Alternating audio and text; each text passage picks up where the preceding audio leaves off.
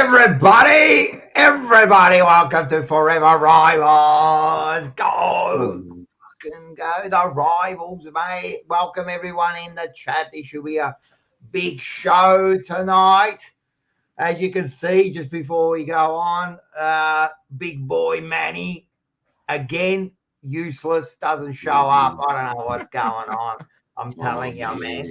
The bloke thinks he's Sam Newman, just rocks up whenever he wants, man. But we've got the big Seba joining us, and he's going to join in the conversation, mate. And yeah, we're a bit later. I'm sure there's still going to be plenty of Magpie talk. Actually, one of the chat, if you got Magpies in there, I think one of the chats will be, can we stop Daicos? Can we stop Daicos? He seems to be untaggable, so that'll be a good discussion to have. But how you going, Seba? Very well, Rocco. How are you? Good, mate. You recovered from last night? Nah, I'm still on edge. That was a big show last night. I put a couple holes in the wall last night. Yeah, we had a massive show last night, mate. And Liam, how you going, brother? Yeah, look, we're doing good. I haven't been feeling the best, so I might be sounding a bit off tonight, but we're here, we're happy, and yeah, football sucks at the minute. It does. All of us. It does. If it wasn't for shows like this, I'm telling you, this footy would be shit house, man. Like it would be horrible. There'd be no one to talk to. But and talk about horrible. Marco, how you going, mate? Yeah, well, good evening, Rivals. How are you all going in the chat? I've been told this evening to behave myself and make sure that I don't remove any form of clothing this evening. So I've been told to just shut up, sit down, and be civil. So good evening to all, and looking forward to tonight's chat. I'm telling you now, that was the highlight of the week last week when you sang the song and then decided to do Bonnie Blue and strip in front of everyone. It was the ultimate, man. It was funny as, man. So good on ya. Good on ya. I was giving it to you the week before, but I have to credit where credit is due, man. Good on ya for doing it. And yeah, being a good sport about it. That's what it's all about. That's it. And that's it. We'll say a few highs to the chat while we're here, man. So we got Sammy's been on since like 5 o'clock waiting. So how are you, mate? Then we got our favourite little man. We'll put on the link, and hopefully later on put on the link. He'll come on, I reckon. Yeah. We've got Iannella all the way from Perth. How are you, mate? This is your mate here, isn't it? Bocheck? Bo. That's Bo. What a unit. Me and Bo. He is a unit, man. He's a special type of bloke, man. Special. We've got Stuart McRae. In like Flynn, you know what that means, because we've got the ins and outs of Carlton. Yes. So, mate, they must be listening to it, Seba. Man, they're starting to put in the youngsters, huh? It's only taken 15 rounds. I know. George, how are you, brother? Enzo, on every show, Enzo. Hey, listen, Enzo in a maybe 4 or 5 weeks will be on the jumper punch. So lovely. He's a good man, man. He's one of our biggest fans, mate. Thanks, mate, for joining in. Who else we got? We got Carlton Blazing Blues, Adam Baggers, Lou, Felino, Jay. And we got our favourite wog. A special load of sugar tits, Mark. That's horrid. Long memories, mate. That is horrid. That's good. Jesus Christ. Oh, well, we put ourselves out Michael Simos in the chat too. Yeah, I saw that. We got Meat Wagon. And he's got, that is one of my favourite movies, mate. If everyone knows that movie there, it's one of my favourite movies, man. What do we got here? We got Dominic. Just say it low quickly to everyone. Oh, here we go.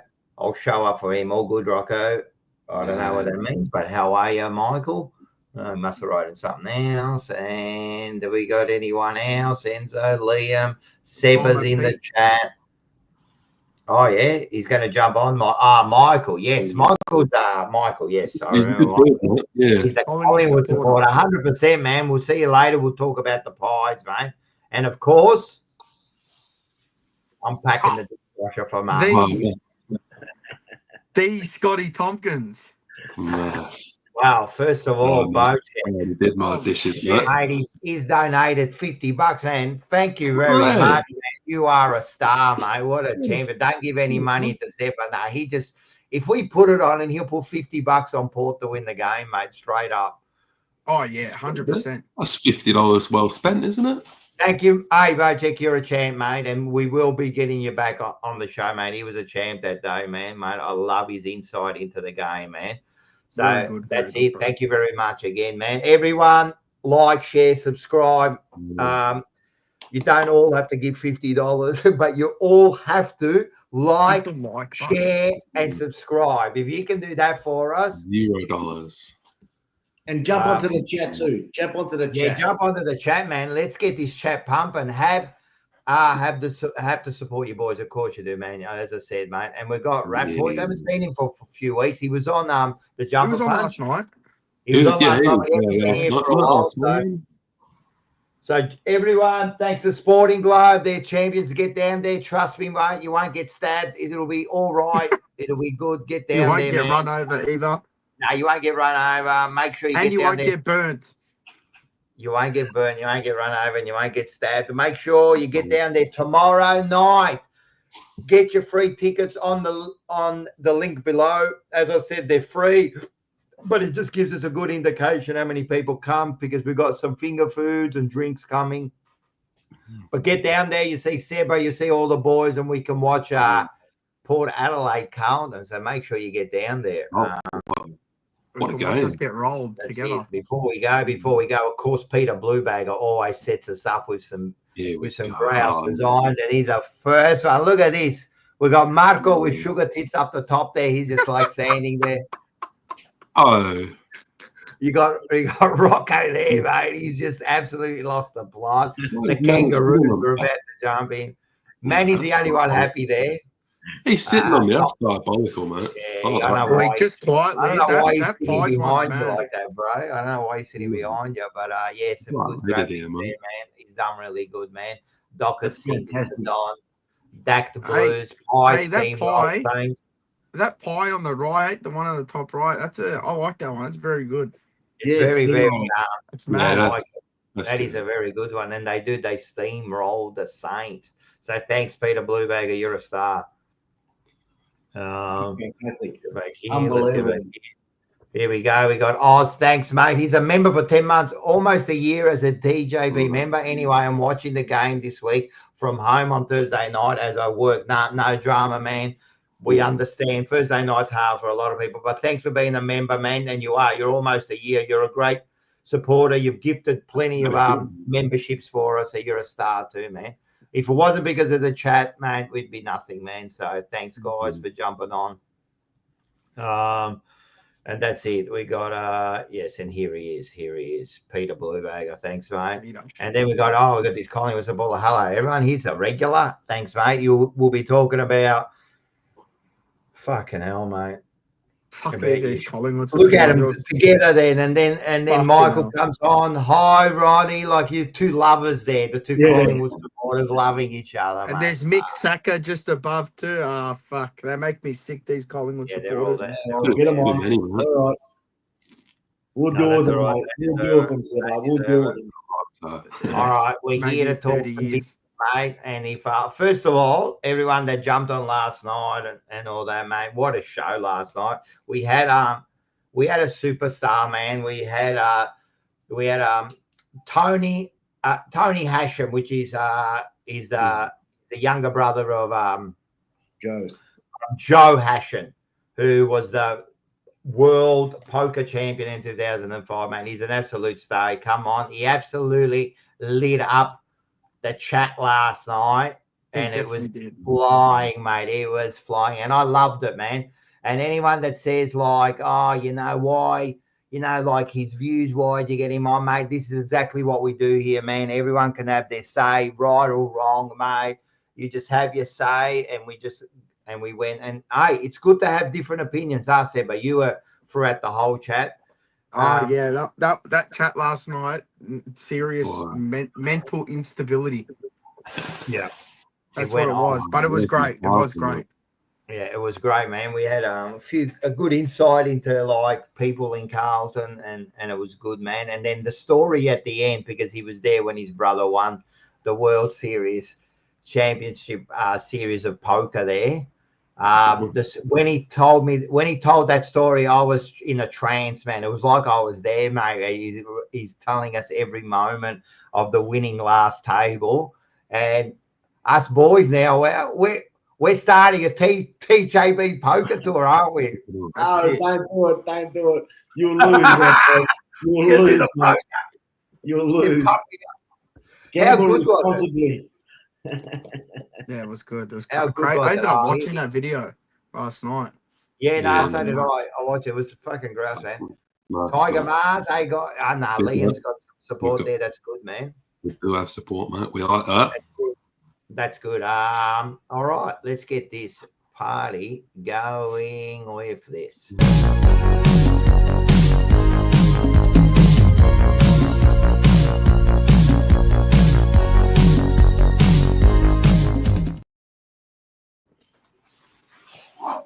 Forever footy. All right. We got some. If people in the chat have got something they want to talk about and you throw it out and we notice it, we'll talk about it, and who knows where it'll go. Mick Marcucci's in there. He's a star. The chat last night was complete cesspool of toxic opinion. I'm telling you, it was like last night. It was pretty intense. I seriously had and you know, like John says, Tony dude was a tripper. He was, man, but it was. I love the conversation, man. It was the night went so fast and so good. I did not do one segment last night. Everything went out the window, and we just talked for 4 hours. Banana of the week, Rocco's rant, market cuts, so all of them. None of them were done last night, and we looked. We got Mars's rant. Mars's rant. So I put out clip. So if everyone goes to Jumper Punch, I put out the greatest viewing in TJP history. Genuinely, I'm telling you, he did a rant that, mate, I don't think I can keep up with that because it was absolutely. He was smashing the table. He just went off, man. So I'm telling you guys, if you want, after this, go back, watch I've clipped it up and put it on our page. It's called episode 136 clipped. And you're going to see one of the great rants, man. It was one of the great rants. And everything he said, I agree with him 100%. Yeah. Yeah, Tony did redeem himself last night. He did redeem himself. You are looking radiant, apparently. You're looking good tonight. Look at the smile. He's all right. Oh, boy. I love him. He's a bloody legend. I was just about to say that, Seb, but you're looking quite flashy tonight, mate. I don't know. Am I? Maybe it's this. The last few weeks on Fourever Rivals, maybe the other shows are looking quite, sophisticated, but tonight you're looking a little bit like Suave, mate. He's right. He sit down. Yeah, you're presenting yourself well. You're making sure that the camera's right. It's all switched on. I've got me dual Brownlow medalist. That's Carlton's premierships. Yeah, well, you got the Carlton, But no, you're looking suave tonight, Seb, mate. Oh, thank you. It's just mate. I'm starting to see the real true colours of you, mate. I've had to fill in big shoes tonight with Manny gone. So literally, you're a dickhead. You're a fucking idiot. Hey, Michelle, she's a big supporter. Good evening. Oh, sorry, I'm late. No, you're never late. You're always where you have to be at the right time, Michelle. Friggin' dishes. Yep, we've all got stuff to do, man. That's all right, man. We're not going anywhere for a few hours. Dishes before the shows, guys. That's funny. Yeah, Valentino goes, he's right too. I said, what are we here for? We put the Wild World of Carlton up, and then 4 hours went past, and we had to leave, man. It went that quick last. I'm telling you, last few shows have been enormous. Maybe because Carlton's is just a bag of turds at the moment. So comedy show, isn't it, mate? And I'm sure we'll talk about that. Hey, what's the first thing on the agenda, Liam? What do you want to talk about? Did you want to go Hardwick, Daicos? Did you want to go players? and their contracts? What do we want to do? I never want to talk about Daicos. Let's go with Hardwick. Let's go with the old coach. All right, Let's let's do go. that. Yeah, okay. So, That was a little bit funny. so what happened? interesting. Explain what happened. He's your past coach. There's a little bit of a one, but we like to whinge about here, and I know it fires me up too. The deliberate out of bounds. It was a call against him in the game, and Dimmer wasn't too impressed. Gave a cheeky little finger, and the funny thing is they showed it on 360, but they actually didn't show it on the coverage. So it's come out. They've seen it then, and then Tuesday they've come out and put it on, and they've said, "Yeah, you're getting a fine for that." So I reckon he's been stitched up a bit by 360, but yeah. Look, in terms of coaches giving the finger, we've spoken about this before with players, but with coaches, look, I guess it's not the best look, but look, it's the same thing. It's a natural reaction. It's a close game. His team's put themselves in a bit of a tough spot, and when you get an awful call like that, sometimes you're going to react. You're going to get a bit upset. Is it a fine? Maybe it's a fine. I don't know. But, I mean, I don't know. You guys tell me. If I was a coach and that happened against me in a really close game, I'd be pretty pissed off as well. I'd probably give all the reaction to it. I think Leon, he's a professional coach, mate. And I felt that was a little bit immature for a coach to be putting a finger up. That's how I saw it. I thought, mate, there's better things to do than... I mean, you can let it go. I think he might be looking at suing maybe Foxtel or something for showing that out. He actually laughed about it. He laughed. I know we're all about making sure it's all part of the game, but I felt that was a little bit immature for Damien to just put the finger up, and I mean, all right, it is what it is. But you're a professional coach. You're getting paid so much. It's better than him going out there and going up to the ump on the field and fucking berating him in front of everyone. I'd rather him sit there and stick his fingers up in the box than him go out there and because obviously what the AFL is trying to get at is, you know what it is, just try and shield like this stuff from kids and stuff like that, which obviously I get that. But come on, man, he's sitting in the box, and the thing that it wasn't even shown on the coverage, and then they've gone and dinged him for a 2K fine, I think it's fucking pathetic. It just shows how soft the AFL's become. I agree. At the end of the day, all right, he knows, man. We've all done that sort of stuff, man. He's in the box. They actually didn't show it. And then it was 360 who showed it and laughed about it. You know what? They should pay for the fine because no one would have seen it. That's what I'm saying. Yeah. Well, that's the interesting one. It's the old age one. It's if the tree falls in the woods, does it make a sound? If that never got paid, if that never got played on 360, would we even know that it happened? No, I wouldn't have known. And also, it's not the worst thing we've seen up there. I remember Alistair Clarkson punching a hole through the wall one day. That's right. I think that's a little bit worse. What, when he smashed up the box? Is that worse? Oh, yeah. Through the wall. Yeah, what a sicko.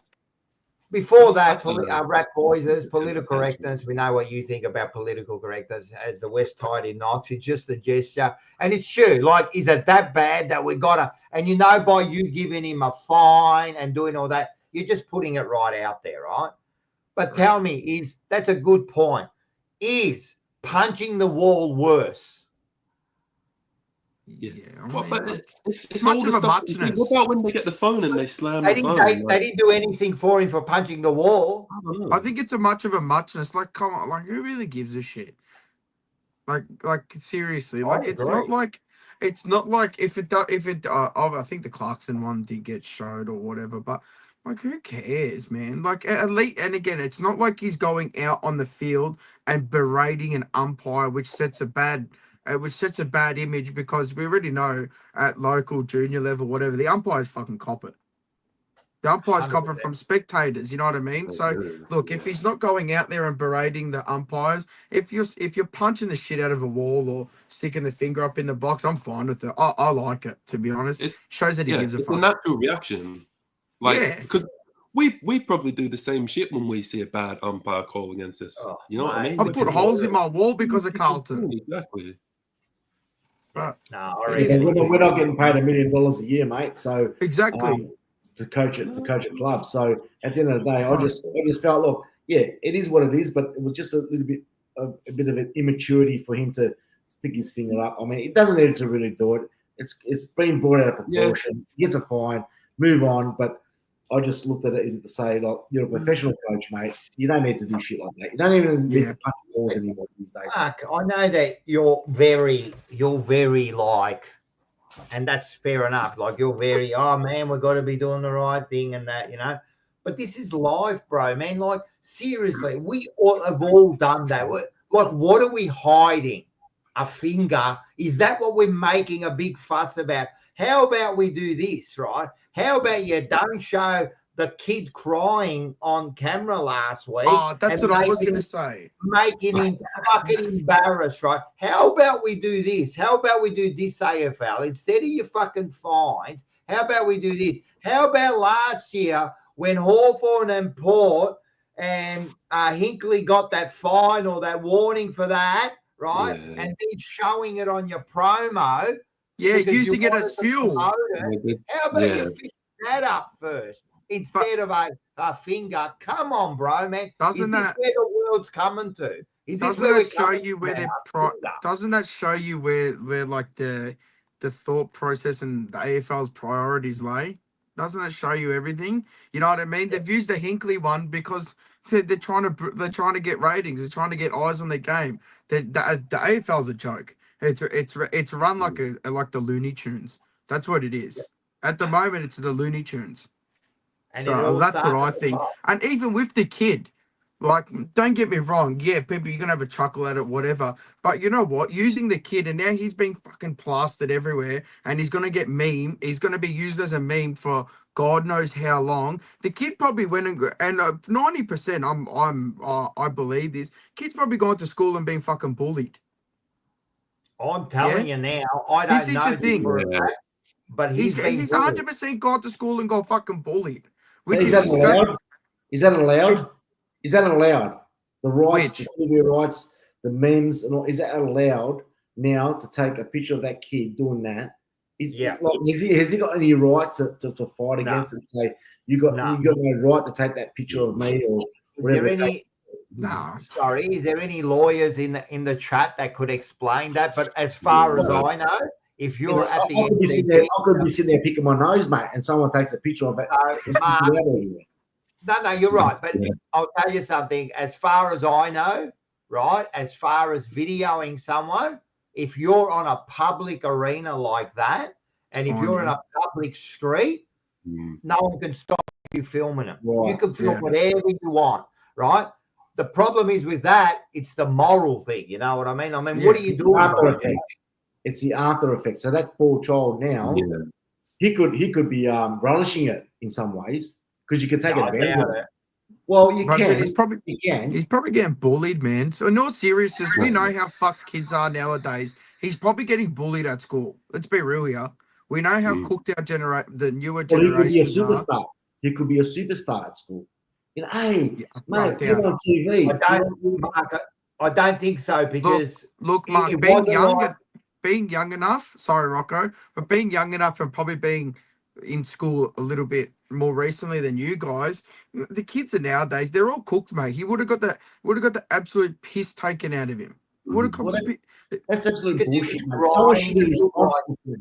If that's a young child, it's different if it's me or it's you or it's Rocco or it's Liam. It's a different story because you understand how to deal with it. You're not going to school with a bunch of rats or little kids that are just going to clown on you. You know what I mean? I think it's a bit different in that sense, but to do that to a kid, I don't look. Don't get me wrong. I'm all for taking the piss out of people, but you don't do that to kids. It's certainly not. Certainly not. And it's not this right. Is the responsibility. All the media companies that have run with it. Yeah, they've all run with it. All of them. Slobbo says you can't film children with our parents, and that is true. Like, it depends on what's going on, but I'm telling you now, if you're there just filming kids, then there's something wrong, right? But if you're in a public arena, like a public area, like a street, and as far as I know, because I watch a lot of these on TikTok, you know, when people go to the post office and that, and they start filming, And then Yeah. they go, you can't film. And they do it all for clickbait because they're a bunch of dogs, right? And I hate it because I think that if I'm in a public area and you're filming me, I should have the right to say, mate, I don't want to be filmed, right? Correct. But apparently there's nothing you can do about it. At the MCG, there's nothing. But because the kid was crying, the way he was crying, the way he got affected by the game, I'm telling you now, school's not going to be a nice place to him because kids are mean, mate. Oh, Kids yeah. are- Shit, yeah. Shit, yeah. Right. Look, that's the world we That's live in where the true. AFL You know doesn't what? care, mate. Didn't Fev have all those kids there prior to the game due to the bullying? And then the AFL, I didn't think about that because remember, Fev and all that had all the kids on the ground because they were promoting the bloody anti-bullying thing on the Did day. he? Yes. I didn't know. Remember, he had all the kids. Fev was on the ground. Oh, you came late. I was outside talking to Scotty. They had all the kids on the ground and they were promoting it all week on his radio station. And it's about bullying and stop, like if there's bullying, make sure. And then the AFL did that, setting a kid up to be bullied. I'm telling you, mate. Oh, Bocek, man, that's the comment of the week, mate. That is unreal. That is so true. Well, how ironic is that? I never thought about that. It's and again I said it before, the AFL is fucking Looney Tunes. Along with all these other media companies and shit, they're all vile. They're all fucking vile. I can't watch any of them. I can't remember the last time I switched on my TV to go and watch Channel 7 News or some bullshit like that. I'd rather shove glass shards in my eyes. Like, I'm being serious. It's just it's all garbage. I don't watch TV. I don't watch normal TV anymore. If anything, I'll watch something on Netflix because there's a series or something, or everything is on everything's on YouTube or whatever I need to watch. I can go on YouTube. My whole week's taken up by Carlton content creators. Well, There's yeah, something every night. There's something every night. Yeah. What can you do? No, you're 100% right. Yep, you're 100%. Clickbait is more important to them. Rat Poison, you haven't watched TV in decades, but shit, you know a lot about the world, man. You must be doing something. Reads a lot of books. I don't need that much. Well, yeah, look, Australian TV is shit, man. I'll tell you one thing, right? I know this is like reality TV, what we do, right? But people that watch, first of all, people like that watch, Married at First Sight and all that kind of shit. I'm telling you, mate, go and check yourselves, man. And then all that other shit like Gogglebox. That's one that I can't, like, what is going on in this world with so much talent? That's what they're doing, and people sit there and watch it like, I don't get it, man. But I'm going to tell you now, I'm a big fan of Squid Games, and it starts, series 3 starts on Friday. I'm with you, Bo. I can't wait for Squid Games on Friday. That is a top series, man. So I'm with you. I don't watch TV shows at all. Actually, to be honest, I watch 1 or 2 series, but Squid Games, I got into the first one, and now I'm obsessed with it. I love it, man. You know me. All I do is watch World War II documentaries every night. I'm sick in the head. I know one thing you watch there, mate. What's that? Buenos. Yeah, Buenos. Nah, WWE. Huh? You watch the wrestling. Oh, yeah, and the wrestling, yeah, I guess so. The wrestling's a big one. I know you watch that, man. Like, you can't wait every week for that. So for sure, man. All right, mate, that is shit. That is shit. All right, what about, I want to talk about something. Player contracts. No. I want to talk about players that are getting paid way too much money, not getting dropped, mate. And almost having the upper hand in getting a coach sacked. Do I need to say it? That's our whole team. That's our whole team. Which team? Which team is that? Oh, Carlton. It's the whole team. It's been the same way. It's been the same way for 25 years. They're all best mates with him when they all come in. 2 years, 3 years down the track, they just knife him in the back. They don't give a shit. As long as they're getting paid, it doesn't matter. As long as they get rock up on the day, get their match payments, get their advance, that's all they give a shit about. They don't care. They don't care like Mars losing it last night. It's just showing pure passion. They don't have that. These players nowadays, they don't have that anymore. The players don't care. They don't even give a fuck about the next guy coming up because they're trying to beat him to get a pay raise. You know what I mean? So Yeah. like I don't know. That's just my thoughts on it. I just think the players shouldn't be paid as much as they're worth. But I mean, it is what it is. It's sportsman. I'm just a dead shit on a podcast. So No, you're not, mate. You're spot on, mate. You're spot on, Sebo, mate. Because I think these days things are going to have to change. You know, the contracts. You know, they're signing players for like 5 or 6 years. I mean, they can break that contract anyway within 2 or 3 years anyway.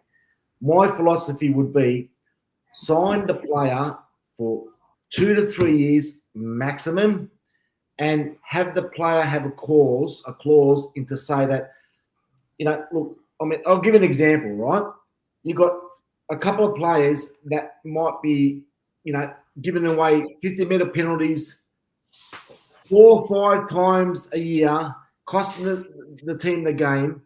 They should be like responsible for that and be taken out of their contract. Like we're rewarding the players to play, and you know, you get incentives for them to, you know, kick 10 goals or 50 goals or 100 goals. But what about going back and saying, hold on a minute, if you give away 5 50-meter free kicks for the year, it's coming out of your pay.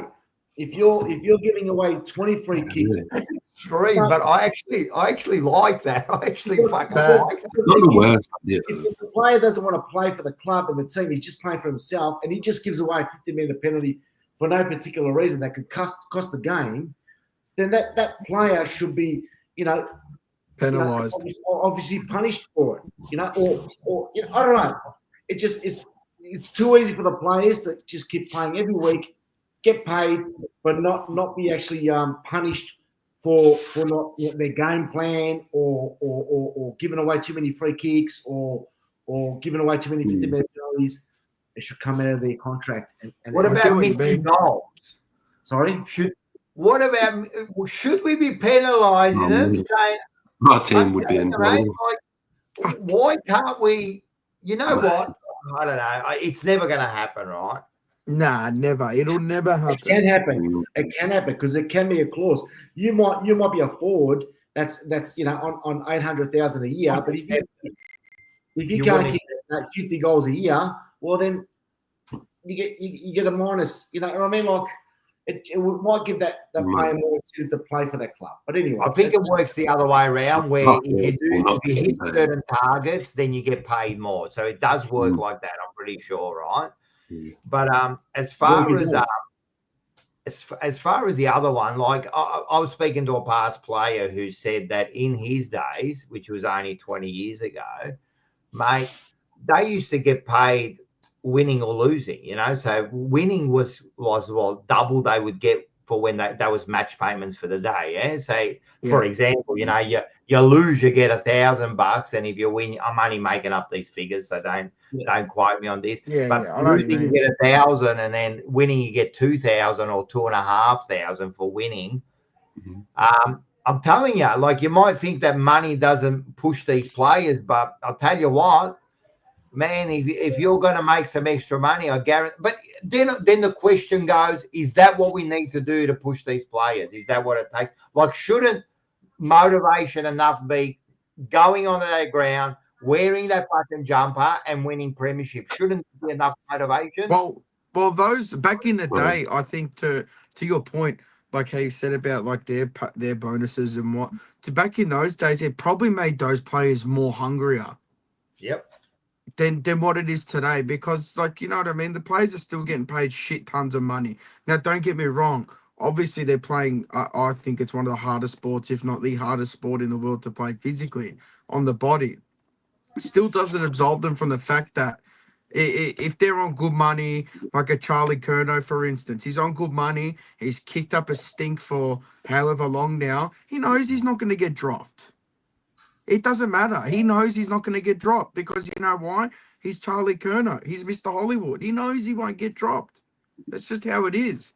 But I think back in that day, it probably made those players hungrier and made them better footballers. Well, I'll tell you one thing, and I'll tell you like Ange Chris too. I'm good friends with Ange, right? And he tells me, mate, in his days, right, he was all Australian. I'm telling you, he was one of the best backmen going around at the time. And when you're all Australian backman, and he's a premiership player, probably one of the best kicks we've ever had, right? He said even in his all Australian year, he was worried every week that he was going to get dropped. See? Every week he was worried he was going to get dropped. What? So this is an interesting point I want to bring up then, all right, is do you think that clubs that have these players on big money contracts are scared to drop him because of that? They're thinking like, if we're paying him so much money, we can't be paying him to play in the twos. He has to be in the league team, regardless of performance. Do you think clubs do that? Yes, I do. And since you brought that up, it's very interesting because Carlton, I think, have that problem, right? And all right, so but the question now is posed: is that the coach, or is that the club directing him and saying, you can't drop this bloke, man, because this week we're selling the blue out tops and he's on the fucking poster, Mr. Motlop. You know, so we got another one coming up too. We got another one. We got respect round coming up. There's another jersey to buy.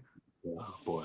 So the question is to the chat, is that if Voss, let's say, we'll talk about Carlton, if Voss had free reign and you knew that nothing was going to happen, would he drop a player like that? Or is he getting pressure from up above? I believe there's always pressure from up above, right? Always. You know what I mean? So, Mark, what do you reckon? Yeah, no, you're spot on there, Rocco, because it all just comes down to having, you know, those key players like Cripps and Curnow and, you know, all those playing every week, because regardless, even if they're half injured, they'll still play it, because you're going to get the crowd going and you're going to get the funds coming through. So it's a tough kind of suggestion on whether, you know, the club or the coach needs to make their decisions on whether to get rid of those gun players and just move on. They've got to move on. If Curnow's not performing, drop him. Yeah. You know, what's the point? What's it doing to your club? You know, I'll watch the game in a week. I'm not going to get right into it, but you got like a key full forward that's getting paid so much money per year that 2 or 3 years ago was kicking 70, 80 goals a year, and all of a sudden he's not producing. Mm-hmm. What is it? Is it that Carlton's not like kicking the ball efficiently to him, or is he not like going in hard enough, or is it just like I'll just keep playing until I'll get paid? Well, it's a very, very big question to see where these players are going and what they're getting paid to do. Well, if he knows he's not going to get dropped, you've got to get rid of him and trade him for other players that are going to be key. I agree. No, yeah, I agree with Mark. I do agree with him. I'm with you.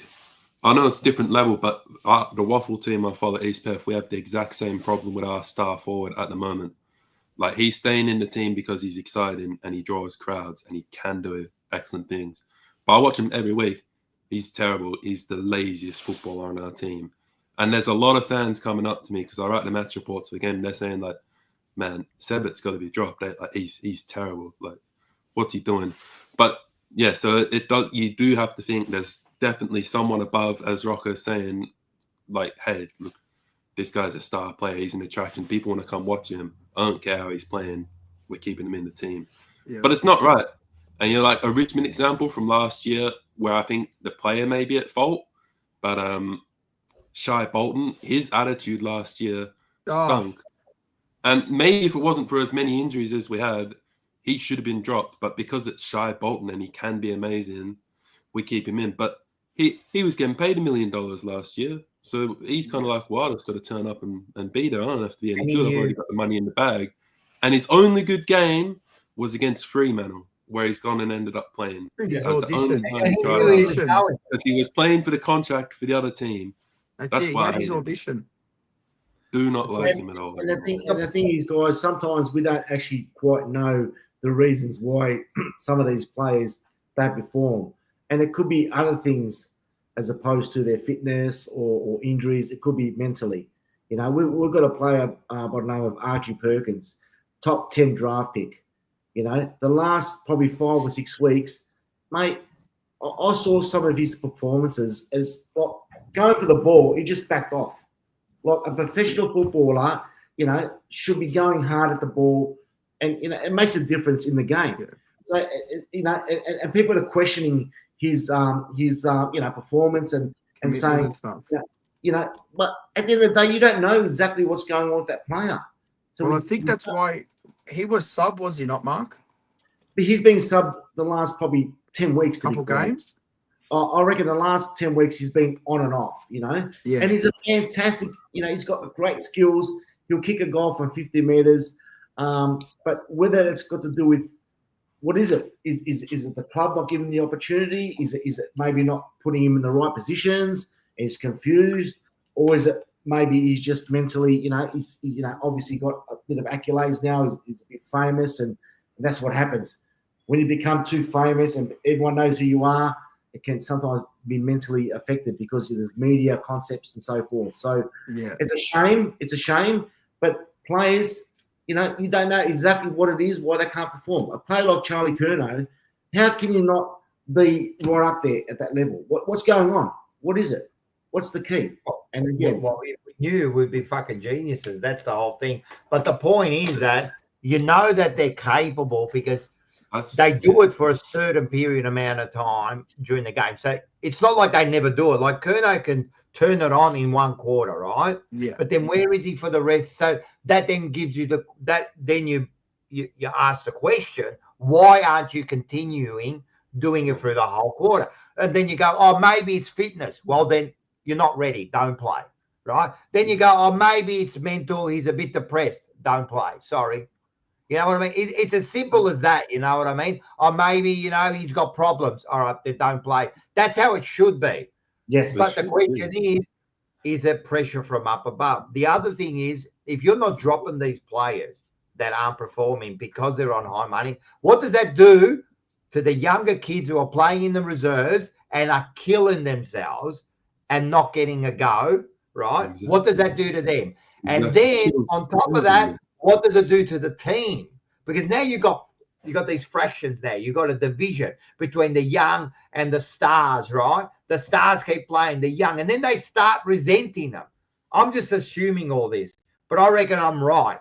If I'm sitting there and I'm fucking killing myself and I'm going, mate, I'm playing way better than him, man. Give me a chance, and you don't. I start resenting the club, the coach, right? And I start resenting those players.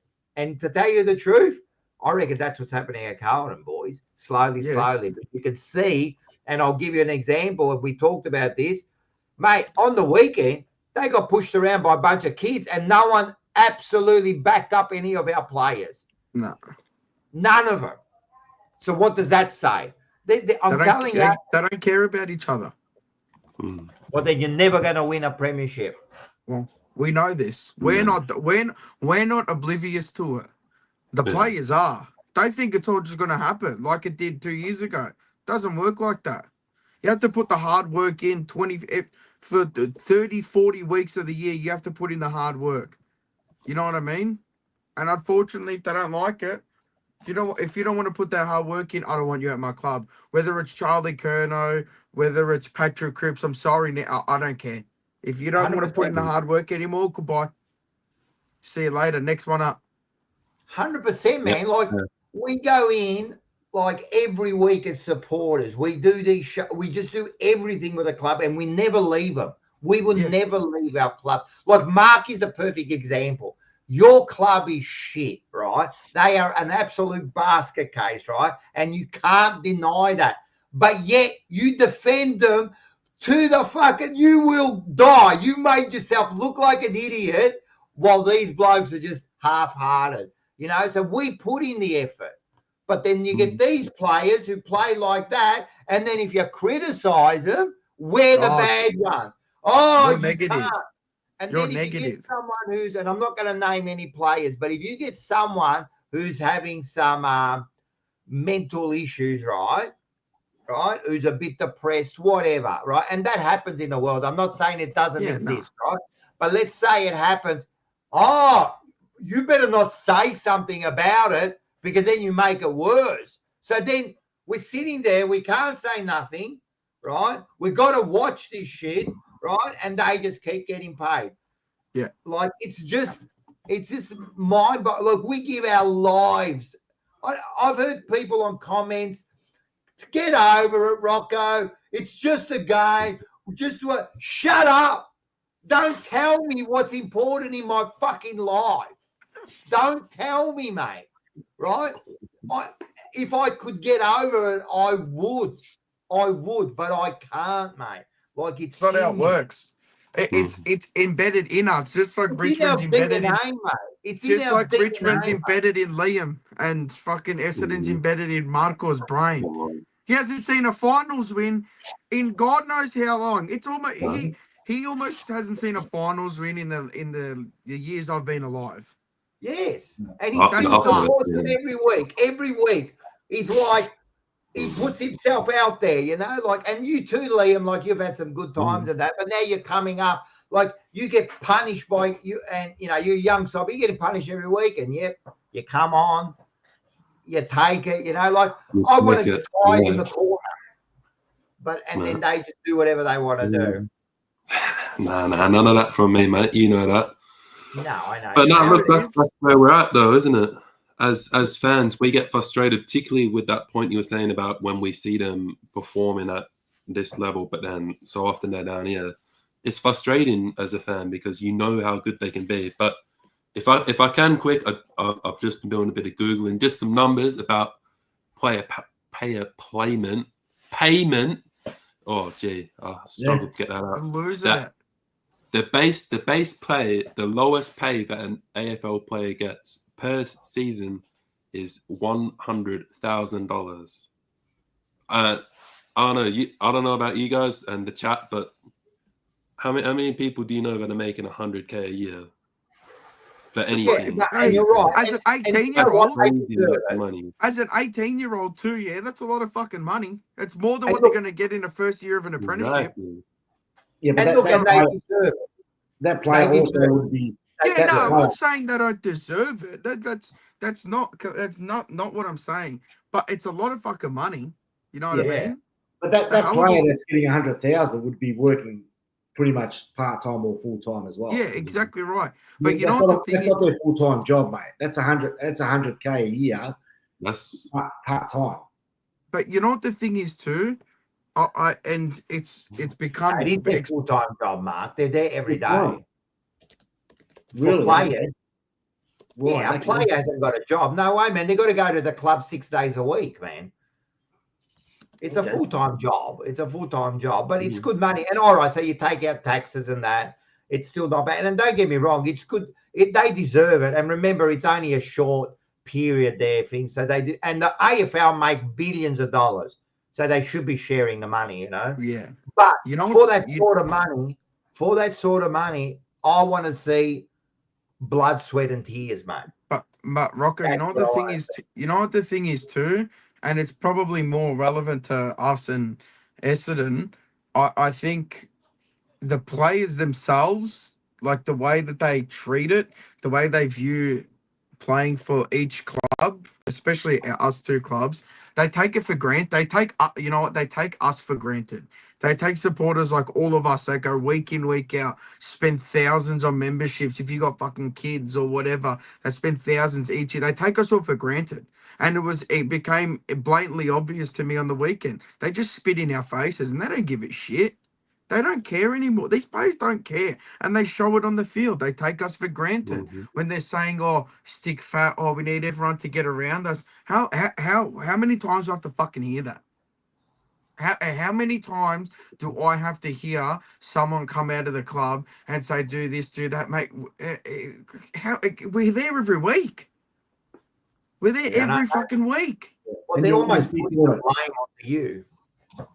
You know what I mean? It's become a joke now. And if I was in Essendon's position, I just wouldn't watch any. I'd be at the point where I just wouldn't even watch the games anymore. Yeah, finally fucking 20 years. You get that wrong, mate. I'll keep watching my Bombers, mate. Because we've got some reasons to watch the Essendon Football Club at the moment. Obviously, with injuries and so forth. I think I'd be more disappointed about Carlton at this stage, knowing that you've got an established coach. But that's not what I'm saying. You've got reputable players playing every week. You've got some key players. You've got a great list. With Essendon at the moment, look, mate, we're missing half a team. So I'll keep watching the Bombers. I might be a little bit frustrated on the way they may be handling the game, but I can see the reasons of why and where Essendon's going at this stage. But Carlton, to me personally, not to go against you boys, but I'd be very, very, very disappointed about last week's, Been disappointed the whole year. Early, but we were having a discussion about things. So you just threw that back onto Carlton, which, mate, you don't need to tell us. Like, I don't need you to tell me about Carlton. Trust me. No, I'm not here to tell you. What we did was, Seba was trying to make a point just about it, and you just went, but we know about Carlton. Listen, don't try to take away what Essendon are a disgrace, bro. They are a disgrace. They got injuries. Shut up, injuries.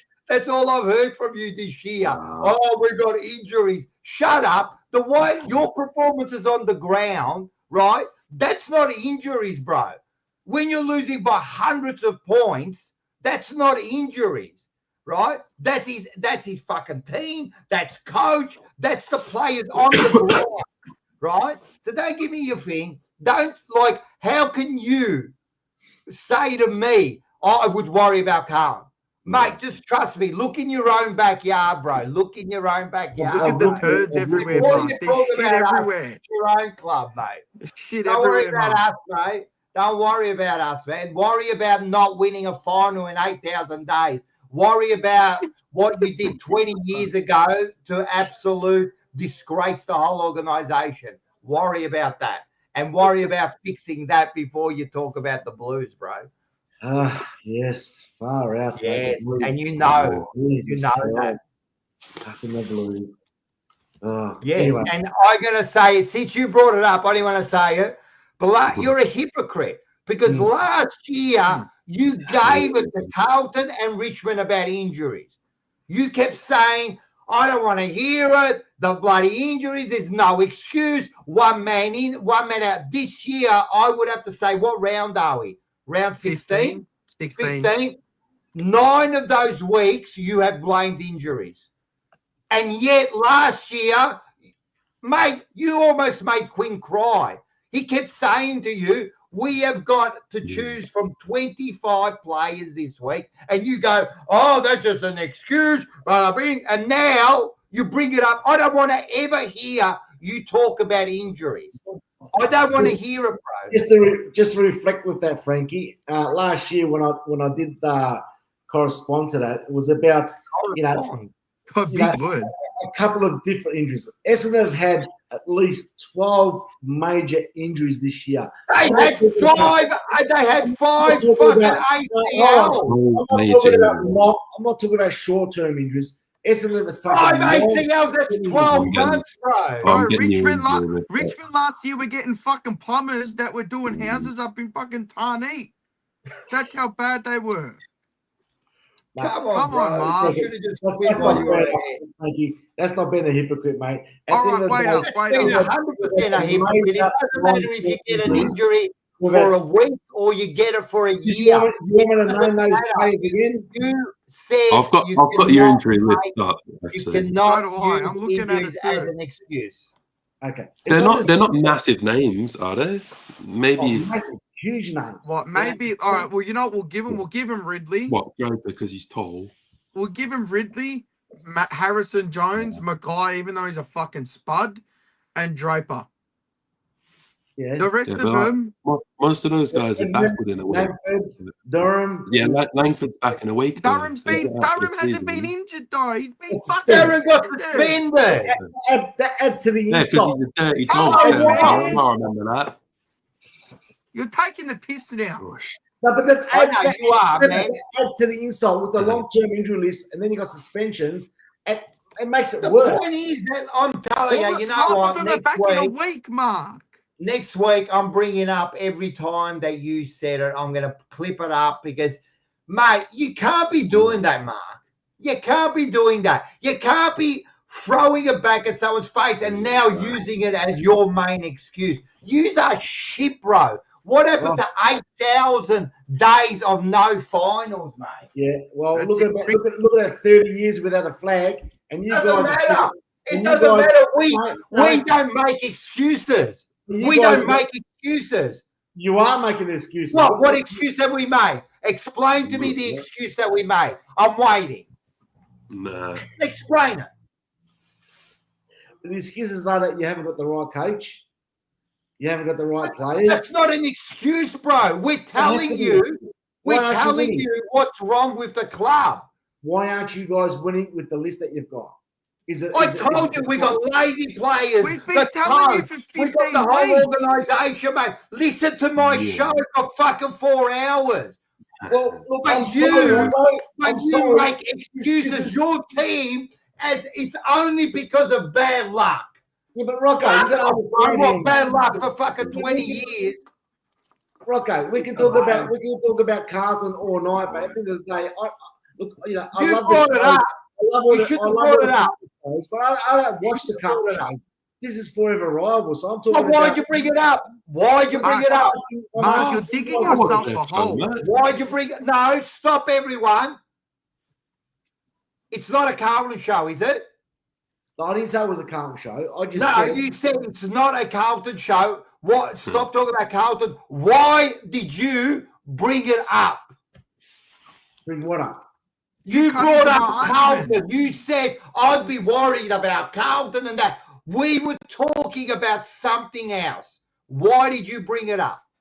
Yeah, because you bagged the Essendon Football Club about not winning a final within whatever. No, he didn't. No, he didn't. He said the way you are playing, I wouldn't watch Essendon because it would drive me crazy or whatever, right? Which is fair enough. And then you went straight into Carlton, right? And now you dare turn around to us and say, it's not a Carlton show. Why are you talking about Carlton? Next time, be careful the seed you sow, bro. Because it's not about us. It's about we. So don't it's say. One quarter a Carlton show. You brought it up. But it's not about us. It's about we. So we're what here. Are you talking about? We, not what about are you having, us. Liam? What are we having? What are we having, Liam? It must be. It's not Having a break, peptides. mate. Mark, relax. It's not. I'm letting you guys fight, mate. Sorry? Relax, I'm Mark. It's it. not peptides. What are you having? Me? Yeah. No, protein bar, mate. Another beverage. Supplements. Sorry, Toby Green. Anyone that puts a false name and another picture, seriously, I can't take you serious, right? So if you're going to try to say something about me, right, easily, man, you trying to say that people can't talk about shit about my team, yeah? I won't let you talk shit about my team because first of all, put your name out there, right? And the one thing guaranteed I won't happen, I won't let Essendon talk shit about my teim. I won't let Essendon talk shit about my team. Because you the last people that not be talking about my fucking team. Worry about your own back. I've got to back the Carlton boys in here. Yeah. If there's anyone who talks the most shit about their team, it's the two fellas on the screen now. Far out, mate. You can't say that they do bag their team out. As much as we never say, it's because of this. It's because of, we say, mate, this is not good enough, mate. You know what? And for Mark, it's hard for us to comment on them because we have to look at where our own teams are at the minute. As much as I want to bag Carlton out, fuck Essendon, mate. Fuck Essendon. Hey, Liam, fuck you guys Essendon. are rebuilding, They have mate. no right to talk shit about us. Collingwood can, Richmond can. These pricks, They can't talk shit about us. They haven't won a final since I was in my dad's ball bag. That's all right. We're talking about the future, mate, not the past. So, Liam, you know, we could talk about footy and so forth, but Richmond, we can also say, yeah, they're rebuilding. We love Richmond. Yeah, I know, but I'm saying I can't really go out and bag other clubs. We'll see what goes on from there, buddy. I'll be coming to get you too, Liam. I'm just saying, like, we can't. You and I can't really be going out bagging other teams at the minute because you got to. Why not? You can, Liam. Why not? You can bag every team that you want, mate. What? At the end of the day, you're trying to say if you're homeless and you're living on the fucking street, you can walk up to a homeless person and go, "You're a loser because you don't live in a house." Like, what is wrong with you? What is wrong with you? You're going to shitbag my side. You're going to shitbag my side. You. I'll always give it to Carlton, mate, no matter what. And you got no rip because you're worse. Well, I can keep giving it to you, mate, because you haven't done anything for 30 years. So anyway, and you haven't won a final, not a final in 8,000 days, bro. And you were involved in the biggest drug saga ever in the history of sport since the Greeks did the fucking Olympics. Since the Greeks did the Olympics, and they used to do it naked. Since then, you have been a disgrace. And that's the reason why all you Carlton supporters keep on just bagging about the drug saga. Rocco, let's get this straight. Hey, because I can keep on going further than that. But anyway, Liam, what are you going to say about our team? Let's get this straight. Let's get this straight. They're not going to win another final for a year. Who? It's going to be another year. Yeah, I know. It's going to be another 365 days. There might be another 30 years between you guys. It might be. It might be. It might be another. From you boys, man. I'll tell you now. You guys are doing my head in now about this Carlton. Let's move on. Then let's get to another topic then. He's more whinging. And Mark's gone. There. And then typical Essendon supporter walks away when the pressure gets too high. No regrets in the chat. No regrets. He put I put 500 on North. Yep. Oh. He's frozen. I don't reckon he did. I reckon he's full of shit. I don't know why Seppa there has frozen. I don't reckon he put 500 on North. He wouldn't have done it. But I know something for a fact. I know Mars, who sits here, put 200 on North. Oh, right. He's sort of a happy boy then, isn't he? Yeah, he was happy. He was happy, and he just missed out on Doherty getting one more possession because he had him for like 29 or 30 possessions. So yeah, of course, man. Of course, I stand up. Everyone stands up with their team, mate. That's what we're doing. He's frozen. He'll come back. I wanted to talk about. I'm going to make the Collingwood supporters happy here. No. I'm going to make the Collingwood supporters happy here. He's back. I was going to say, I don't know. I reckon no regrets. He's full of shit. He didn't put no $500 on nothing, mate. Yeah, 500 Mexican pesos. Yeah. He put 500 Monopoly dollars, right? But I know someone who guaranteed put 200 on North, and he's a Carlton supporter, and he's related to you. Oh, my brother. Yeah, but you know my brother's sick in the head. Yeah, he did put on. He He got the price pump on Sportsbet too. And he missed out on Doherty for 30. Yeah, one possession he was at. And they didn't. Mate, Doherty picked up that ball and was smothered on his foot. Oh my god. That cost him money. Oh, Doherty. Yes, we will. I'm going to talk about. Yeah. Rocco, are you going to talk about Daicos? Yes, we will talk about. Can Daicos be tagged? Well done. Can he be tagged? What'd you say? My internet's fucking bugging out. Yeah, you keep kind of freezing up a bit. You froze out pretty hard. But I think my phone's low-key overheating, to be honest. Because it's 500 he reckons he put 500. Having to admit the garbage that Mark's spewing. Oh, Oh, here we go, boys. The shots have been fired tonight, mate. Definitely. Oh, well, you want to throw bloody bullets, I'm going to fucking catch them and throw them back at you. So there you go. But I'm going to ask the question again. Mate, what they're doing to Daicos, the way they're tagging him, stragging him, punching him, doing that. Are the umpires not looking after him now, man? Is he copying a hard thing, and can he be tagged? First of all, before I go, sorry, man. He's gifted. He gifted actually 2 memberships. So thanks, Oz. Thanks for gifting us 2 memberships. You're a star, man. There was another one before. Thank you, too. Oz. Thanks, mate. Hit the likes, guys. Hit the likes. Come on, let's get them up. Hit the like. If you like what we do, hit the like. If you don't like what we do, all right, let's go. What do you reckon? Get into the talk, mate. Personally, Daicos, I think he showed. I mean, look, let's be real here. Marcus Windhager is no superstar, right?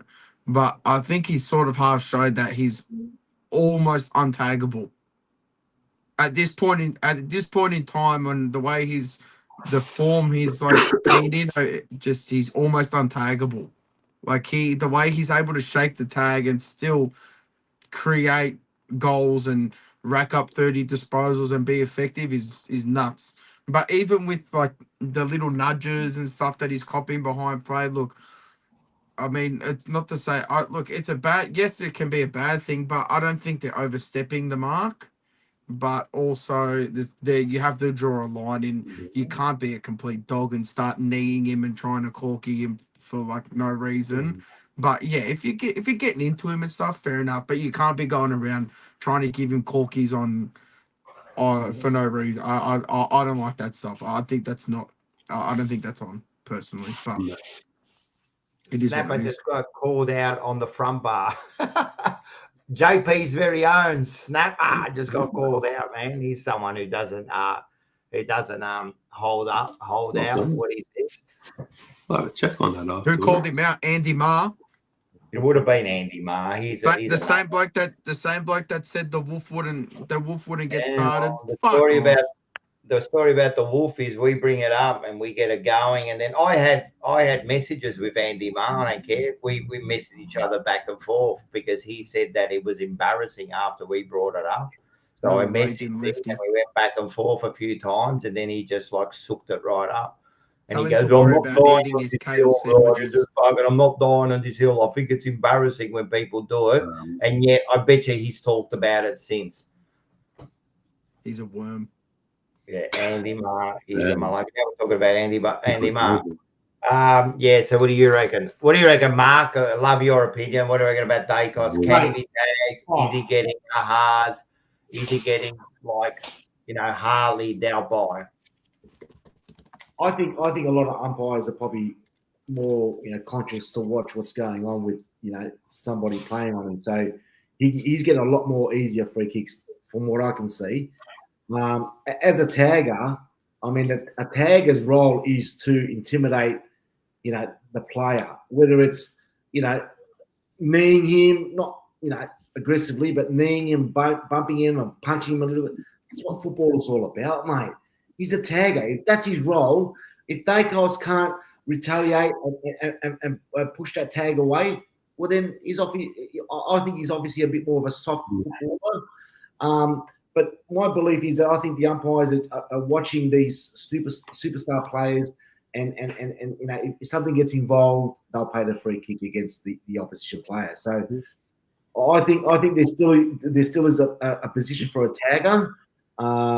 They do a great job, but you got to get the right tagger and intimidate that player, mate. Push him, poke him, do the right things. If you got to hit him a little bit in the elbow, and mate. Football's all about. Otherwise, it's going to be touch-free football. You can't even touch the player anymore. He's a superstar, Daicos. He is a superstar player, but people are scared to touch him, and you need to touch him. So, I think you've missed the point. I think you've missed the point here. The problem is they're not scared to touch him. They're not scared to touch him. They've been punching him. They've been doing things. They've been grabbing his jumper. They've been doing illegal stuff. Well, This is what I'm saying. We It's take not trying that to he can't talk handle him. it. And I'll tell you another thing, and you know me, I hate Collingwood to death. I hope the whole place, because remember, the sewage runs through Johnson Street. I think Collingwood is an absolute sewer, right? You know me, right? But if that was happening to your player, you'd be fucking spewing, mate. You'd But be it probably up. does happen, Rocco. It probably does And happen. you know, the thing is with Daicos, I'll tell you something, and you know I hate the Daicos name, man. But I'll tell you one thing, he still gets 30 possessions and almost kicks goal of the fucking week after all that stragging, Well, pulling, bumping. I don't know, on, bro. Mark. I don't know, Mark.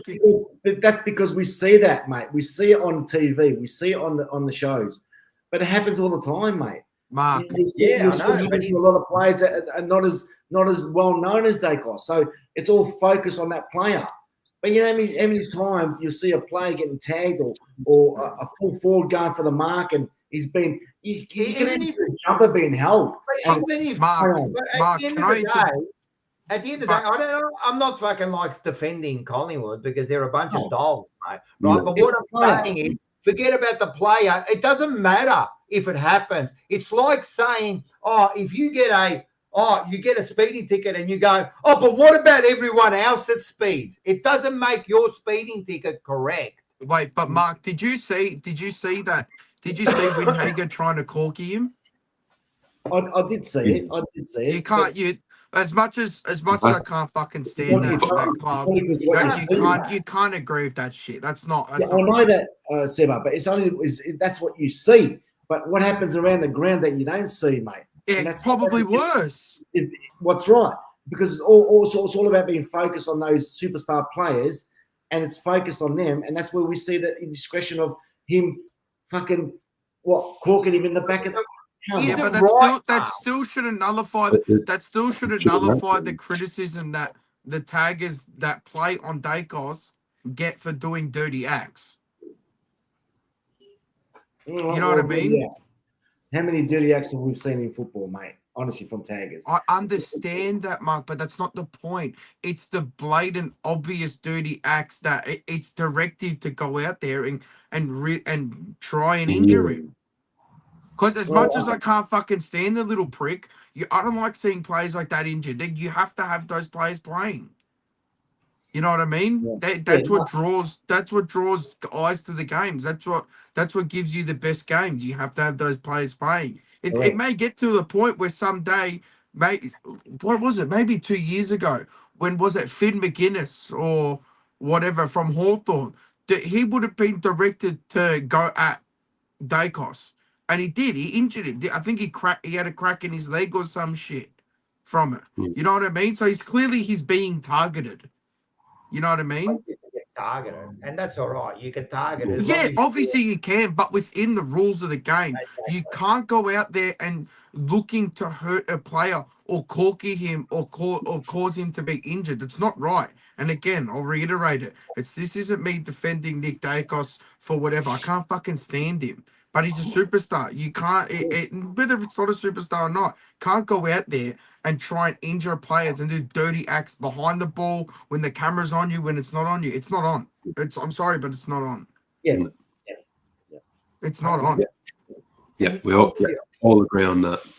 I'll give you one. You know, like as much as Curnow is at the moment lazy and definitely not all there, that bloke gets scragged and his jumper, like we sit behind the goals, me and Seba and that bloke gets absolutely RAPT every week by the opponent. I'm telling you, and he rarely gets a free kick, you know. You know who the worst one was? What is fair enough. They're getting away with it and fair enough, you know. But that's no excuse for the way he's playing, mind you. Don't think I'm making an excuse. Yeah. You know who the worst one was? And like for maybe not so much this year because I think he's probably been toned down a bit on him because he hasn't been in the greatest of form. But Patrick Cripps prior to this year, he was like a Christmas tree. He had people hanging off him left, right, and center. Holdings this, holdings that. He used to do it to Dusty too. Hold him, try and stop him. You know what I mean? Look, once it starts getting dirty and it's not in the fabric of the game, I can't. No matter who it is, I don't stand for that. I think it's dog. Mick Scudder, right? Yeah, Scudder. Listen, bro. Kerno deserves it. Trust me, man. Daicos deserves it too, because he's a little dweeb. Fuck that. Nah, I hope Nick Daicos gets beeline. Come on, bro. Week. He deserves it. We're trying to say what, and you're saying he deserves it. Take it easy, bro, man. Trust me. Daicos is a little dweeb. That doesn't take away that he's still getting 30 and kicking goal of the year nearly after he gets tagged. That's what we're saying. What about you, Liam? What do you think? Yeah, what about you, Liam? No one deserves to go out there and have someone purposely try to injure them. Stopping a player is one thing, but yeah, like kneeing them in the back of the leg to injure them so they can't run, that's not very good. You got to be better than that. I know, as far as like holding players and stuff, I get it, and you're going to give away a couple threes, but yeah, and anything more than outside the rules, I don't like seeing. And you know, you give them a little bump, you give them a little push here and there. You know, maybe when you get them in a tackle, you know, give them the push up, let them know, bit of lip, maybe, I don't know. But yeah, if you're intentionally trying to hurt a player and affect their performance that way, I don't like that. So who was as far as Marcus Winhager. Okay, was he suspended? Did he get a fine? What was nothing? Just let it go. I don't believe so. No. Yeah, but it's not a suspendable. It's not a suspendable thing. To intentionally try and hurt somebody. Yeah, it's not suspendable. I mean, but you can see it if this bloke's trying to bloody knee him. Like it'll get to that point, but Mark, it'll get to that point. Okay, so what did he do? If it continues with players deliberately, and it doesn't matter if it's Daicos, it doesn't matter if it's Durham or fucking Lawler. It doesn't matter. If this continues, it will get to the point where it'll start getting brought up and people will start getting penalised for it, whether it's fines or whether it's being a couple weeks. And you know what? I'm all for it. He did cop a fine, Winhager. He got $1,000 fine. There you go. See, there you go. Well, I didn't know that. I didn't know that. Yeah. There you go. I didn't know. I had to search that. Jeez, can you remember those days when 1989 when Hawthorn played Geelong and he was abused straight off the wing? Bang! Dermot Burden, mate. Bang! Straight away. Didn't even look at the ball. Just went bang. Different days.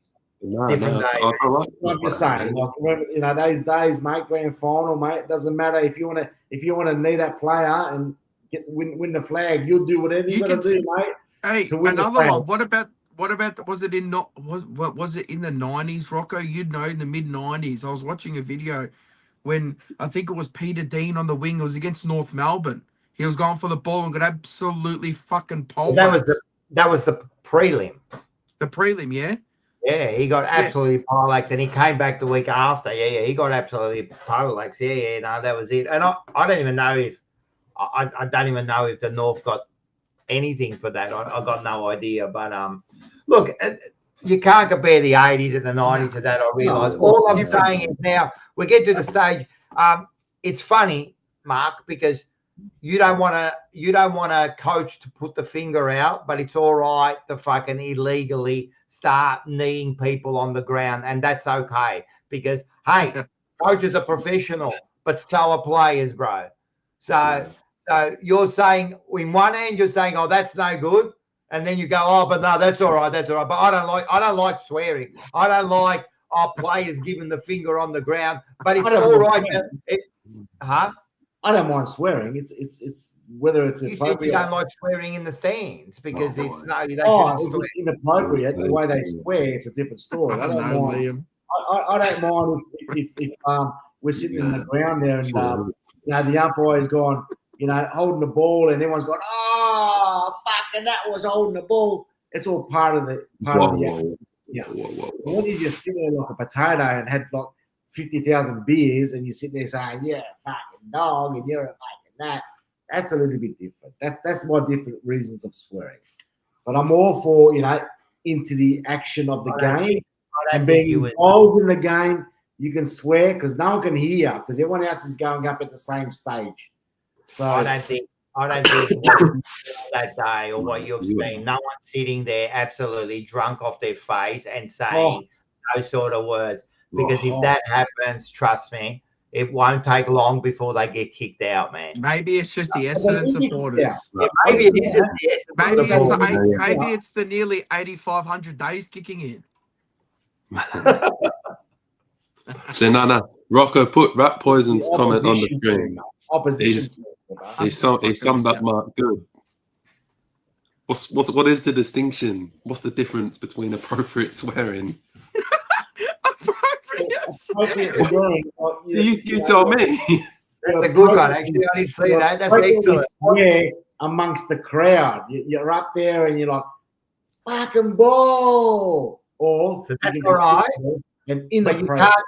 But one individual can't say, you fucking dog. Oh, mate, this is... That's I reckon the second. That's a great comment there. I didn't pick that up. What is appropriate? What's an appropriate kneeing in the back of the leg? There is an appropriate one. Appropriately, he's got every right to knee a little bit in the back. They do it, mate. They do it all the time, Rocco. Come on. All right, Mark. So put it this way. They do it all the time, mate. I love chicken necks. I'm telling you right now, they're the best part of the chicken. Mark, so put it this way. Who are you guys playing this week? We're not playing this week, mate. I'm wrapped. Oh, you're not playing this week? Good for the whole AFL community. Be better if both our teams weren't playing. But whoever you're playing next week, who are you playing the week after? That's what I want to know. Gold Coast. All right. Yeah. So whoever goes on merit, right? If Merit's half off the chain, half on the chain, if Merit starts getting kneed and gets corkied to the point where he can't run, what are you going to say then? He's probably getting corky all the time, mate, when they're diving for the ball and in the back. But I'm talking blatantly, like how it's happening to Daicos. All right, okay then. All right, well, you put up with it, mate. He's a strong man. He's a strong boy. No, that's not what I'm saying. But what happened to Daicos? Did anything happen to him? Did he get injured? No, but if it does happen, I'm saying if it happens and your player gets reported and it moves on. The player gets reported and it moves on. You're dense, man. You're dense, man. You're dense. I'm telling you. You can't do that, but you can run straight into Chera head first. I nearly put Chera in a wheelchair. But that's okay. That wasn't. That you actually said that was Chera's fault. Yeah, it was. Yeah. When you really think about it, it was that bad. If it was that bad, why did he get only 2 weeks? Oh, we're not getting on this one again. He should have got at least 6 weeks for an incident like that. So bad. You know why he only got 2 weeks? You know why he got only 2 weeks? Because he got up and played the rest of the game. Yeah. We're not arguing about this one. If that bloke got concussed, he would have got 6 weeks. So you've got to, like what we're discussing that night, the reason that what he did was a dog of an act is because we've got to get that out of the game. Every AFL player has turned around and said that is a dog act what he did. And he knows it. He knows it too. Because your player, what's his name, Durham? Durham. That sounds better. Durham gets in the corner. He should be sitting in the corner with his head between his legs, ashamed of himself. Nah, right? Yeah. He's going for the ball, mate. Like all these young kids have been taught, going for the ball, mate. No, we're not arguing it again. He ran past the ball and he hit the player. Let him go. He ran past the ball, Mark. You're wrong here. When you're wrong, Liam is spot on.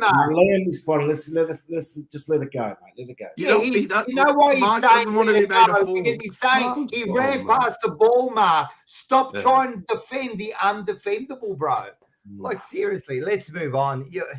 It's unbelievable, man. Yeah, Unbelievable what we do go. not fund. Let's go. What I'm going to do is I'm going to put the link in, and I'm going to put the link in, and then we'll invite some people, and we'll talk about some of the games.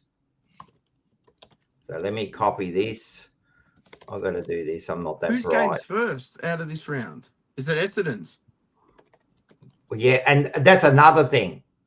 The mighty I don't think that shitbags. we should have got, but Essendon should never get a Thursday and Friday night game. Never. Neither should we. No, I said that. I just said that. I said either should we. Either should we. We've got like 4 or 5 of them. I can't believe it. But it doesn't matter. Essendon should never, like, actually, they shouldn't even get a weekend game. They should play Essendon like on a Wednesday night. They should be played, but like I think it was in the like a Serbian league or some shit where the ultras did something to their game should be played behind fucking closed doors, no cameras. Yeah. All right. Anyway, who do you want to talk about first? You want to talk about, because I got some people who want to come on. You want to talk about Carlton, or you want to talk about Collingwood first? Talk about the Essendon. Essendon was first.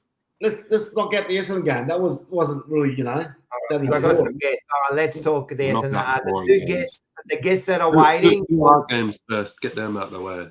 Let's get the Bombers out of the way, mate. Let's just move on quickly because, obviously we're not going to, succeed this year. So let's just lock on.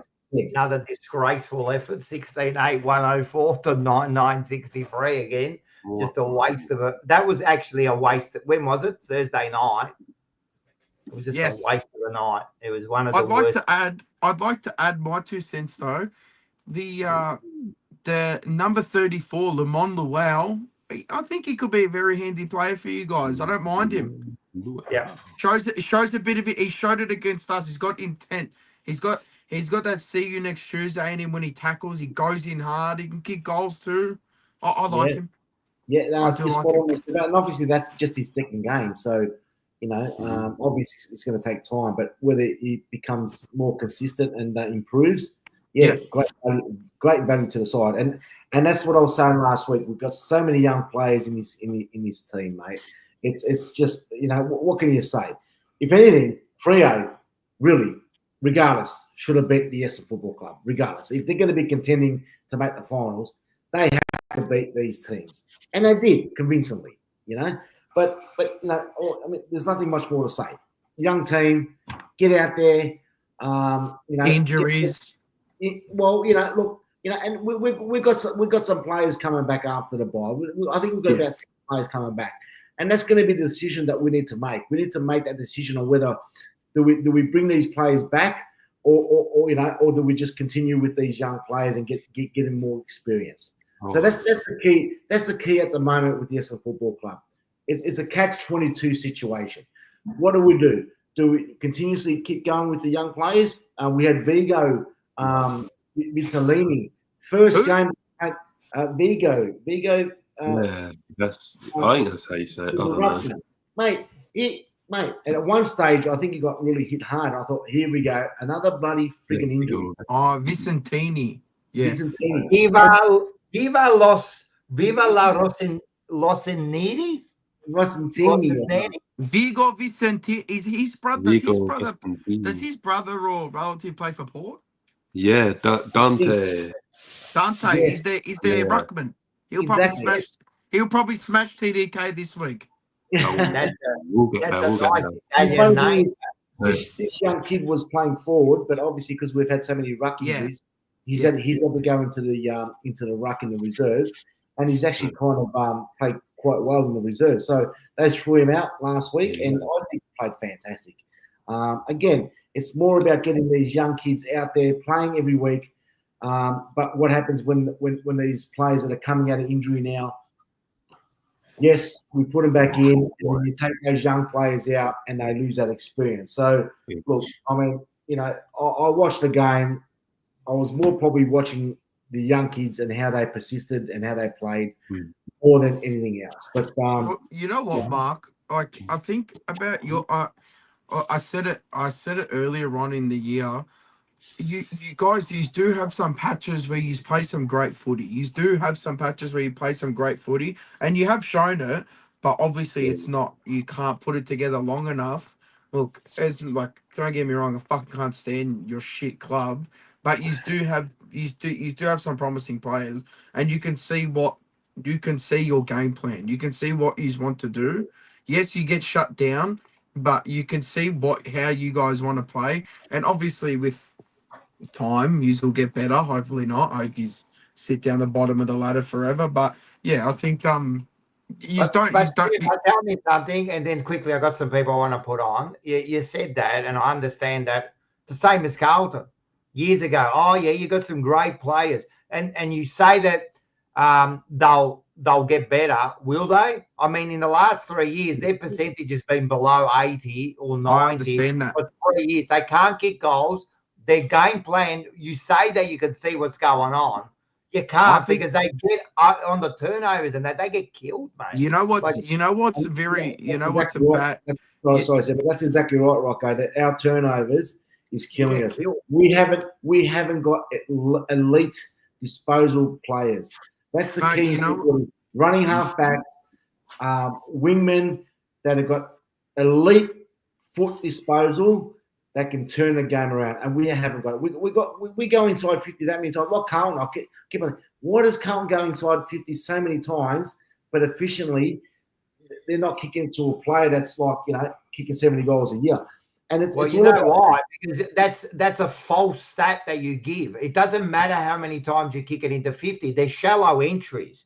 They're no good. It's a fake. That stat is just inflated. Like they're shallow entries. The entries aren't good. It's the same when people say we've got one of the best defense because we put 18 players behind the play. Of course, our defense is going to be good. So that there about going into the 50 is rubbish, man. It's hurting us. It's hurting us. The efficiency going inside the 50 and also the turnovers from our back line is killing us.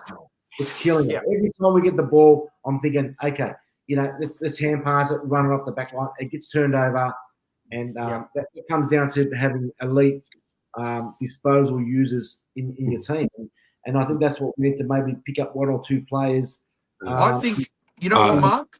I know you want to get other people in, Rocco, but you know what? I personally think that your club, Essendon, has to start planning to build your team around Sam Durham and not Zach Merritt. Yeah, no, you're spot on. Because Sam Durham on talent and what he's shown this year, he's arguably your second best player, if not your best player. Yep, and that's he's a very good footballer. You know what I mean? So, but I think maybe Rocco, next week we should have a segment on maybe just talking about each other's rivalry teams, about what we can do to better our clubs, not in a banter way. Exactly what Seba was just saying tonight, just then. I think. Actually, Mark, I've got one question for you now. Yeah. I was thinking about it. I wrote it down in the week, but you just mentioned how you're enjoying watching your young players. Seb has jumped in. He said that you guys should be building around someone like Sam Durham. I'm interested to see what are you going after at the end of the season. I know you guys have. I think you've got 2 picks in the top 5, if I'm not mistaken, right now. I'd be trading. Are you going straight to the draft and getting the 2 best kids that you can and bringing them in, or are you taking those 2 picks and going to, I don't know, let's say Port Adelaide? You're going to go big forward. 2 picks. Again, Liam, that's what are you going to do? That's another question that, like I just stated before, that will be a good segment next week to talk about these kind of concepts. But going through what you're asking me right now, I think that if we've got 2 or 3 high draft picks, I don't think we'll be going for a young player, because if they continuously play these young players now, we don't need to get any more young players, mate. It's not rebuilding for Essendon. We need to go out there and target a gun. If I were you, Mark, I'd be offering those picks and trying to get like a Harry Mackay. I think you need to replace a Peter Wright. That's what you need. It's a good answer. You know what I mean? that's my theory. I don't think they're young players, and that's what the catch-22 situation is. Because I'm thinking, do we continuously play these young players and see what they're capable of doing? Why do we need to go to the draft and get more young players? Let them go. Go and get a gun. If we've got those picks, and obviously maybe Draper might be possibly leaving, you're going to get 3 top 10 draft picks. Go and smash a player. Go and get somebody like a Zach Butters or obviously I think Reed. Was it Reed? Harley Reid is signed for another 2 years. Yeah. Has he signed? No, he hasn't signed. I don't think he's signed. Yeah. All right, we'll move on. You know what? Next week, put that in mind, and we'll talk about it. I'm going to get some people. I've got some people waiting. So. What I'm going to do is I'm going to put on the. Yeah, that is a good question. Oh my God! I'm going to put the people on in the order they came in. So if you're next, you're just going to have to wait. You're watching the show anyway, so just here's the first bloke that came on. Bojack. Bo! Fucking Bo! Oh. Shut up, Trevor. Fuck off. Oh, here we go, boy. What's going on here? Stop your swearing, boys. It's a family show. Here we go. We can't swear. We can't do anything. How you going, first of all, mate? How you going? I haven't seen you for a while. Good, Rocco. Good. How's everyone else? Great. Excellent, man. Excellent. Everything. My life is like the best except for my footy team. Yeah, well, I'm the same. I don't have a wooden spoon. I don't have one. But I don't think we'll get the wooden spoon, but what's the difference? But I like to take the piss. I want to talk about that strategic plan, if possible. Yes. Or have we done that to death? No, go for it. 2022 to 2027, 5-year period. And, okay, we understand Scotty went through it. We had number 1 win premierships and then a thesis on everything to do with diversity. And I don't mind about the community stuff. The community stuff's good. It's good to get it out there and so on and so forth.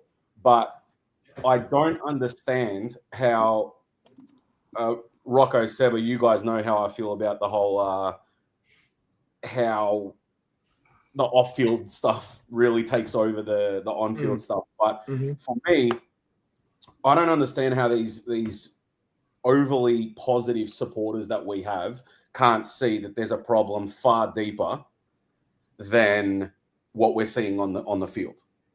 And I'm talking deeper than the coaches, deeper than the coaching panel with him. Okay. It's everything behind it being powered by a certain somebody who I'm not going to say, right? Because there's just no point in me naming names and whatever else. But I genuinely want to know what it feels like if Mark and Liam can see what's going on at our club from an outsider's point of view. And the reason I asked that question is because I couldn't give a shit about I couldn't care about any other club other than Carlton. I don't care what Essendon's doing. Don't care what Collingwood's doing. Don't care what any of them do. I watch the footy. I watch every single AFL game every single week. Do I care what the other clubs are doing? No. But I watch it because it's footy and I want to know what the other teams are doing so I know what's going on with Carlton when we come up against them, right? I want to know if Mark and Liam can see the issues and understand the issues of what we've got going on internally, because I don't take notice of what's going on with other clubs. So what's it look like to the outsiders is the biggest issue for Carlton right now. That's a great question. It's a fucking great question. And you know, sorry, Rocco. No, go. I just want to put it out there. No one's going to tell me that wine is better than Pepsi. Nah. Wine is better than Pepsi, mate. Wine has gave me many good nights, mate. It's a good question, and I'll get the boys to see what they answer. But you know that we've discussed this on our shows for hours and hours and hours and hours, and it's good. It's a good point to see what the other boys see. Just quickly, the reason that some of the supporters don't see it is they don't care, man. They don't care about that stuff. All they care about is winning, and they don't know about the inner workings of a club and what it takes, and to be 30 years into a 5-year plan, you know, and still going. And we know the problems because the problems go deeper than what they are. But the average supporter, like, they just want to win, mate. That's all they care about. They see a win, like we beat West Coast and they're all jumping up and down, you know, and we're looking at it deeper. I actually wish I was that supporter. But Liam, that's for that. Liam, what do you see? All right, so from the outside looking in, for me, yeah, there's clearly some problems up top that need to be sorted out. And I've definitely learned a lot from you boys listening to you guys. As I said, I maybe wouldn't have as much knowledge either way, but yeah, it clearly looks like the way that you guys are managed is, I think Rocco was on it last week. It looks like you guys, as a club, care more about getting this than actually what you're producing on the pitch. But also some of your management calls, even some of the stuff we spoke about at the start with players underperforming and they're still getting the game. I think you guys mentioned something about the coach when you were picking him. You had a better option, but you still went with him because it's a big name. I think, yeah, from the outside looking in, it seems like you guys care more about Carlton as a brand as opposed to Carlton as the football performance. That's where your problem is. And then as far as for your fans who don't get it, I think part of it, one may be just they're not sure on how that side of the stuff works because it's a bit complicated. But for most of them, I'd say it's delusion. They're a bit delulu. They don't want to admit that their club's doing bad. They're going to support them no matter what. They'll get excited when they beat the worst team in the league, like West Coast. But yeah, from the outside looking in, clearly you guys are scared to make some calls at the top about where you're really at because you're doing well here. So it seems like, yeah, sometimes maybe you're right. I think you don't care too much about your on-field performance. It's a great way you put that, and you're absolutely right. That's what we believe. Manny Costa, the shit that's going on top should not affect the players that much. You're wrong. You're absolutely wrong there. It'll always You're affect wrong. them. You're wrong. Of course it affects it. If the top end is like dysfunctional, they're not doing the right moves, how can it not affect the bottom? I'll give you an example. In your family, I don't know if you've got a family or whatever, Manny, whatever. If you're the dad and you're dysfunctional, what do you think's going to happen to your kids, man? What do you think's going to happen to them, mate? They're looking at you. You're not making the right moves, man. You're going out wasting all your money. You're drinking. You're putting the right, and then you leave your missus. Then you're bringing scrags home every day. Like, what do you think? What do you think's going to happen to the kids? But they're not going to perform. Like, I know it's a simple kind of analogy, but you know what I mean? And this is a footy club, mate. And if we're doing the wrong moves, and just remember, if they do one little wrong move up the top, just remember that once that gets to the bottom, that becomes huge because it's one micro mistake with another micro mistake and another micro mistake. And then all of a sudden, mate, you know, when there's an asteroid in the sky and they want to veer it off, all they got to knock it a meter off the trajectory, and it's going to miss the planet in 20 years because it was that one little move, you know. So can I just say one thing about that, about management not making a difference? Just relating to my team here, if you look at when we were winning, when Brendan Gale was in charge, remember he came out and said, we're going to win 3 flags by the end of 2020. Yeah. And everyone was like, oh, you're crazy. But with the right people in place at the top, sure enough, we got it done. Now, I'm not saying that we're in trouble at the moment because our management isn't good, but just it definitely impacts because we've had those people leave the club. Yeah, our people leading our club have left, and now look at the on-field performance. Now look at what's happening with the club. And you are at the beginning. To say that it doesn't matter and it doesn't affect the players, no, absolutely. You know what I think? You know what I think too? With Bo's question to the boys, I think it's hard for because no other club is like us. Let's be real here. Whether the DJ and Collingwood supporters want to admit it or not, the 2 biggest clubs in the league, apart from Essendon and Richmond, are us.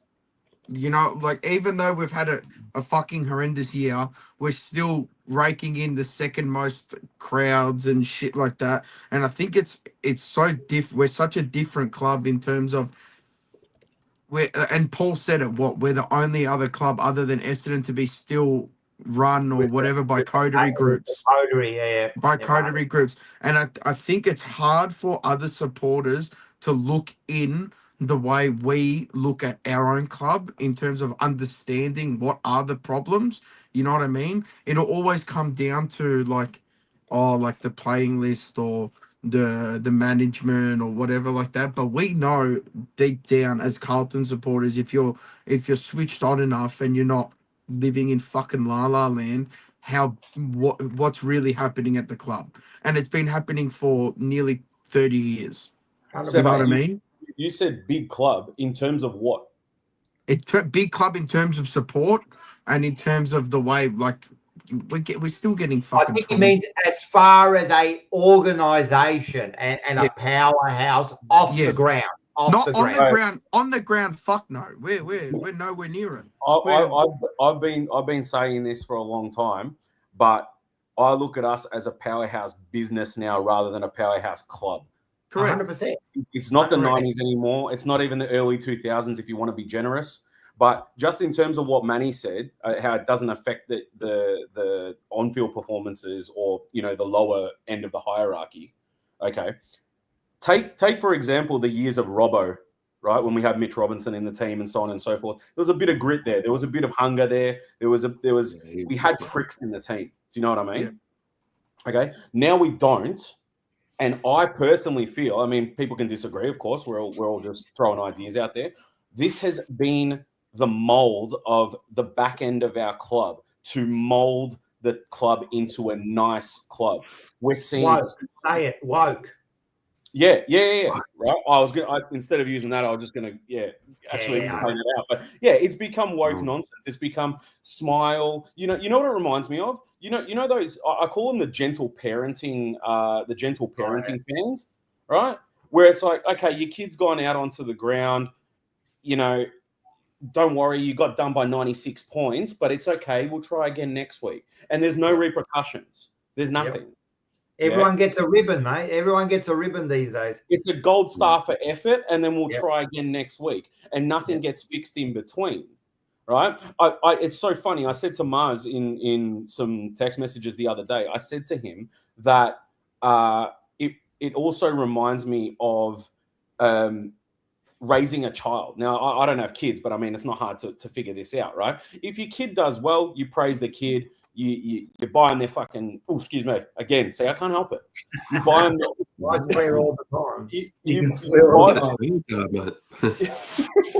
You buy them a bloody Happy Meal and they're done. Yeah, that they're all good.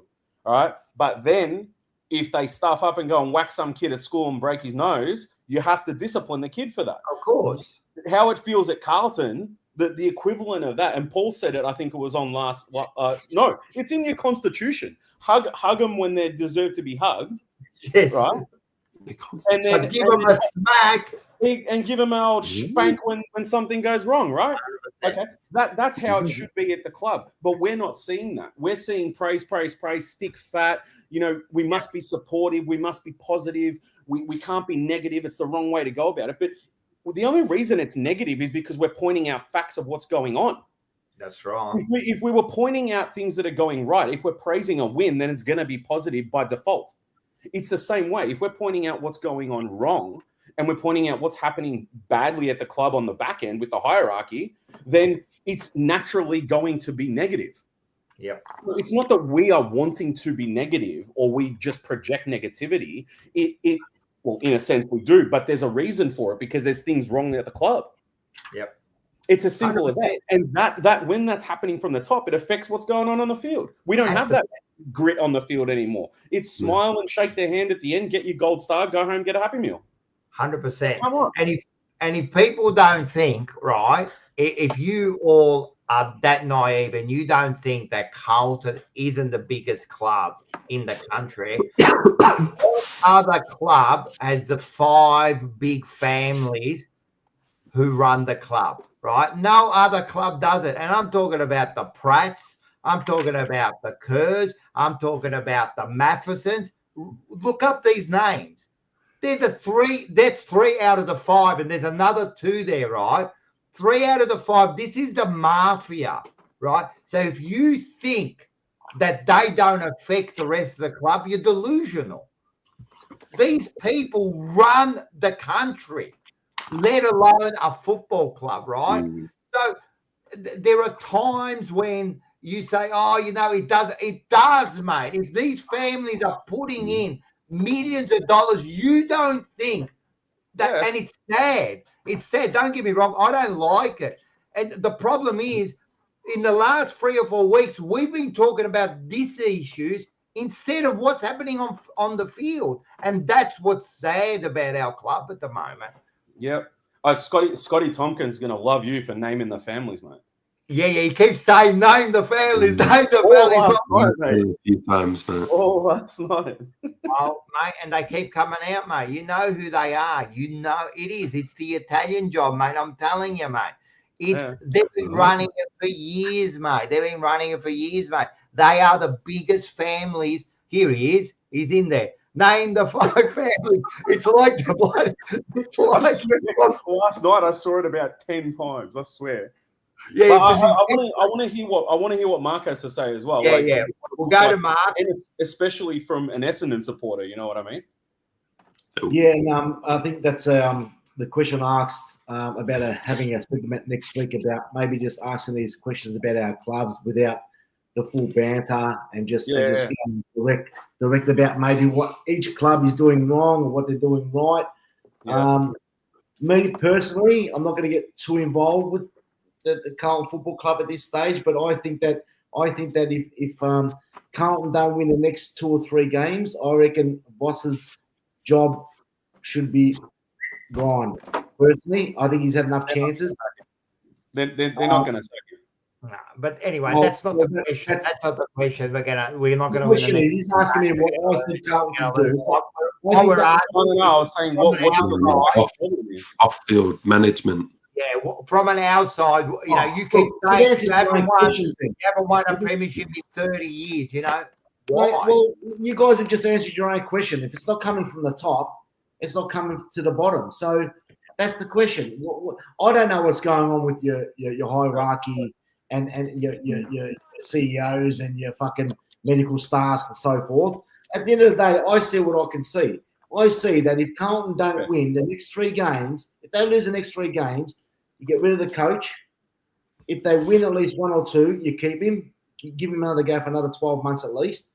But that's what I see, and that's the question you're trying to give me. That yeah. Right? I think you should probably need to maybe trade some players at the end of the year. You've had a full list for the last 2 or 3 years. You've had these potential players. You've recruited some players, Sard and Fantasia and Williams and so forth. If they're not going to perform, I think you guys need to trade players, and regardless if it's not, that's what I believe. By the end of the year, if you guys are sitting 10th or 11th, you need to make some big decisions. Regardless if it's coming from the hierarchy or not, I don't know. I mean, that's what you're saying. I do understand, and look, I understand that. Makes sense. What do you know about Carlton? I don't know nothing about Carlton. All I can see is what I see, and that's what I can see, Rocco. It's up to you guys what you decide that what I want to do from there onwards. But that's my reason, my friend. That is my reason. I got you, boys. I'm going to let you go. Thank you for having me. Great question, man, and we'll speak soon, mate. See you both. No, not a problem. I'll just leave you with one thing. Tell me. If you boys are keen, I'm going to start a GoFundMe for Seba. We're going to get him some new jackets. Yeah. And just fix his internet a little bit. You know what I mean? My phone's fucking walked. Mark's from about a month ago. Oh, bro, bad. It's never been this bad. Mark's putting the voodoo on me. All right, thanks, boys. Thanks, brother. See you, mate. Bye. Nice. All right. As I said, I'm going to put these people in order. And here we go. We got Liam, mate. We got, hey, get ready, Hey, mate. You're on Liam. there. Come on.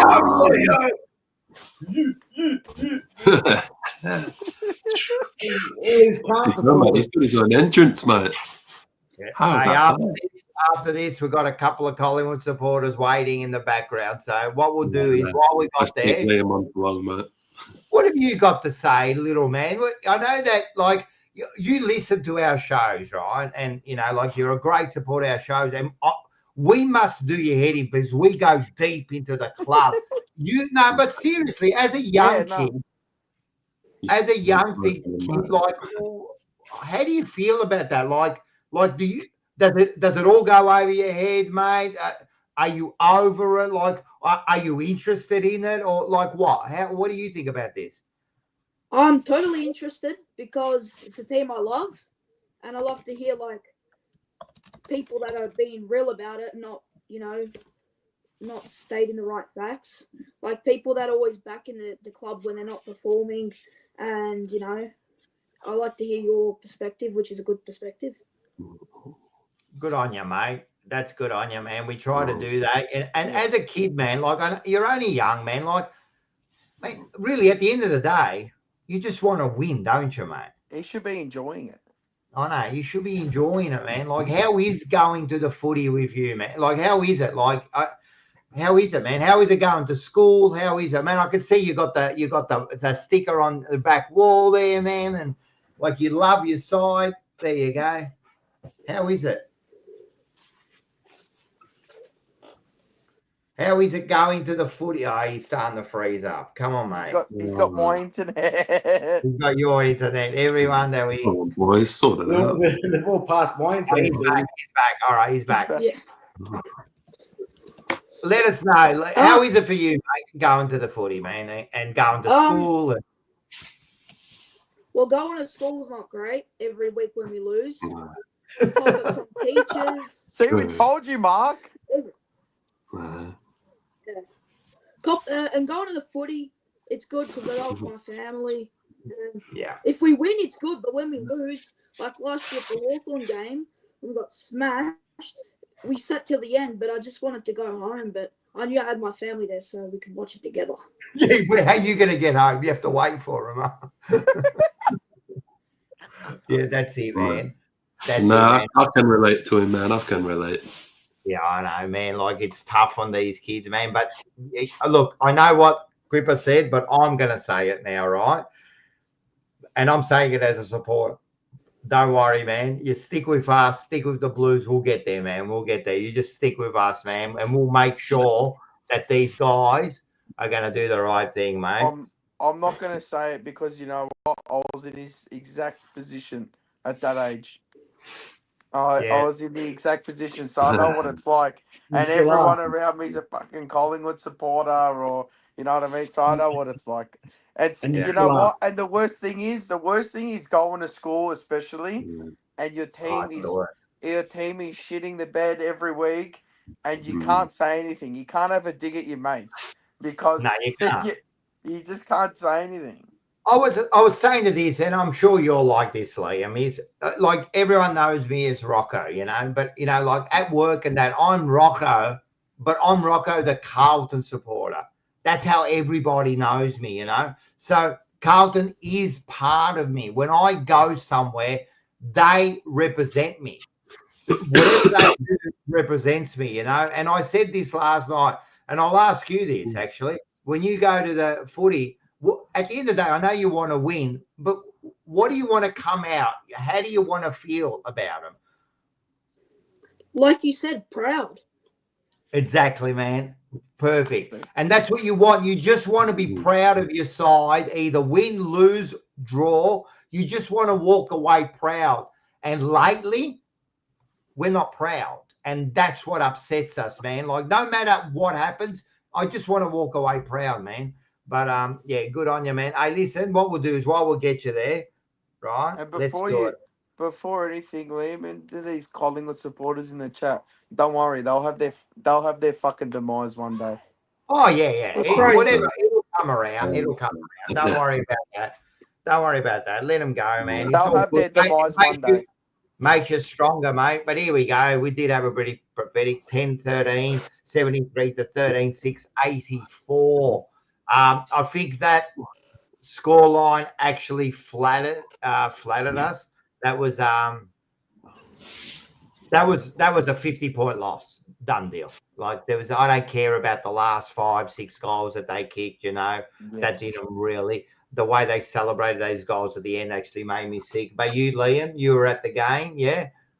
No, I couldn't make it. I was doing right. some stuff But at you the saw house. it? I But watched you it. saw it, so tell me, what did you think about this? Well, disgraceful. We didn't wake up. It was like we were half asleep. When North started to kick goal after goal after goal, like there was one where Wittering touched it back in, and then Lucky kicked a goal in the goal square. I knew that we were going to lose from there because if that was in a normal game, Sub would have just collected the ball and gone. But yeah, you had to punch that like fucking 10 rows back, mate. Like, why are you keeping that? Yeah, and that's right. Once you see those little things, you already know you're doomed for the day, yeah? Yeah. Yeah, and then, like you get some of the efforts, as I said, from Curnow. There was one incident, we talked about this yesterday. Curnow marks it on the wing there, and then he turns around and he kicks it back. Like, first of all, what are you doing there? And second of all, like, mate, he missed the target. And we go, what? You can't hit a 20-meter target going back, man. It just disinterested,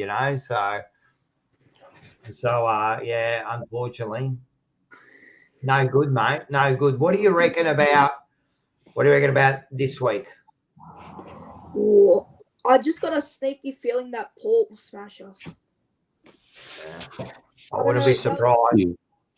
I just feel like they'll just switch on, and when they switch on, they'll beat a team pretty bad. And I feel like that's what's going to happen to us. Yeah, but they could also, like Port could also just pull in a real shit game, mate. They're also, but like that. Do you like that they've dropped a few players actually this week? Yeah, I like that. I like the decisions. Yeah, go for it. Bring some youngsters in. That Billy, I can't remember his last name, but that Billy so Wilson. what they did was, I'll just let you know. Wilson. Yeah, they got in Billy Wilson is the new. So they've brought in Jordan Boyd. They've brought in Lewis Young, two-jumper Lewis. They've brought in Billy Wilson. And they've brought in Flynn Young. It's a kid that we picked up in the mid-season draft. From and Werribee. Muted Corey Durden, Mark Pitternet, Jason Binns, and Matthew Carroll. So what do you think about the young kids, mate? I think I'm pretty excited to see what they're going to do. Yeah, I remember the Coburg Lions via Carlton VFL game. I remember watching Billy Wilson playing. Billy Wilson, yeah. And said to my uncle that I feel like he could make the AFL, and here he is on Thursday. There you go, mate. We've got a selector on the panel here. Hey, and I'll give him one. I'll give Liam one. He does go to a lot of VFL games. A lot of VFL games. Good on you, man. And that's a good pickup. And he'll play like he's a backman, so he'll play along the back there. And then we've got Flynn, what's his name? Flynn Young. He's going to be like a dashy forward, apparently, like small forward, run through the middle and that. So hopefully we get a bit of run and see how we go, mate. So actually looking forward to those kids. Like Mark said it before, you look forward to watching the young kids and seeing what they can do. But I think his hands are tied now, our coach, and he has to start doing these kind of moves, yeah.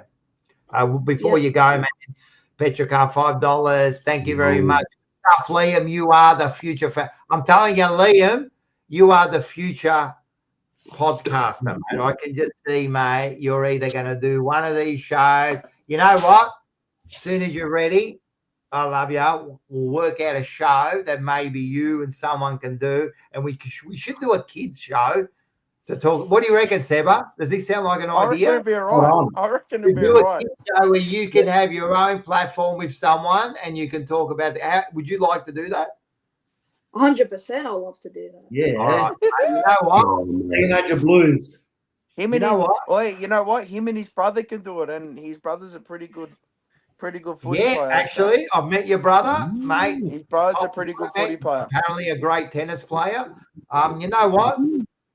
We're gonna get into talks, Liam, and we'll organise for something to do, and maybe you can do like a team selection. You know, when they do the team selection, maybe you come out, give out the teams, and give your opinion if you like. How's that sound? No, be gross. Nice, All I right. love that.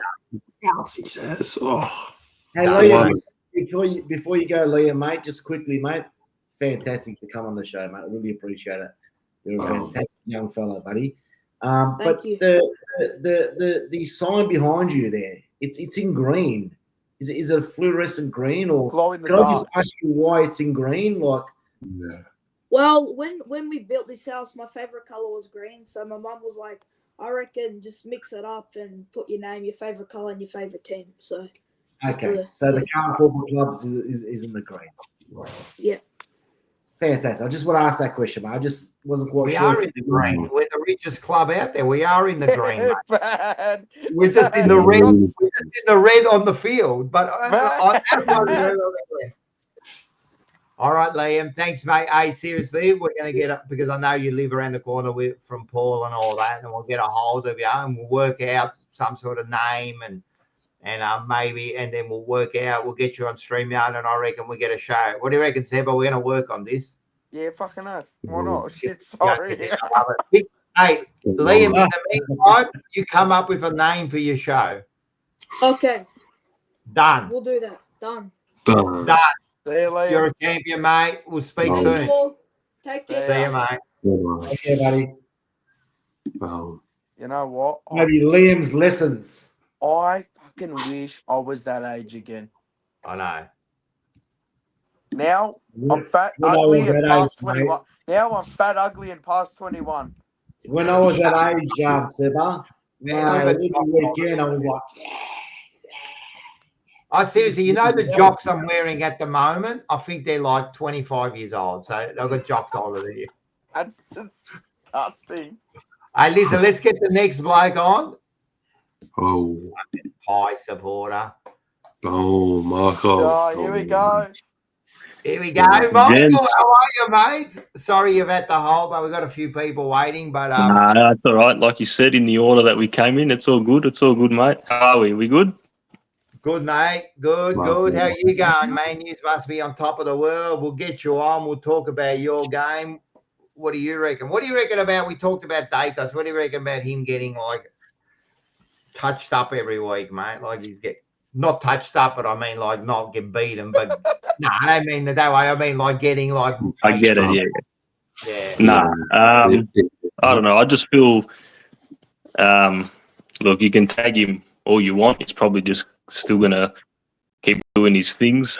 But also, I just feel teams just want to tag him because they know, or the coaches of opposition teams just know, we can't let this guy loose because, again, he'll do the things that you just let him do. Yeah, well, the point is, if he wasn't good, they wouldn't do it to him. Let's be honest, Like that's it. They're not going to tag. I know. Do you probably need? Do you maybe need like better taggers on him to make him have those bad games? I don't know. I think he's almost that was untaggable. the first question I posed, and I'll bring it back to all of you if you want. Is he untaggable? He's almost untaggable. Purely his foot speed is second to none. He is one of the he's elite at being able to not only create space off a player, but being able to just break through and just bang, he's gone. You know what I mean? Yeah, yeah. So I think, and he's also got a tank. He's also got a tank.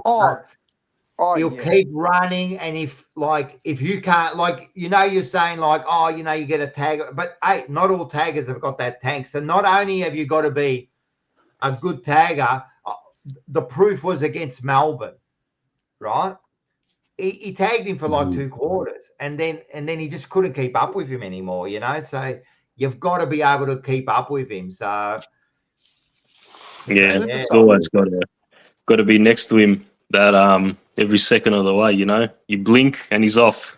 100%, man. Yeah. He's always in the right. Look, fucking hell, man. That's the problem with taking it. It man. pains you to say this, Rocco. I know, mate. It pains you to say this shit. Hey, don't worry. You're going out in straight sets in the finals, and then I want Come you on. to go on, mate. So That's all right. At least we're making it to GWS the are winning the finals. flag. At least we're Yeah. making it. That's true. That's true. But if you do go out in straight sets, you're going to have the same amount of trophies as we have for this year. So you That's all better right. make Mate, if we go out, if we go out in straight sets, I'll still be on this show. You know, it doesn't matter. No lie. If you win it, I'll still be on this show. Don't worry about it. Michael is the most level-headed Collingwood I know. supporter I think I've ever met. He I has know. to be. Thank you, Seba. It's confusing, man. You have to be, and it's pissing me off that he's pissing me off. Nah, I want you to don't be know. I just giving it like to be. I like to be real about Yeah. everything, even like opposition as well. Yeah. So what are your So there you say Wait, that before you like go, to be real- Seba, before you go, and we got him on here, we might as well put up the game. Yeah, put it up. We'll put it up, and you can. You can. Did you go to the game or did you watch it? Watched it. Yeah.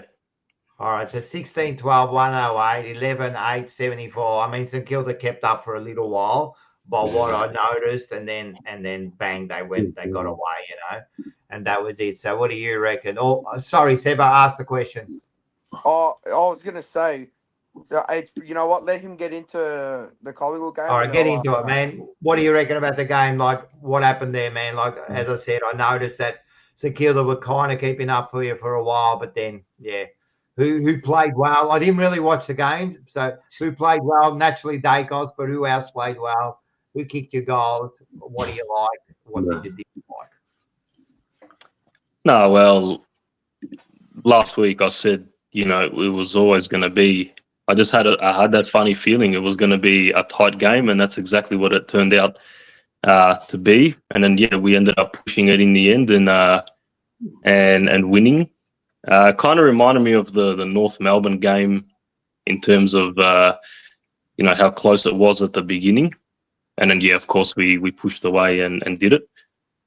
It was good to see Cameron get up doing his marks that he normally does. I think he scored 3 goals as well.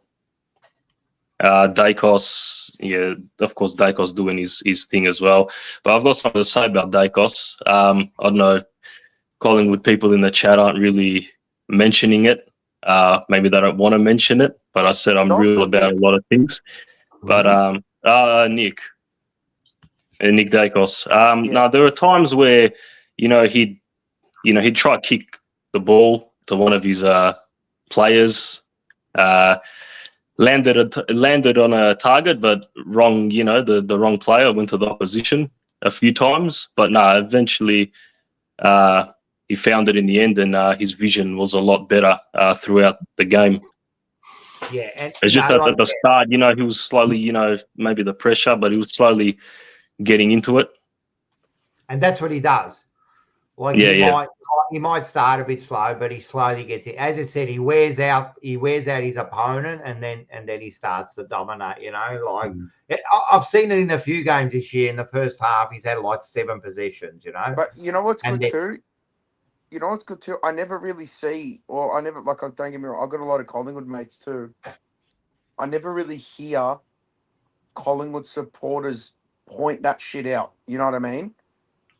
True. So it's definitely. I mean, I wouldn't say refreshing, but it's definitely like sort of a. I mean, it's a good thing for your own team or whatever. But it's a new thing to me. I'm like hearing that being pointed out, which I like, because you know what, it shows that like yes, you view him your centerpiece, your superstar, whatever. But it's good you notice that it's not all sunshine and rainbows. That sometimes it may cost you. You know what I mean? 100%, and those things you got to make, because even Collingwood, you have to keep improving week in, week out, because if you don't, you'll get caught. You know, you have to keep improving. You know, so no, that's good, man. And what do you reckon about this week? I noticed, who have you got this week? The Eagles. Fuck. All right. Anyway. No, we got I think Charlie West is going to be playing his debut game. Oh yeah. So look, I'll be happy for the kid to kick one goal, mate. But even better if he can go and kick, 2 or 3. What is he? Is he a we've forward? got Is he a forward? yeah. We got Billy Frampton's out for 4 to 5 weeks. So what's that? That's West Coast, Carlton, Gold Coast, Freo, and Richmond, I believe it is. Good for Kerno. Yeah. He That's actually it. does the job on him, doesn't he? Yeah. Yeah. So, that's all right. That's Actually, was awesome. it? I don't know if you know, Michael. I think was it on the weekend? Was it who was the guy that's coming in for you? You just said I forgot his name. Charlie West. Yeah. Charlie West. Did he kick it after the Siren goal to win you the game in the VFL? He kicked. I think it was 6 goals. Like, I don't even watch the VFL, to be honest, but I see like the stats or the post on Facebook. Yeah, he kicked 6 that day, and one of them was on the Siren to win us the game. Yeah. Yeah, and you know what? It sounds sad. It's fucked to say. You know what? He'll probably come in, and the way your team works and the way the players play for each other, they'll make him look like a fucking superstar. Yeah, Just fingers crossed, man. They do. I'm sure they will. I'm sure they will. No, I'm just happy to see him finally get his game. That's good. And Nick says Carlton played the Eagles twice, and they laugh when we've played it. I'm not laughing because you're playing. I'm playing it. I'm not laughing because I'm at going. Can only play who's in front of you, mate. Can only play who's in front of you. I'm laughing because you're going to absolutely pump him. Yeah, that's why I'm laughing. I'm laughing that there's no content this week. Trust me. No, you're playing them at home, are you? You're playing them here. Forget about it. This could actually be 100 points. Wait, whatever the line is on Sportsbet, go pick your own line and go 20, 30 points above it. It's going to be a bloodbath. I'm telling you, it's going to be a bloodbath. You know what? Respect the opponent. Respect the opponent. Remember. Yeah, you do. 2023, West Coast beat them. But however, we know what happened in 2023, so it could be a good omen for Collingwood. 22 they beat them, I think. 22. I think it was at Marvel as well. Are you going to tip him? Of course, I'm going to tip my team. Rocco, come on, mate. What question's that? I'm asking Liam. Are you going to tip Liam. So, Mick, do you think that this week's game, do you think that is Collingwood resting some players, or obviously, they're going to smash the Eagles? So would this be a good opportunity for the Pies to rest some of those geriatrics that are getting a bit too old at the moment? Or geriatrics. Love that word, man. Geriatrics. It's an opportunity to players put in. I thought I heard some players could possibly be getting rested, but I'm not too sure if it's actually happening. Okay, I'm not 100% sure about that. Well, you know what I want to know? No regrets, Michael? reckons they're going to rest players when they play the Bombers again. You know what I want to know, and for a Collingwood supporter, what I want to know is because look, I shouldn't say this, but I fucking love the bloke. I think he's an absolute superstar when he's up and running. Jordan De Goey. What are your thoughts on, obviously he's been injured and stuff like that. When he's fully fit or whatever, do you think he is straight back in the team? Because personally, I think on his day, he's a top 10 player in the league. I've always thought that about Jordan De Goey. I've always thought that he's just absolute superstar. But I want to know your thoughts on him and where he'll be at when he comes back and fully fit. Miles player, mate. Well, yeah, he'll probably have to. Obviously, we'll see how he goes in training when he's ready to come back into the side, of course. Yeah. But yeah, it's Jordan De Goey, man. When he's 100%, mate, he's straight into the side. That's what I believe. He's straight into the side. But he's in and out this season. Yeah. Because of injury and all that. But yeah. Just get him ready. And I hate talking about it. Just get him ready for finals, man. That's all you need him. De Goey is the X factor. That's what he is. Yeah, he was really good. Yeah, I'll go back to 2023 grand final when fucking Charlie the goal Cameron from the kicked that 50? goal. Did he Sorry? kick the goal from the 50 to goalie? Yeah, after Yeah, Cameron. that's what I'm going to say now. When Charlie Cameron put the Lions in front with 5 minutes to go, I'm like, fucking 2018 again, man. Don't tell me, man. Don't tell me. And then straight to the clearance, Daicos hand passing and the goalie. Right away. And then that's it. We won. Side bottom kicked the goal too, and then we won after that. I love Jordan De Goey. I think He's tough. Yeah, he's a tough. Just we have vision around. We have really, really good vision around the field as well. Yeah, 100%. Just what we do, 100%. man. I don't know. Just get a win this week, and then we have. I think at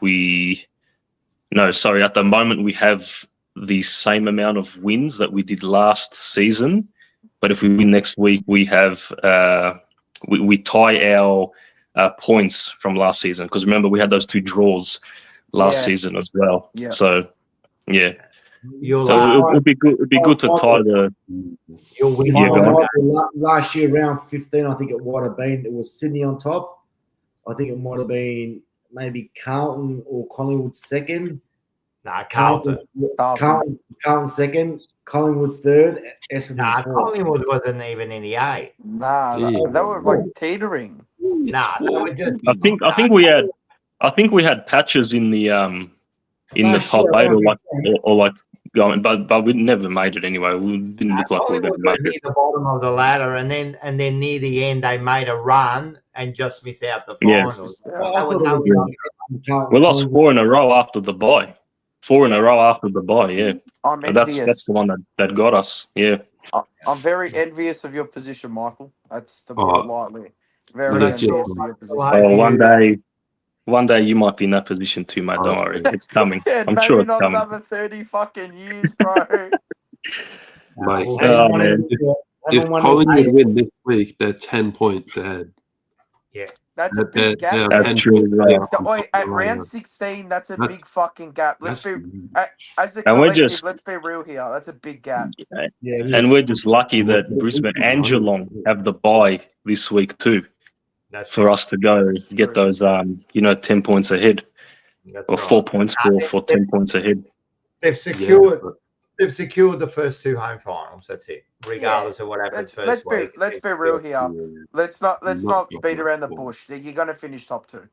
Yeah, you'll finish top 2, and then you'll go out and then you'll go out in straight sets. Beautiful. As my ladder bring that energy, Rocco. Bring that energy. I will. Trust me. I'll be watching that first final like it's. Trust me, man. I'll be bringing the energy. Don't worry. I'm actually. Mate, all of our finals, our 3 finals in 2023, I believe, ended in like under a freaking goal. Yeah. Well, Melbourne 7 points, and then GWS by a point, and then Brisbane by 4. You definitely know how to win the close ones. Yeah. Hey, thanks, Michael. I got a few more people here. Thanks, mate. You're a champion. Oh, good man. I'll be on here next week as well. Thank you very much for having me. Every week, I'll see you on platform 1. Hopefully. Take it easy, boys. Thank you. See you, mate. Bye. Yeah, Michael. All right, we got another.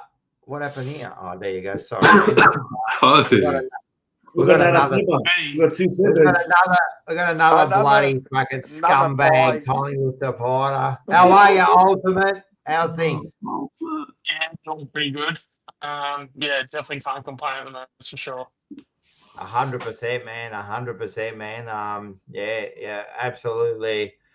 Well, you're doing everything right. So, what do you reckon? Tell me, what do you reckon, mate? Give me your thoughts. You've heard everything we've said. What are your thoughts? Is there a different thought? No, I mean, not really. I mean, obviously, with the way that we're going, we're tracking along fantastically. Don't really need to, you don't really need to change course or anything. Pretty boring answer, but it's the truth, I guess. At the end of the day, if it ain't broke, don't fix it. Yeah, that's fair. Keep it simple. You know what I'd like to actually ask? I didn't get to ask Michael. I was listening to SEN before when I was driving, and I think it was, I don't know who was on, but they were talking about Collingwood and about something about their contested possessions and certain stats they're lacking in that look like a concern, or it was mainly the contested possession, not getting first use of it. Do you see that as a something you have to improve on, or do you just think once it gets to that point that you will dial in when it needs to be dialed in?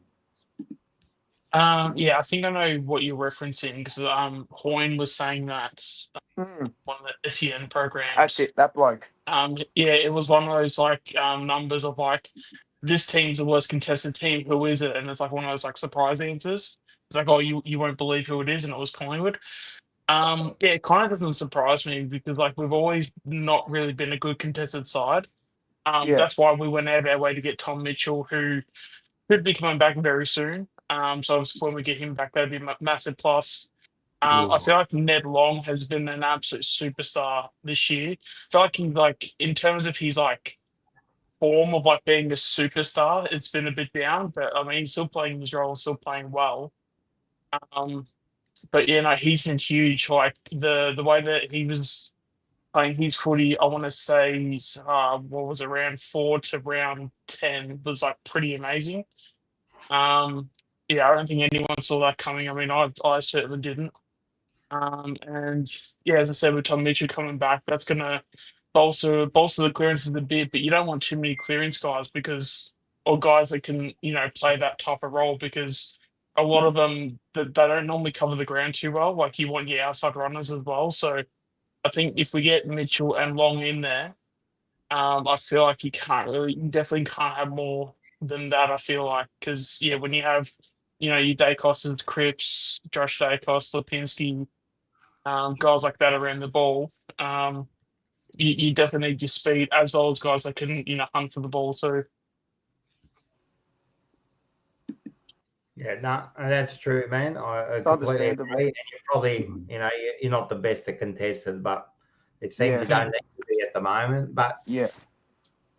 you don't need to be, but you're still good enough. I mean, you still win enough contested ball, man. It's not like you're shocking at it. I mean, you do well out of it, and you've got a good ruckman who's given you first use of the ball, man, and he's good around the ground. Actually, he's been really good, Cameron. Probably, would you say all Australian contingent? 100%. yeah, I mean this is. Yeah, I thought he was stiff to miss out last year because I thought he had a great season the year before. He's just been underrated ever since he's gotten into.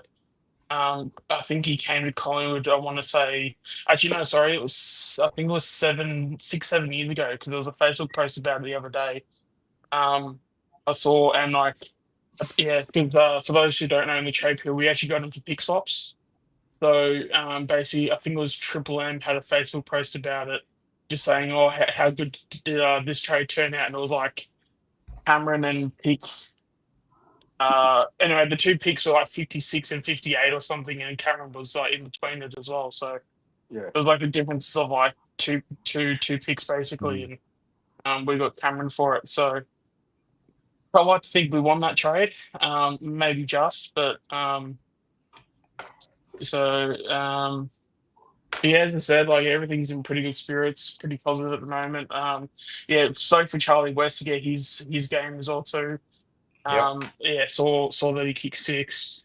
Watched the game too. The fact that he kicked not only the match-winning goal, but he also kicked what was going to be the match-winning goal to his previous goal because it was basically like basically he kicked his 5th goal. He kicked it to put us in front, and then one of the VFL listed for a centering hand kicked a goal to put them in front. And then I believe there was like 10, 15 seconds to go. Brady Gray, who used to play for Freo on our VFL list, he kicks in the forward line. Charlie West marks and hasn't set shot after the siren. So, yeah, no, the kid's going to be really, really good. Been watching him all year. A lot of people have been saying that his AFL comparisons like a Jonathan Brown. I reckon he's a bit more of a Taylor Walker, personally, because his ground ball game for his height, I think it's just it's definitely above average for a key forward like standard, I guess.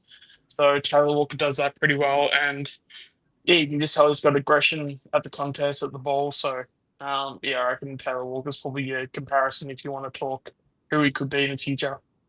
If he's going to be anything like Taylor Walker, you got a or player on your even hands. Joshua Brown, you're doing all right, man. Far out. He's looking good. He's looking Exactly. very, very good. You know what? Isn't it fucked that the way that Collingwood play, like they're able to extract something when they need it out of those last seconds, just trickles down into their VFL. You know what I mean? Isn't it fucked? I mean, obviously, it's the way it should be. It's the way it should be. Previous year, our VFL program really wasn't that great. It's only been the last. Our season last year was okay, but nothing like special. But this year we had a massive turnout because our VFL listed players. I don't want to be throwing too many people under the bus, but our VFL listed players this year there has been improvement. And I think just overall, when you combine our VFL list, I feel like our injury list is a lot better too. So, guys aren't sitting on the sidelines. Like you have at least some people, for someone like Mitchell who pretty much didn't play any games last year. I know he played like a handful, but in the context of things, he really didn't play. So the fact that you've even got him in the VFL teaching like a Harry DiMatteo who's coming along amazingly well too, which heaven forbid you put a clearance winner in in your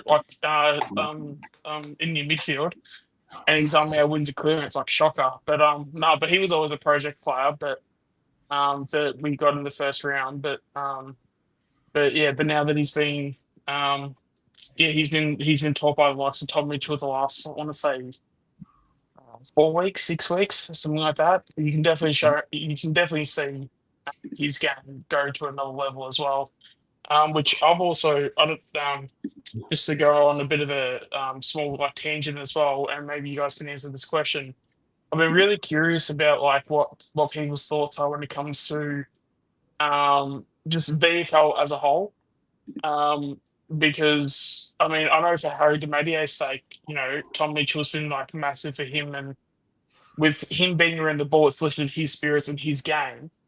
I'm just sort of curious on your guys' thoughts on should just teams in general, should we be signing players maybe an extra year or two more than they should? But guys that are towards the end of retirement, like a Mitchell, should they get an extra year or two just so that they can teach the guys beneath them and play a bit of VFL? They still get the AFL money, but still can develop the kids underneath them. You guys, Liam, maybe you can answer this one. Yeah. No, it is. It's important to develop the players at that level because and it helps having someone with that AFL experience come in with those guys to show them the ropes. Like you mentioned, Tom Mitchell coming in and having that support around the ball. Yeah. Yeah, of course that's going to do wonders. Tom Mitchell's won a Brown though. He knows what he's doing. He knows how to play footy.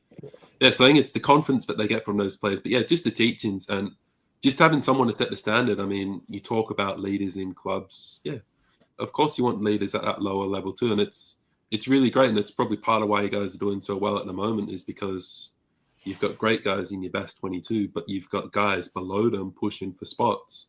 Like if Charlie West comes in this week and has a good game, it may make it hard for Memory or Myercheck or someone to hold their spot. You don't know. So 100% investing in your second team, very important. Yeah, which also makes it interesting too because it just got, or not confirmed, but it got reported today that apparently we're giving Myercheck a 1-year deal. Sort of made a tweet about that, thinking that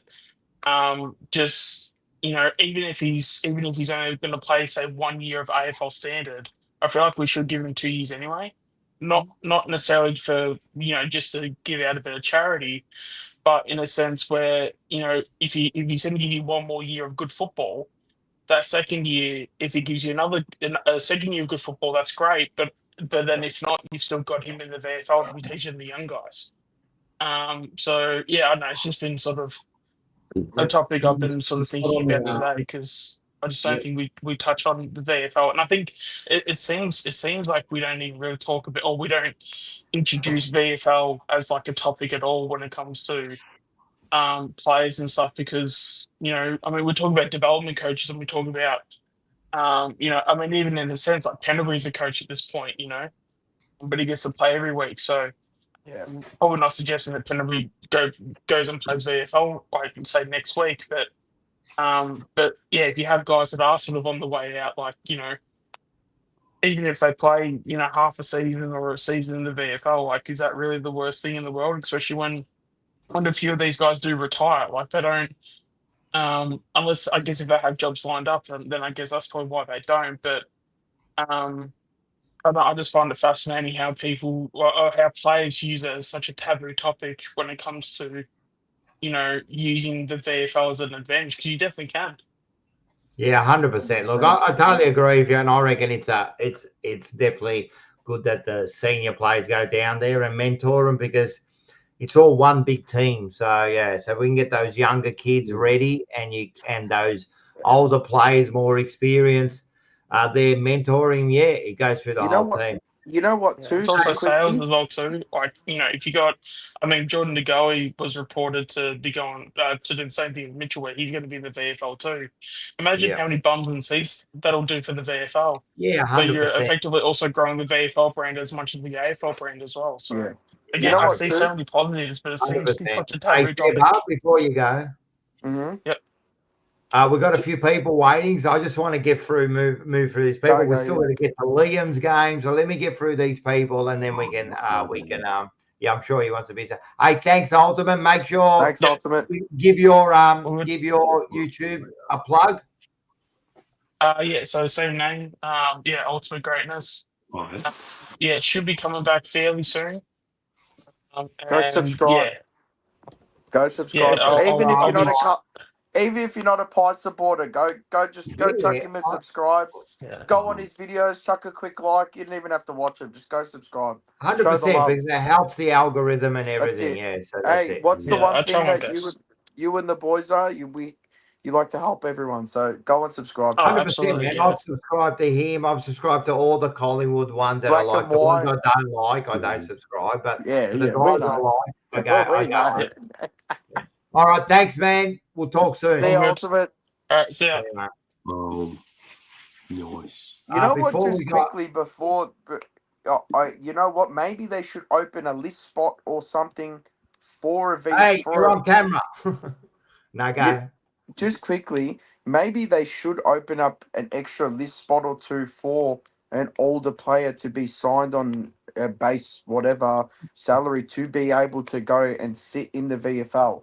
You know what I mean? Yeah. Instead of going out to the local leagues and playing local league, maybe why keep not? them, you know what I mean, and have him in as a development coaching type role. I don't know. Yep. And no, it's probably a good idea, man. And as I said, like to get some, like, you know, for us, for example, Doherty would be perfect to go in the VFL 100%. and play. So we got Mick Skaka. How are you, mate? How's things? They had a beef. Life is beautiful at the moment, man. Is it? Like, can you guys imagine it? Like, imagine you guys were in our position, yeah? On top, fucking kicking ass, I'd be top of and the Collingwood world. was on the bottom. Oh, it'd be the best, man. It'd be the fucking best, man. I can't wait till you go out straight sets. It's going to be the best, man. Oi, Mick, you know what I said to Rocco leaving because we sit together? You know what I said to Rocco in the middle of the game and at the end of the game? You can even ask him, how fucking good would it be to be a Collingwood supporter right now looking at Carlton? How good would it be? Yeah. Watching your arch rival shit in the bed and you're on the top. You know what? If we do go out in straight sets, it'll be a fucking tragedy. But fucking right. It's a failure. It's a failure. But yeah, of course, it's a failure. You have to win the grand final.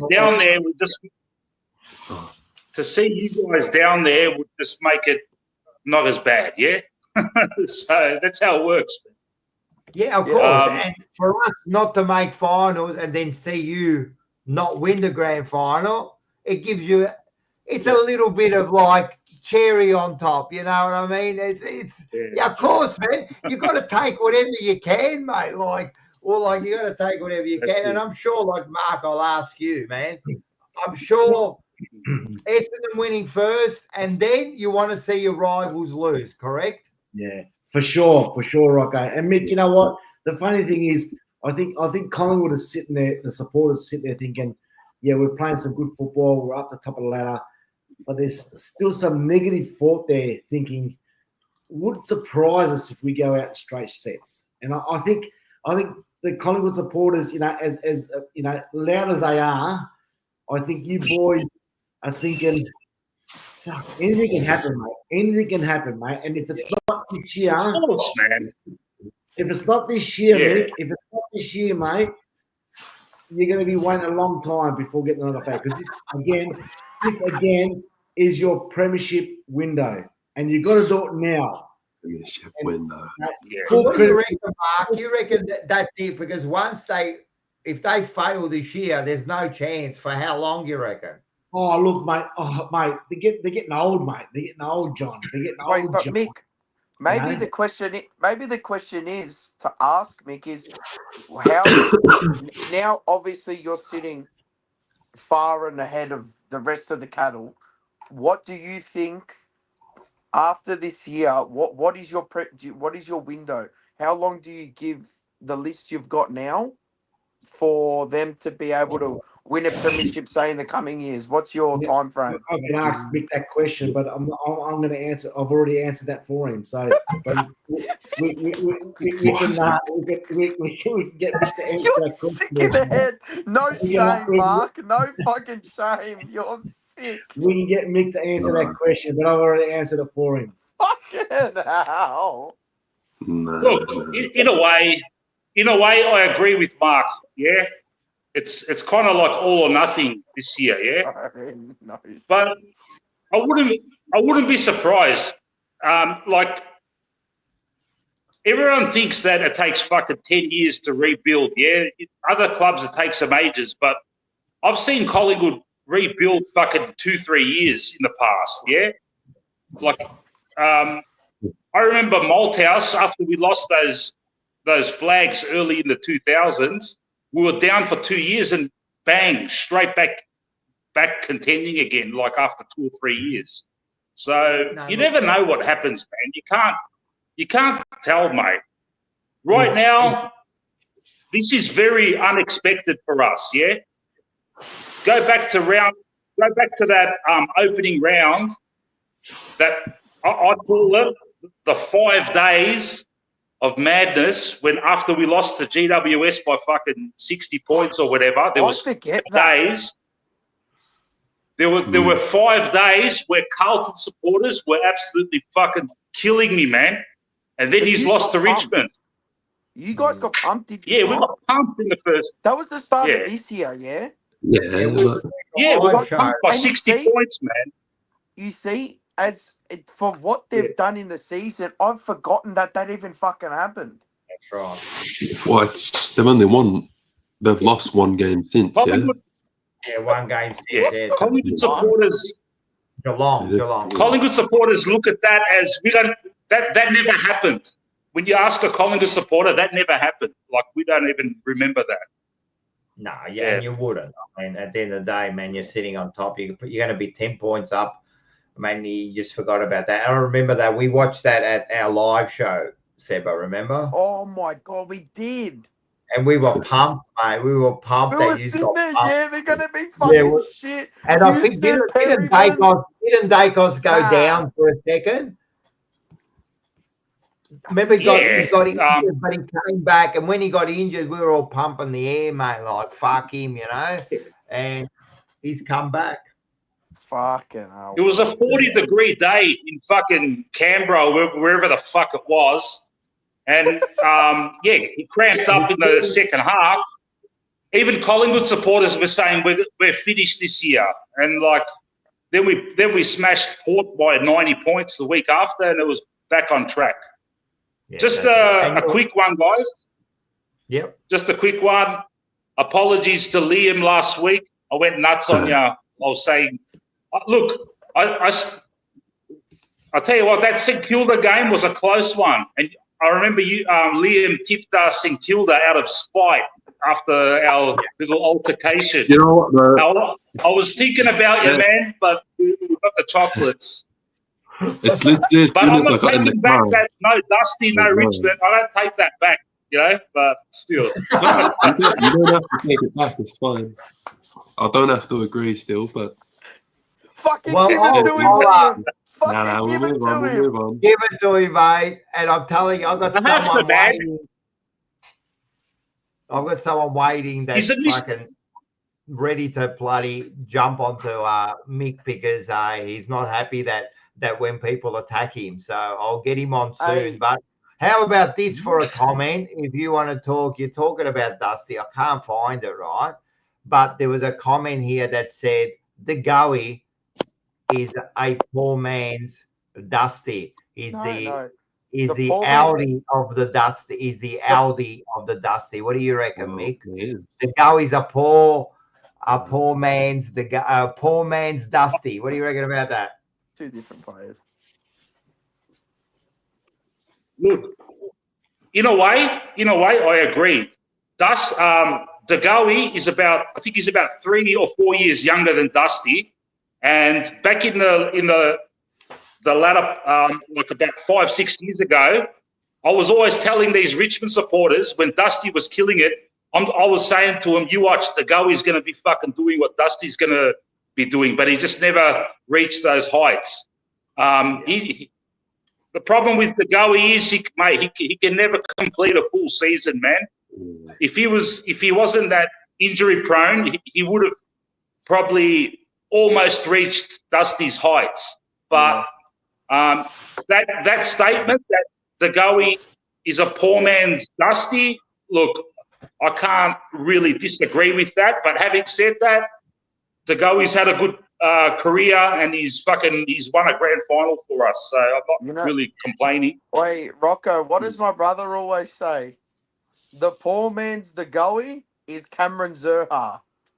Yeah, that is No, actually, No. I retract that. He doesn't say the poor man's. He says the Audi. no. The Kmart Dagoe is Cameron Zerha. Yeah, He's that's fucking right. The one thing I will give the Goey, he's a really good big game player. He is. He does turn up in the big games. That's definitely something he rivals Dusty in. But that's what he's. That's what apart from that, competitor. He's always had that X factor, though. You can't, and you know what it is. You can't.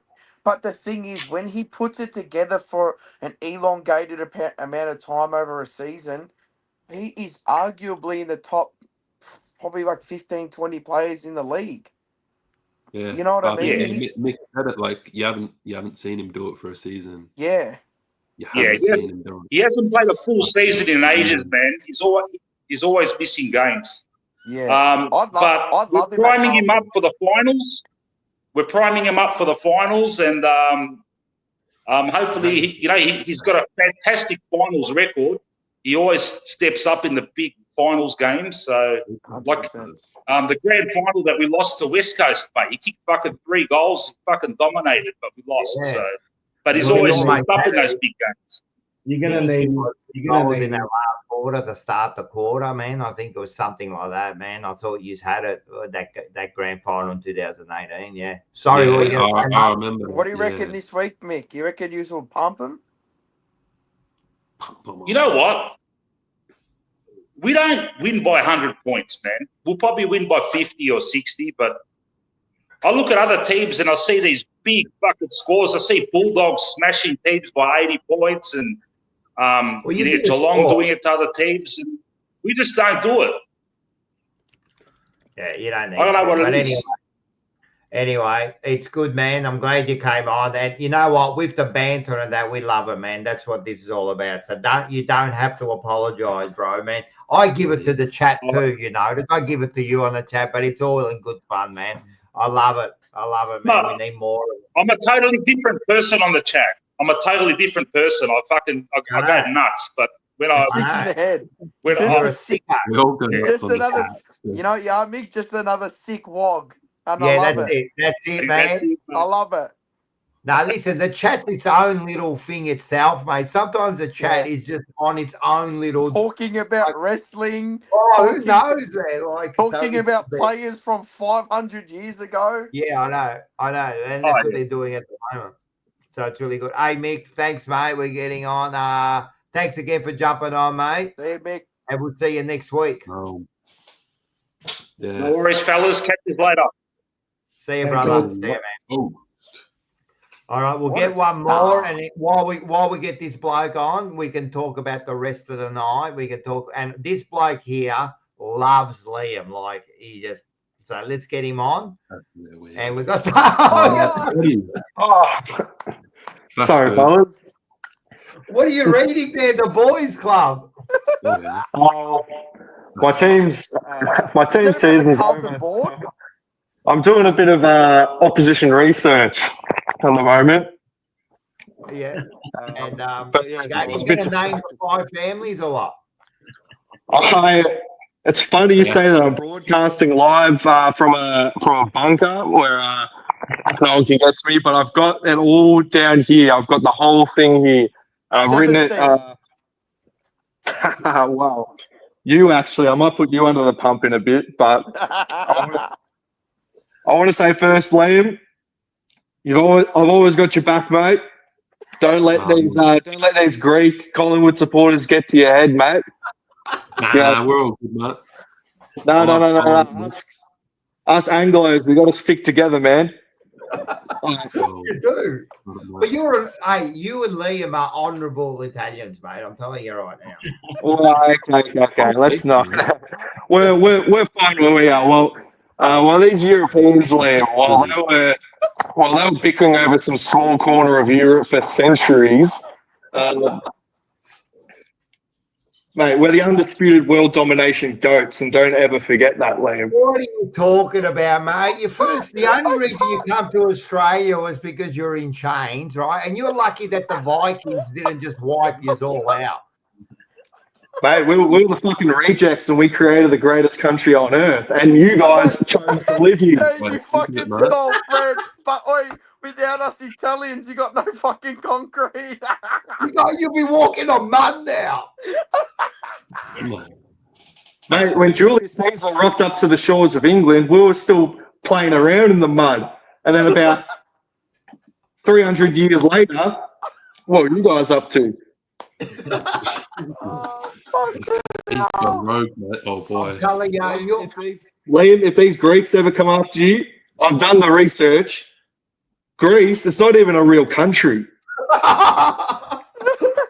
Guys, he's taking the piss out of you. I read the Wikipedia page, bro. They're like a bunch of Turks that are laughing as like golden age philosophers or something.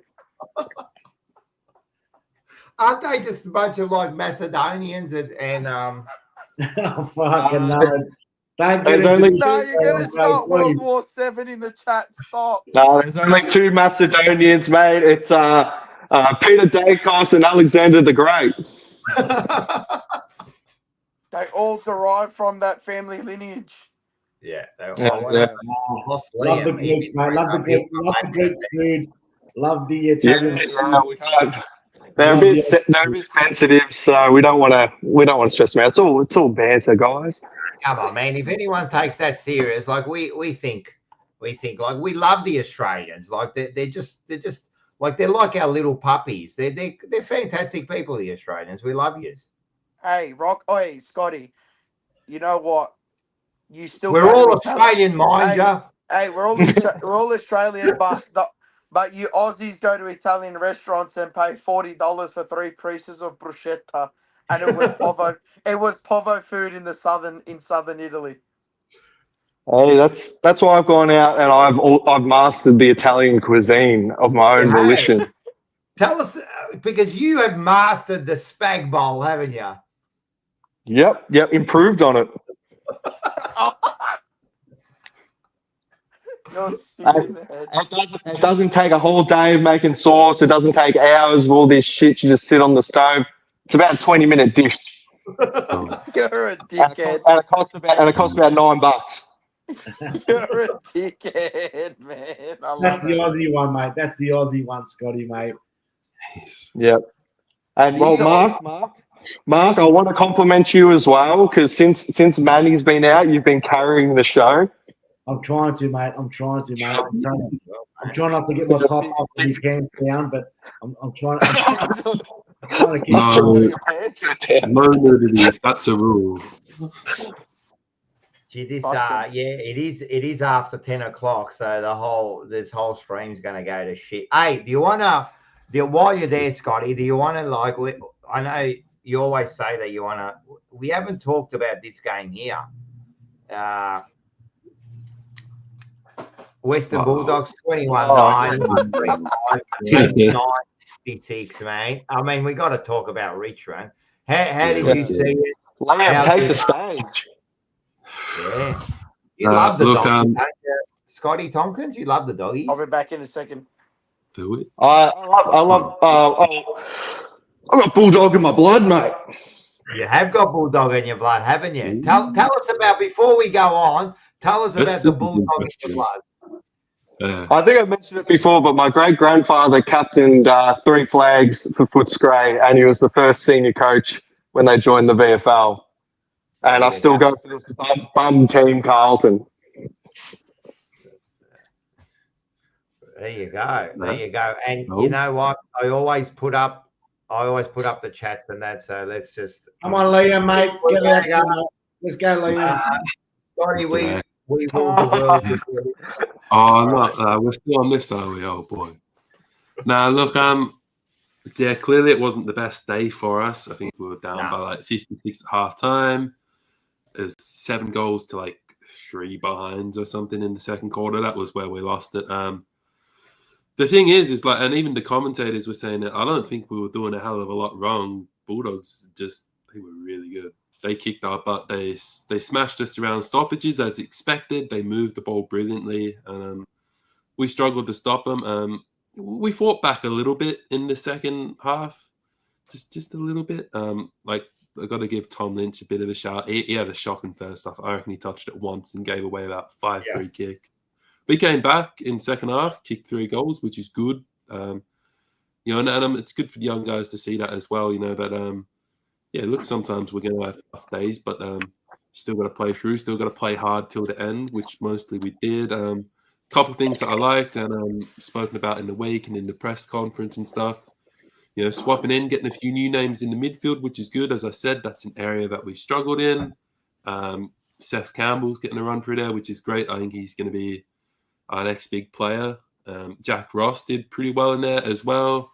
I got to shout out Ben Miller again. I don't know why he didn't get the job on Sam Darcy, but he locked Norton away. I think Norton only kicked 1 goal, maybe had 7 touches for the game, 7, 8 touches. He's been doing a really good job for us as well. But yeah, look, I'm trying to pick the positives out here, but look, there was one positive there, Liam. 79 points. And Lynch signed for another 2 years at the club recently. Yeah, true. Did he? Yeah. So obviously he's showing that officially released. Tom Lynch. Tom Lynch signed another 2 years. Really? Yeah. More news than me. Hang on. So just showing that he's got all the mail tonight. He's got all the trading contract news. I've got it all, mate. He's got Tom Morris on speed dial. Just showing that Lynch is going to be there to support the young forwards, mate. That's a promising side for the Richmond. No, but it is. I think that was impressive in the second half because he stunk it up in the first half. I was like, "Fuck, it's good to see him. But he turned it on for the second half, and it's important for the young kids to see that. Be like, right, you haven't played your best half. Things haven't gone your way, but you still got a half to go, and you still got a half to change things. And it's great saying we have in the house when we chat about footy. It doesn't have to be your day; it just has to be your moment. And he definitely turned it around. That is beautifully said. I've said that many times. I wonder where that originated. I hope Dad's listening to that because he loves that one too. I love that. I haven't heard about the contract news, but I know a fair few boys are coming back from injury. Hopefully Gibcus, maybe not this week, but next week, we'll finally get a run in the VFL. Taj Houghton, one of our big signings, or our big draftees, he finally got back out there and he looks like he's going to be the player that we thought he could be. I think Sammy Lawler might be in selection contention this week again. So, yeah, definitely a couple tough games coming, though. We've got Adelaide this week and they're looking good. They can really get a top 4 spot here if they do a good job. And then we've got Geelong. But Geelong is after the bye and I'm going to that game. So, You'll be there, won't you? Yeah, we might lose against Adelaide, but we're going to win against Geelong. That's next week, isn't it? At GMHBA. It's 5th of July or something. It's at GMHBA, yeah. Yeah. It's at Alphabet Stadium, yeah. Yeah, I may be at that game, Liam. Oh, dude, I was thinking about going to that as well. I may be at that game with a certain someone I am talking to in the DMs. Here we go. I'll meet you there. I'll meet you there. Liam, there was a glaring omission from your player report, and that was your debutant from the Warragul Footy Factory, Jasper Olga. Jasper Olga, About half of Warragul was at Marvel over the weekend with Alex Taru for Saints and Olga for Richmond. What did you think of the young Tucker? Well, do you know what the worst thing is? They started him as the sub in his first game. I hate that. So bad. Is Billy Wilson going to start as the sub? That's not fair. No, he looks all right. He didn't really have a lot to do, unfortunately. But going off from the highlights and the footage I've seen him in the VFL, he looks like he's going to be a real solid competitor. Really good aerial threat as well. And he actually looks like he's a pretty straight kick at goals, which is something we're lacking down there. So, he is. He was killing for goals in the seniors since he was about 15. Under the tutelage of the great Jed Lamb, so he'll be going places, mate. He's a ready-made player. I love it, mate. I love it because you are. I'll have to come check him out, mate. Warragul. He is the mayor of Warragul, Scotty Thompson. Scotty's the undeclared mayor of Warragul. Yeah, he is, man. I didn't even know Warragul existed till we can't. Yarrawonga. Nah, that's on the other side. That's on the border. That's up here. Warragul's basically in the Pacific Ocean. Oh right, yeah, I thought so. I've done a search. There's a fair few good players from down there, you know. What happened? The best ones are.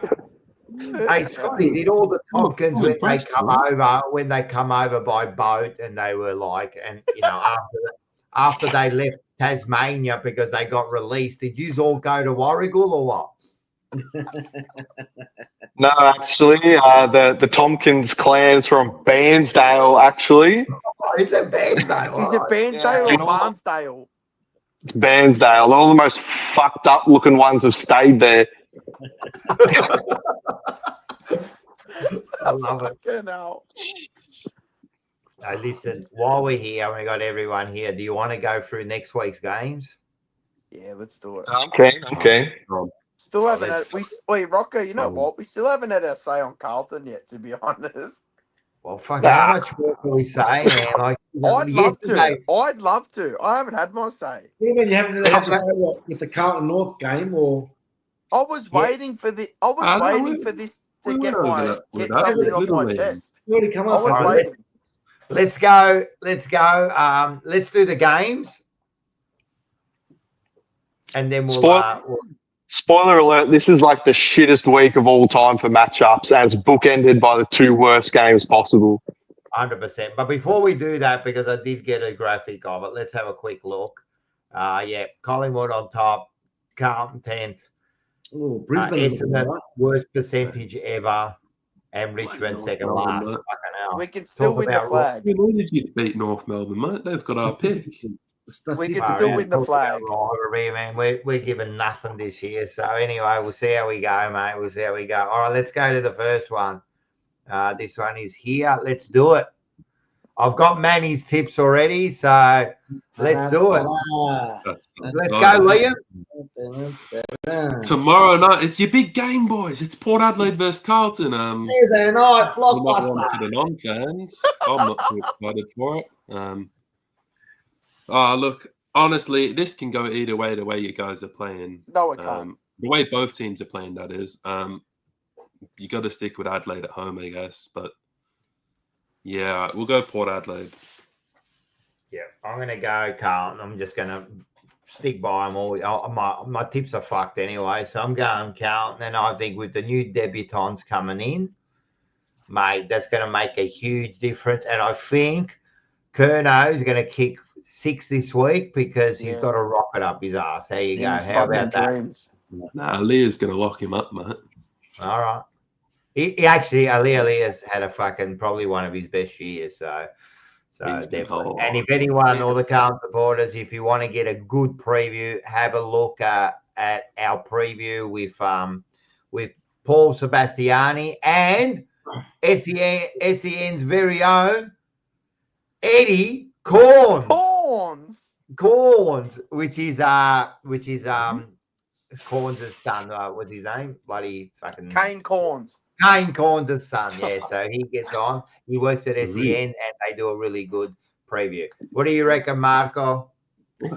You know what? As Rex Hunt say, it's all over.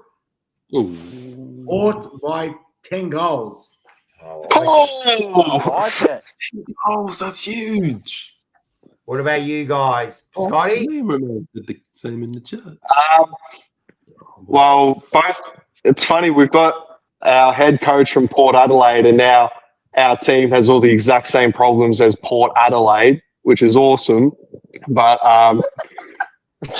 it's going to be a shit game.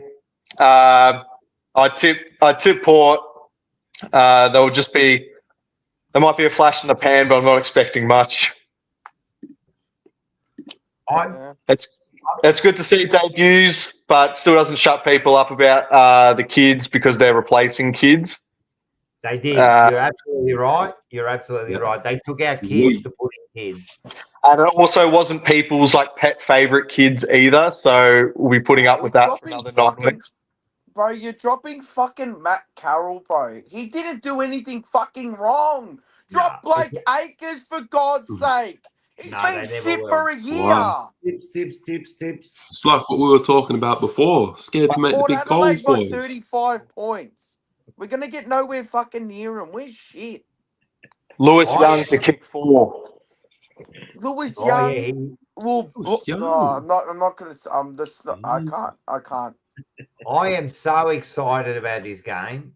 I'll be at Mount Buller. I am. I'm going. I'm taking off in the morning, man. So that's how excited. Where's my invite? You can come. Yeah, all right, fair enough. I'll come. I got my Nonda's birthday. There you go. Happy birthday, Nonna. All right, next game. Next game, Friday night. This is a bit of a better matchup, isn't it? Sydney versus the Bulldogs at the SCG. Sydney are back in a little bit of form, but Bulldogs are looking really good. They're back in the top 8 and they're staying there and they're winning. Bulldogs for me. I'm with you, Liam. I'm going Bulldogs. Bonson-Harry's 250th. Oh, is it? There you go. I like yes. that. He's a. You know what? That was the star. Liam, do you think that teams actually get up for milestone games, or is it just a load of shit? It's a load of shit because what happened? What happened to Dangerfield? Nah. Mate, if you need to be game. fucking lifted by a milestone game or by someone dying, come on, man. Nah, I've seen it. Patrick Dangerfield is an agent. Any milestone. What happened? It does not matter. No, I agree. Unfortunately. This will be the upset of the round. Going for? Flip of the coin, boys. It's the only. Okay, so we've got tails. That's the Bulldogs. Bulldogs. This will be the upset of the round. Sydney. You reckon Sydney? All right. Yeah, I got a feeling Sydney. I'm tipping the Swans. They've got Papley back, another Warrigal product, so he'll kick about 6. His missus was in my tutor group at high school, so Fucking hell, man! Like it's just you're just pulling out names and like that's just out of your ass. That's the best, man. Like I Bro, didn't know he was a Warrigal boy. Half of the AFL's from fucking Warrigal. There you go. Liam. Next game. Liam. All right, Saturday. Man, this is actually a pretty awful round, isn't it? Gold Coast versus Melbourne. Up on the Gold Coast. Probably should have won last week, but they'll win this week at home. Go Gold Coast. I'm going Suns also. Mark? Yeah, Gold Coast for me, mate, until round 25 or 27 or 29. Man. Gold Coast. At least Gold Coast is still a chance to make the 8. Yeah, we'll knock Everyone's them out. going to tip Round Hawthorn. 28, whatever it is. Knock him out. You can't even beat the bottom side. You're going to knock him out. What about you guys? and Demons for me. Demons. Demons. Yep. The Suns are going to be on the back foot all season till the final round for the deciding game. Nah, Gold Coast will win. Nice. Next one. Hawthorn. Yeah, Hawthorn, North Melbourne down in Tassie. Have Carlton run North Melbourne into form, have they? Or I don't know. I think they have. Nah, Hawthorn down in Tassie. They're a good team. Mark? I don't know. I heard that North Melbourne has the best midfield in the comp. They looked like it the other day for 3 quarters. This was just about to be flip of the coin for me, but it's what is it in Tassie? What is it, Tassie? Launceston or where?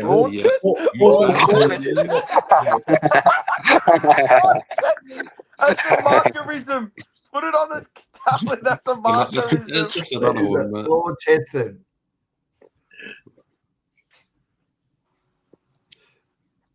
Yeah, where'd you go? Hawthorn for me. Hawthorn. Why? Because it's in Launceston. No, I was about to wait for him to tip the fucking Tassie Devils, mate. If this was in Hobbit, I would have given the Kangas a chance, but since it's in Launceston, it's the Mighty Hawks to me. I think the Hawks I have got can't, man. Oh boy, Launceston. Here we go. All right, here we go. Back at Marvel Stadium. Back in Melbourne. That's an easy one to pronounce. Collingwood, West Coast.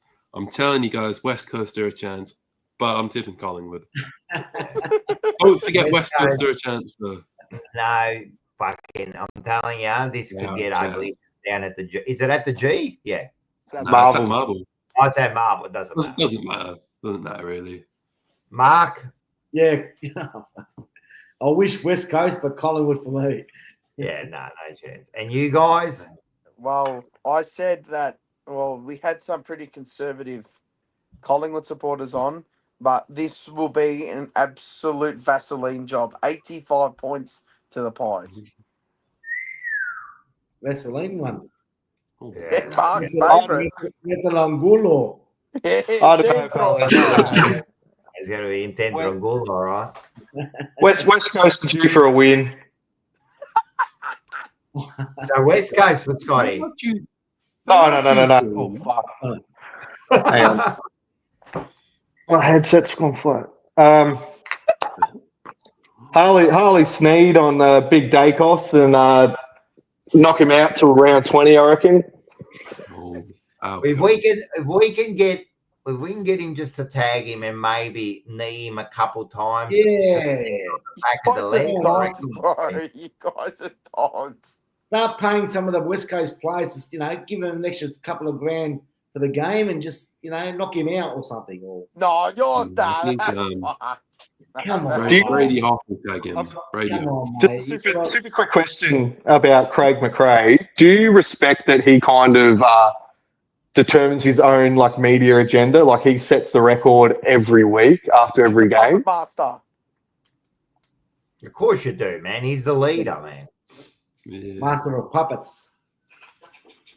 He's a leader, man. That's what he does, man. Of course, that. He's- I he's wish all right. we were more like that. What do you reckon? At Next least he's game. honest. He says what he's Alright. thinking. I still reckon Collingwood are winning. Yeah, I reckon. Yeah, we all want West Coast to win, but we're not tipping them. I'll put $5 on West This Coast. exact game last year is when that Collingwood fan grabbed the West Coast player and got banned for 12 months. Yes, you're right too. I wonder if he'll be back there in the front row, just ready with the claw. The big, I reckon he should get Mars's big finger and just poke the players as they're running past, mate. The finger. That's the Yeah, best. West Coast will get fingered hard enough, bro. Next game. All right, here we go, boys. My team, Richmond, up against Adelaide. Same thing. We all want Richmond to win, right? Yeah, look, They're due for a win. there's definitely a chance. We do play all right against Adelaide, and they don't always play the best at the MCG. So again, I'm holding out a little bit of hope, but Adelaide have a really good chance to get into the top 4, and they're coming off a week off too, so I think they'll be primed and ready to go. So yeah, I'll tip with my head and go Adelaide, but same thing. Watch out, we're gonna do all right. I like it. And Marco, what do you reckon? You guys knocked off Adelaide in Adelaide last year for a less functional team. Mhm. So with Shy Bolton. It's true. It's one of our 2 wins last year. this will be the Jasper Olga legacy game, I think.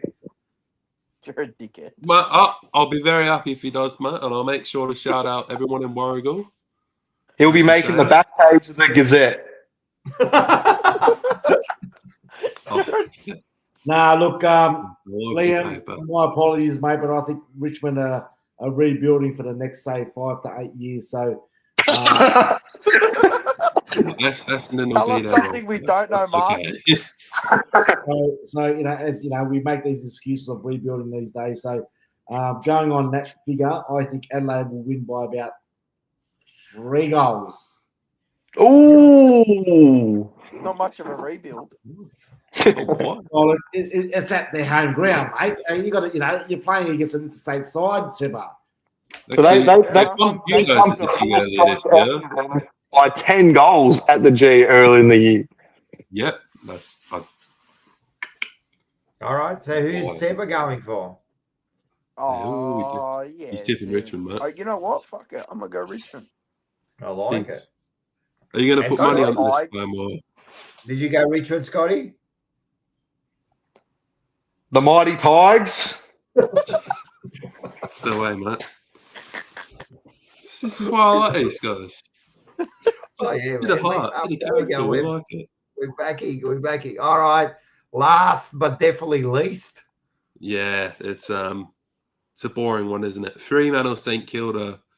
You know what? As much as Fremantle have been in flying form, Saints made them look silly last time they played, eh? So, but it's over here this time. They can't lose to them again, can they? Go Freo. Yeah, Freo for me. No, it has to be them. Saints can't travel unless it's in Alice. Yeah. Everyone going Freo? All right, Yeah, beautiful. Freo it is. Oh, beautiful. And it's a win for the competition because Essendon has a bye. That's their third home game in 3 weeks. Wait, what was the bye teams? What was the bye teams? Oh, sorry. The bye teams Brisbane, are. Essendon, Geelong, and Giants. Few big teams. I'm going for the Geelong Giants. You reckon the Geelong? Yeah, they're good. Any team Yeah, that's the Bombers have nerfed Brisbane way too much. I reckon the Geelong Giants would kill the Brisbane Bombers. Hey, this is the inaugural Seba segment for the bye weeks. I started this year. Just remember. You started that. what? I started the Geelong this type tip. of. Oh yeah, you did too. So I reckon, yeah, definitely. Who are you tipping, Seba? For me, Yeah, in the double. the Giant Cats by about 850 points. Yeah. What do you reckon, Mark? Who would win? Out of Brisbane, Essendon, and Geelong Giants. I think it would be Brisbane Essendon, easy. For Ah, Yeah, it'd just be all Brisbane players, won't it? Well, Brisbane aren't that good, Mark. Nah, look, Brisbane Essendon. Just look at it. Brisbane Essendon, Geelong, Giants. Geelong, Yeah. It's a make-believe side. But the real Brisbane question Essendon. is the team names. I'd rather it be the Brisbane Bombers versus the Giant Cats. The Giants. You say that? Yeah, that's The a big good point. pussies. That's a And the good point. Brisbane Bombers, Sebastian goes bang. Bomber. The Bomber Lions. Nah, they're shit. That's a shit name, Bombers. Brisbane Bombers, that's all right. Brisbane Bombers is Bombers. okay. But the Sounds Giant nice. Cats, that's sick. Giant. Giant Cats. Oh, boy. Big pussies. And as you can see, I'm slowly catching up to Mark. Again, he only got 3 this week. Manny's moved away to 3 ahead. And yeah. It's Collingwood winning, mate. Once Collingwood Shouldn't have start losing, tipped we'll St Kilda. drop That down. was silly. If I'd have tipped North Melbourne and tipped Collingwood, I'd be level. But I don't know what's happening to Living Seb, man, but right? he keeps disappearing. That's what happens, Liam, mate, when we back our team. I mean, you don't back your team every week, but, you know, obviously me and Rocco always go for the... well, I'd be worse off if they did. If we're quite mutual, I reckon me and Rocco will be just about up there, mate. We'll be just about up there. Again, with the excuses, Mark, you are just the excuse man. Like, if Boy. it's not excuse, and now it's because you choose. Like, you don't have to choose Essendon. No, of course I don't. Of course I don't. But I do, and so do you. Have you ever gone against Carlton? Have you ever gone against Carlton this year? Once. Bunker busters. Not this year, but I will be going against them next week, I reckon. But what I'm saying is, No, I this don't is make this week. that excuse that I'm losing this. That it's because I picked You are. Carlton. That's the reason why you're losing it. No, it's Because not. you're backing Carlton. How many No, games have they won? no. How many games No. have Carlton won? It doesn't matter. I don't make that excuse. That's not the one that I lose on all, mate. Like, my That's excuse right. is that I am a shit tipper. It's got nothing That's to do that I pick up. But That's your right. excuse is, it's Essendon. Yeah, well, if Essendon will win the more games and Collingwood will That's lose, your fault. yeah, I know that. But Liam is more civil. He'll go out and he's still losing. Much. And he's still Oh losing. no, I used my head and I'm still doing shit. But oh no, tipping's not a good measure, boys. Yeah, just be careful, Mark. If you go at Liam, I'm backing him up. So Yeah, he's a Liam. I have a really good fantasy team. Does that count for anything? No, we don't do. Oh no, fantasy. Mark. Oh, Mark, I didn't tell you because I was chatting to him quick about fantasy. I saw one of your players on Saturday, Nick Martin, mate. Yeah. He was over here. He was at the Subiaco East Perth game. what were you eating a pink lady apple? Did he pop out? I was Fantastic. the guy I was doing the timekeeping with used to coach him or something, so he came up to say g'day. Oh, there you So I go. got to say g'day to him quick. Nah, bullshit. Yeah. It's more behind that. He was talking to Freo or the That's West right. Coast coach. Possibly. You just don't know these days, mate. You No, just don't know. because he used to play for Subiaco, Yeah, he did. and Yeah, they were doing a reunion thing down there. That's why he was there. it's good to see him go out there and present himself out towards the community and where his roots are, and it's fantastic. I love it. Good on him. Good work. Well, actually, just a real quick one. Just speaking of reunions, we've got that North Melbourne 100-year anniversary that Sam Kekovich isn't going to. Have you heard about that story? No. Yeah, because he's He's refusing to go and with the premiership team because they're also celebrating the AFLW premiership at their 100-year anniversary. Wow. All right. Fair enough. No, only you hear these things, Scotty. We've got this. Liam knows.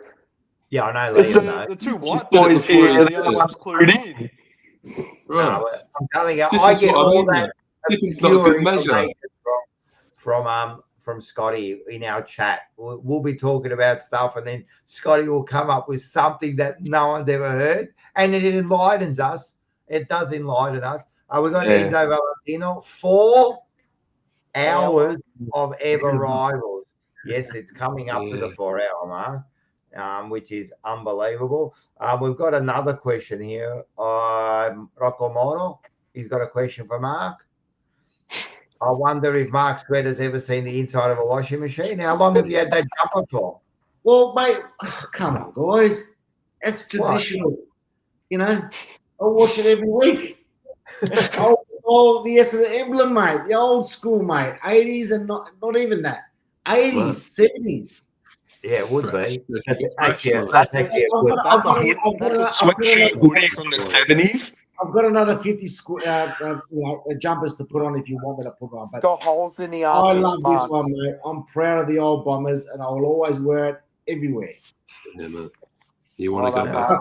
Plus, my washing machine's not working at the moment, anyway. Get on. What's his name? Get Gino to fix it. We love the retro stuff, man. It's the best, man. It looks sick. Look. I love the retro shit. That's all I buy. We're a retro, man. Now look at the bucket hat there, man. That's sick, man. You know the bucket hat suits you. I think so, mate. I think you look fucking I think so, mate. I think I do. I've got a few. I've got an Adidas one. I've got a cool one. I've got my mum to make me one as well. I love a good bucket hat, Did she crochet it? I'll grab it. I want to see it. I want to see it. Oi, just I don't know if she likes soda or something. It's like whoa. That's awesome. Orange on the Oh, other you side. got the reverse. Oh, holy shit. There you go, man. You look like an Oompa Loompa now. Yeah, I like the green That's side. amazing. Hey, boys, while we're at it, before we take off, as Manny does, let's all see if we can just put a quick joke, a very quick one, all right? So I've got a quick one, all right? All right, You guys want to put one in? Just none of these long story fucking jokes. Nice and quick. Why don't monkeys play cards in the jungle? Oh, no. I know this, but I'll let you give the punchline. Go on. Because there are too many cheaters. Jeez. All right, next. Come on, boys. Quick jokes. Quick one. Quick. Come on. Quickly. I can't. I've only got one. I've only got one, and it's Carlton. You only need one. It's Carlton. That's a good one. That's the best one. Yeah, I know you like that one. Because it always makes me laugh because I'm immature. But what's the difference between a snowman and snow woman? Snowballs. Keep it simple. That's it. Simple, mate. All right, next week I'll have a joke next week. And that's it. We're coming up to 3.5 hours. Far out. Yeah. I just want to say one thing because I didn't get to talk about it. Just one thing quickly. I got berated for this last week in the chat. I got fucking berated from pillar to post. Not that I care. I love it. I don't give a shit. But TDK, all my statements became true. I said he'd get smashed by Jerry. He got smashed. He's nowhere near a top 5 ruckman in the league. Nowhere near it. Did you see in the fourth quarter, he and Sherry were having a little love fest? Like, they had their arms around each other. They were hugging and shit. Each other. Me and Rocco, they were making a boino. Yeah. Oh, boy. You know what I didn't like? You know what I did not like about that whole that they hit him behind play? No, I didn't like that either. But you know what I didn't like? I didn't like that they chose Pitternet to protect fucking TDK. And if we need to get another ruckman in there to protect apparently the top ruckman in the competition, I don't know what we're doing anymore. He's nowhere near it. I don't care what anyone says. He's not. He's nowhere near the top echelons, and he's nowhere near 900K a year in my eyes. I wouldn't even be going anywhere near But that. in saying that, I hope he stays, and I think he'll be a good ruckman for us. No, you know what, Rocco. And don't get me wrong. Obviously, you'd love for all these players to stay. But as Mars said last night, if you're committed, you sign the effing dotted line. And we said it. I said it in the chat in our TJP mods chat last night. We all said the same shit about Patrick Cripps a few years ago for not signing it. Remember, everyone got on Cripps's back. And no one can say they didn't because the hardest of hard I Carlton did a big supporters. rant about it. Yeah, we all got on his back. Yeah, and I love Cripps, but I still got on his back. No one has got on TDK's back this year for not signing that fucking dotted line, right? If you're gonna do it with Cripps, keep the same energy for TDK because TDK is not half the player Cripps is. We got Andy from the Monday Blues. Hey, Andy. Andy. Jump on for 5 minutes, mate. Tell me and I'll send you the link. Get Andy on. I need a bit of Andy. But I need some Andy. In all seriousness, jump on, Andy. Let me know if you want to jump on. You know what I'm talking about. You know what I'm talking about, Rocco. Everyone got on Cripps's back, and the fact that we haven't seen it for TDK is actually disgusting. I agree. As a supporter base, it I pisses agree, me off. and it goes through the whole club. You know, like if he signs, if he signs, it gives a shockwave. You know what? He's here. He's committed. Let's fucking do this. You know what I mean? 100%, man. Yeah. Do you remember that bullshit that Wiedering fed us about how the spine is they're taking unders so they can stay together until they win a flag together? Yeah. Like if even half of that was true, he would have signed. 100%. And this is the thing. I'm not scared of losing TDK because Ultimate Greatness said it. You look what they picked up fucking Darcy Cameron for. A packet of chips, man. Yeah. If we didn't have band one compo dangled in front of us or this whole situation, I'd say, we probably wouldn't have thought twice about it. Yeah. I'd say keep him. But if we're getting offered, look, what did Essendon got? What was it? A top 5 pick for Ben Mackay, somewhere around there. Yeah. You're gonna get the same. You're gonna get the same for TDK. If not you'll better. get a top 5 pick. That's what I'm saying. And that top 5 pick, either you trade it for an in the now player or you draft someone. But it bewilders me because you know what? We shouldn't be. And again, obviously, you show respect to the players in terms of not attacking them personally, but we shouldn't be showing all this respect and all this leniency towards TDK because no one did that to Cripps. And I'm a culprit of that. I didn't give Cripps that leniency. You know what I mean? So I don't know who he's he's saying why don't we? I don't know who his manager is. I got no idea. But this is the thing. Bad news. It's all well and good saying his management this and that, but if the player wants to fucking stay, the management will not become a party in it. If TDK says I want to stay at Carlton, he will compromise on the pay. He will compromise. Simple as that. If you don't want to stay, then leave. Look at Geelong. Look at how they fit all those superstars in, and you know what I mean. It's just it What do balls you, my fucking. Mark, I want to get your opinion. What do you reckon? You're on mute, man. You're on mute. Unmute. Yeah. I can see Poinos in the reflection of his glasses. I don't know. Anyway, while he works that out, haven't you noticed that he's been on every single Hyundai promotion and ad, every single business ad they pumped for like the last 3 months? Yeah. Yes, I can hear you now. Andy, voila. There used to be a song years ago, or there used to be like a cassette. I'm not quite sure. Again, you got Scotty. He is a bit young, and Seba and Liam. These are all baby boys, mate. But there used to be a song called TDK does amazing things to your system. So I'm Googling this. yeah, I'm Googling this. so it was an old cassette. Sounds made TDK. up, man. So, It was an ad. It was an ad for cassettes. It used to be TDK correct, does yeah. amazing things. TDK does amazing things to your system. So TDK is doing amazing things to your club, mate. So one or the other, get rid of him and get some picks out of it, mate. That's Thank you, Marco. I agree with you for once.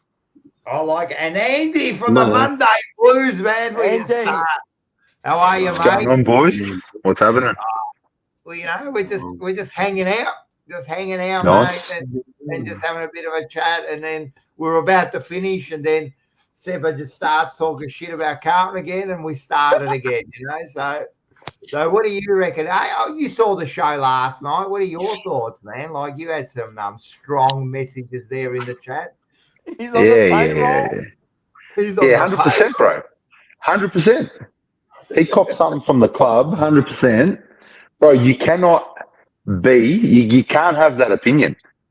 I'm sorry. He has. I agree. I just think someone's had a chat to him. No, but Andy, he sits in a box and drinks beers with the old players.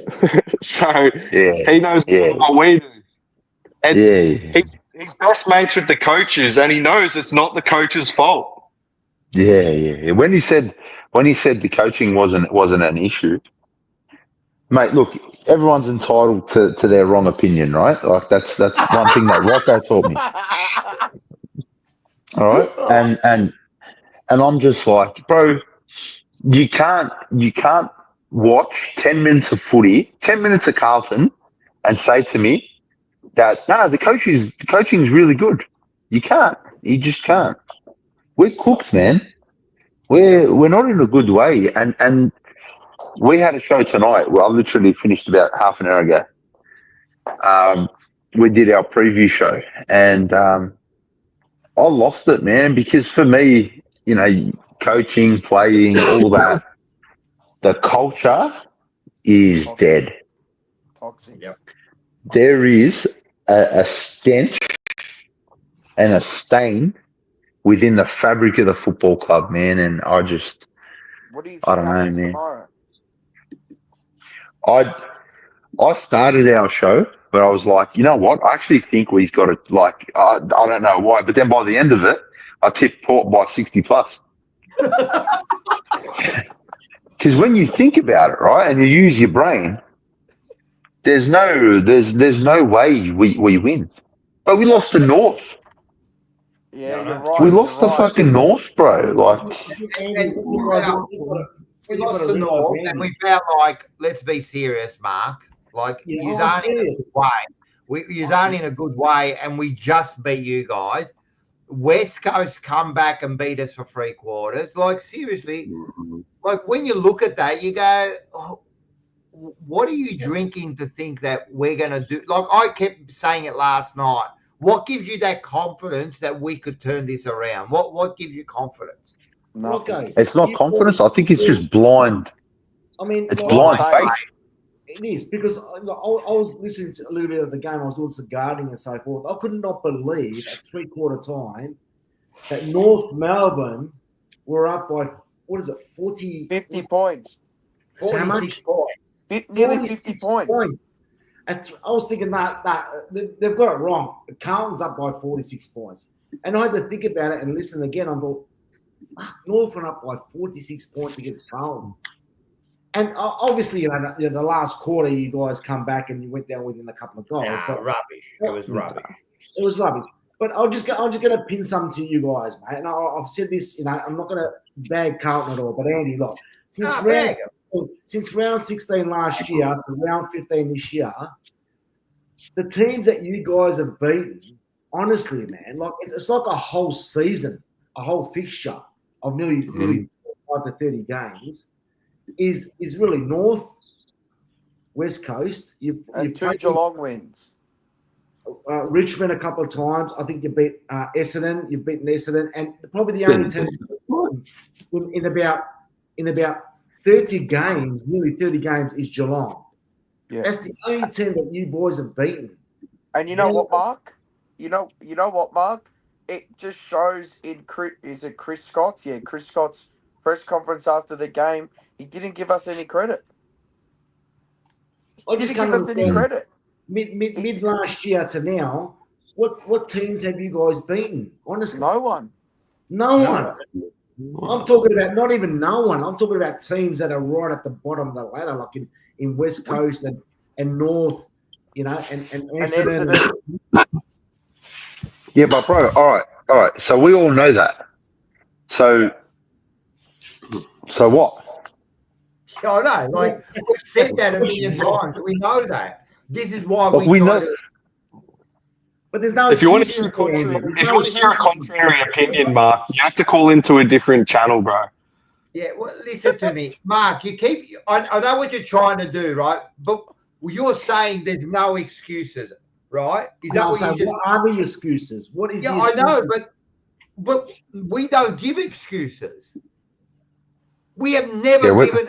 Our two shows have never We're probably given the realists. Our two shows. I'm sorry, I'll say it. Out of all the Carlton content creators, the only two shows, and actually three, and Bucky, those three channels, Monday Blues, TJP, and fucking Bucky, are the only three shows that have said it consistently since the middle part of last year. We have been fucking dog shit, and they've never fed in to what the club's rhetoric has been. Stick together. We'll get there. We need the fans. They've never fed into it. They've never spoken shit like that. And you know what? It's the people around the club and the content creators that feed into that shit and use that Carlton propaganda and project it onto their supporter base, which obviously supports the club, which hurts the club because you're diluting your fan base. You're corrupting your fucking fan base. You're making your fan base think, you know what? Oh, we're gonna go on that fucking miracle run of 2023. It's a dream. We're not going on a fucking run, bro. We're gonna win 2 games max for the rest of the year. Max. Who have you got first? You know what I mean? We'll maybe beat Melbourne and we'll maybe beat Essendon. And that's a maybe. Okay. But you get what I'm saying? It's these people that feed. It's these people that feed into the propaganda machine of the Carlton Football Club and then preach it out over to everyone, which is what's fucking toxic. People need to fucking wake up. You need to wake up.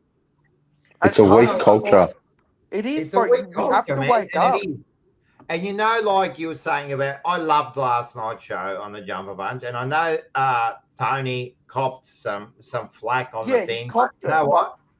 He came on, he had his opinion about, but it gave you an insight. It gave you an insight of what's happening inside the club, bro.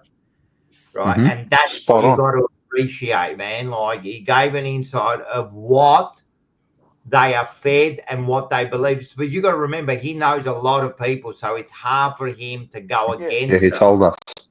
Yeah, so he's not looking from outside, where we've got no affiliation except for us, right? We don't. Like, I don't care about Aaron. I don't care about the emblem.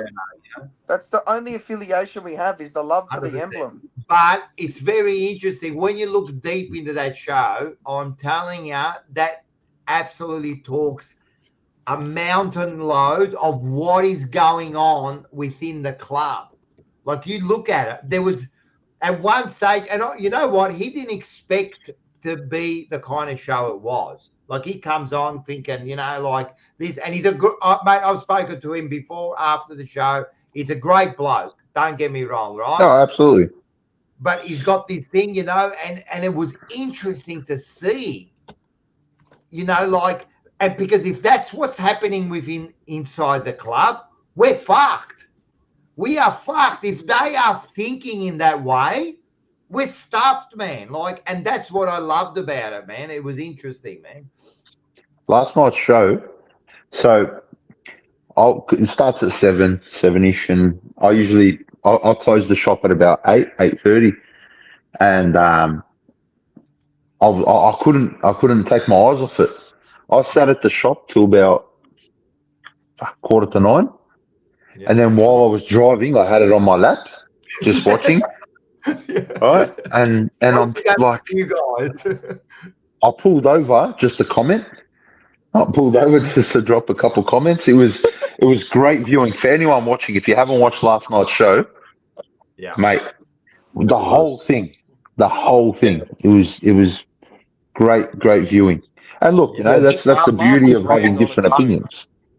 Yeah, that's good. And Mars's rant was he just had enough, man. He just went off, mate. I've never. Yeah. If anyone wants to, How's your table?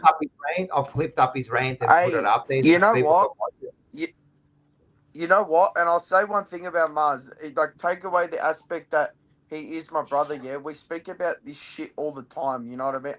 I'm with him for 9 hours of the day at work. I haven't. He's been pretty fucking calm all year. Yeah. Apart from round 1, he's been calm all year. He's been pretty quiet on the show too.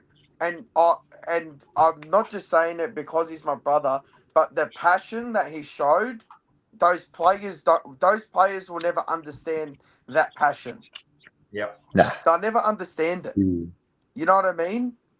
Like, it's just, you know what it is? They don't know what it means to play for that. They don't know what it means. We know. You guys all know. You have seen it. You have seen a flag. I haven't. I sent that clip of Mars to a bunch of Geelong supporters, and they couldn't understand the passion at all. Like, and they're coming from one of the most successful clubs of the modern era. They couldn't understand why'd you get so wound up. And these are like sick in the head Geelong supporters, man. Yeah. Well, you go through what we go through. They just don't understand what this club means to us. They don't understand what this club means to us. It's not even it's not even something you support, bro. It's like a family. Yeah.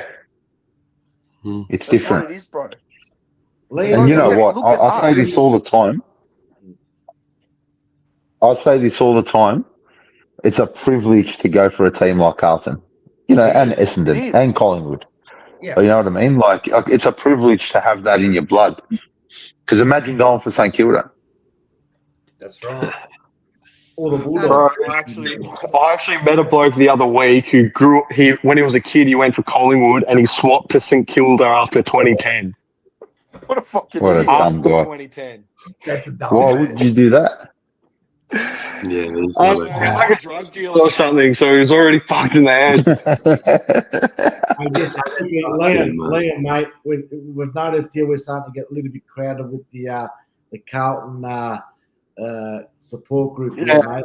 I thought this was about the Fourever rivals, but I must admit, mate, I'm going to keep saying it. 3 years ago, and this started this whole drama about spuds and potatoes, but Carlton, they're a bunch of fucking spuds, mate. Honestly. Oh, boy. 3 years ago, I'm going to keep on mentioning it, mate. This is rivals.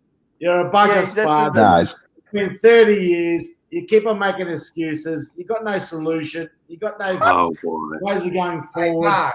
Hey, Mark. Again, I know what you're doing. Drug sagas. We've had issues with injuries. Carlton haven't had that. Big excuse. But wasn't your team on the gear and still couldn't win a flag? Sorry. Yeah, didn't your captain get his Brownlow taken away from him because he couldn't kick past the fucking jam tin before it? It's because he was a drug cheat. All the excuses, mate. AFL uses as guinea pigs, mate. Mark. Genuinely. Carlton are a bunch of spuds, mate. They haven't done nothing for 30 years. They've made finals. Liam, Mark, let me talk because before I wait up. Let me talk. Let me. Hey, Seba, hold on a second. You have to talk, okay? Let me talk. You can leave whenever you want because you're not going to be missed, right? Right. So I'll tell you something right now. Just like Essendon, you will never be missed because, as I said before, I know what you're trying to do. right?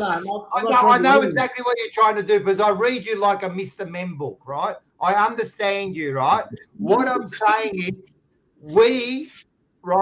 we have never made an excuse. So by you saying it again after we explained it to you shows how intelligent you are. Second of all, you are making excuses.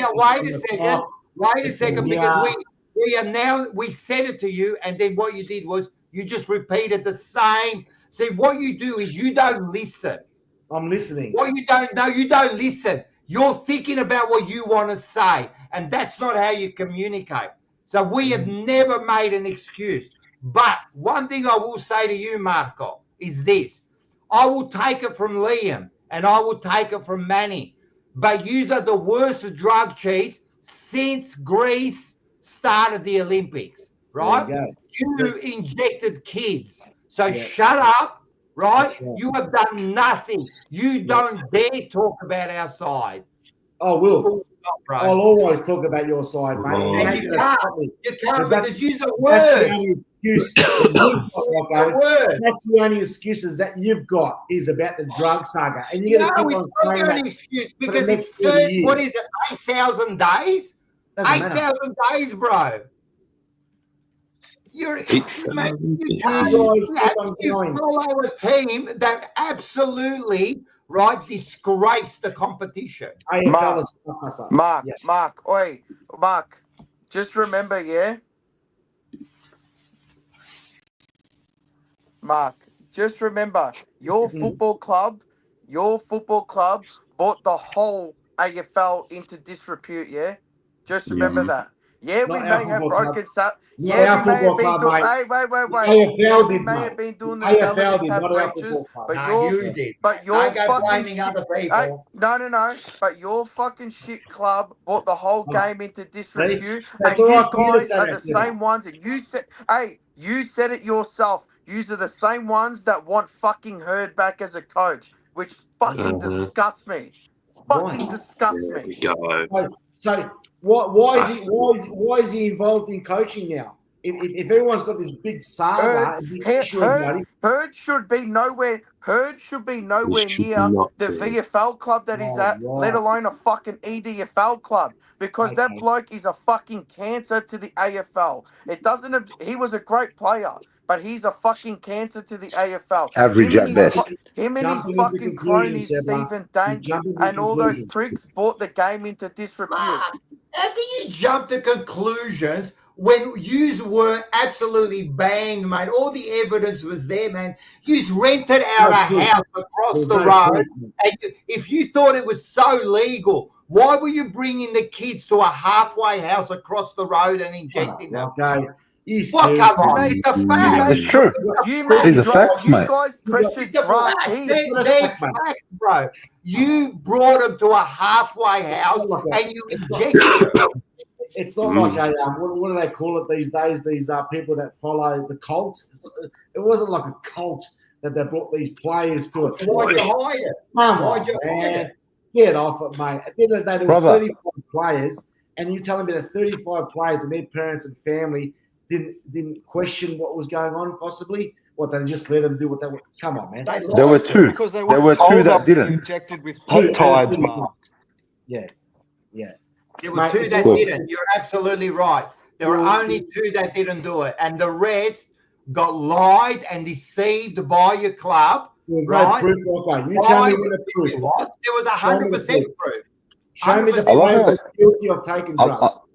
I love how the Essendon supporters blame the AFL as if Gil McLaughlin was in there jabbing up the players. I don't understand, bro. He's the same, man. I'll tell you right now. But that's how I see it, and that's what I believe, and that's what there is to it. You guys can continuously say, Essendon are a shit club, and you're shit, and you're fucking. You are. What you think? You are. We're shit. We admit it. We're shit too, but accept that you are shit. So I'm not going to accept that. All right, this is what I believe. But you are. Yeah, but you are. I'm not going to sit here and cop it to be on this show to not then have my opinion of what I feel about what your club is doing And No, what you the other can. teams But do. the problem Of course is, you can. Mark, what I don't get is we've given you your opinion and we You're agree not, with it. because you keep on We agree retaliating with to it. my opinions, Rocco. If We I say no. something about Carlton, you saying, "Oh, I know where you're coming at, Mark. I know what you're trying to say." You You don't know are. what I'm trying to say. You You guys have are. all But I know spoken exactly for what you're years. trying Wake to up say. Australia, mate. No, listen, Mark, because everything you said, we agree. What don't you get? We And you're agree growing. with it. We What's your agree with it. solution? How can you keep repeating it if I agree?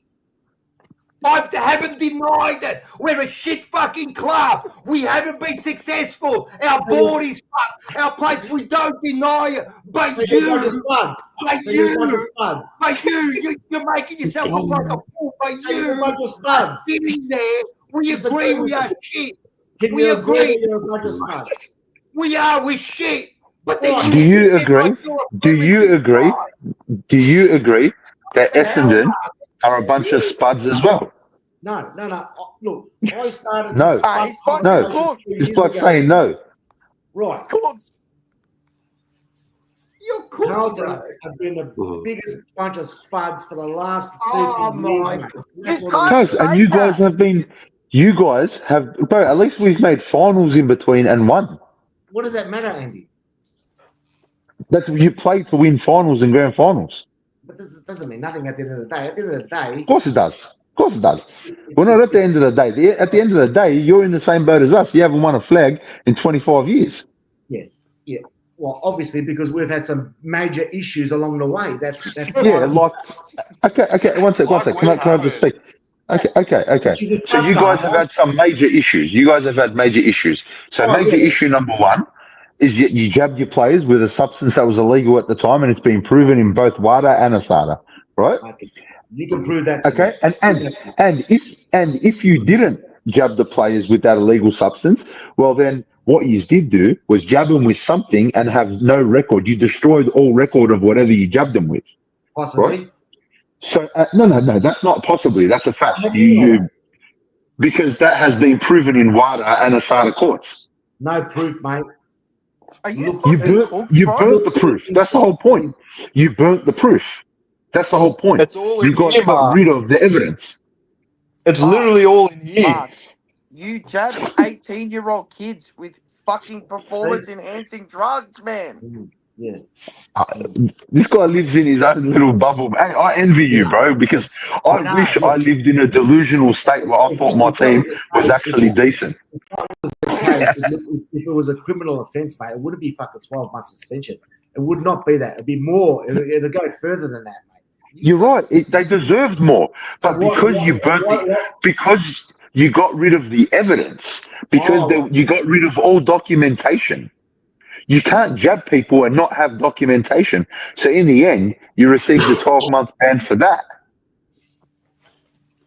So you're pretty much saying that was like a bit of a cult factor here, that we went out. No, there you can call it whatever you want, but you jab players. Drugs and we, they're like animals. You guys knew what you were doing. Joe Watson admitted it. Joe Watson admitted it on the couch that he was jabbed with this substance. So I don't understand what you're arguing, brother. Illegal or legal? I don't know. There's wider and they were told. They might have been told that it was legal by the person jabbing them, right. But it was definitely on the line. And then, whether it's legal or illegal, you guys got rid of all documentation. Took the risk. Well, I don't know that, Andy. I don't know what how further that. You don't know. That is a fact. That is why you guys got suspended, because you guys got rid of the program. You eliminated all evidence of the program.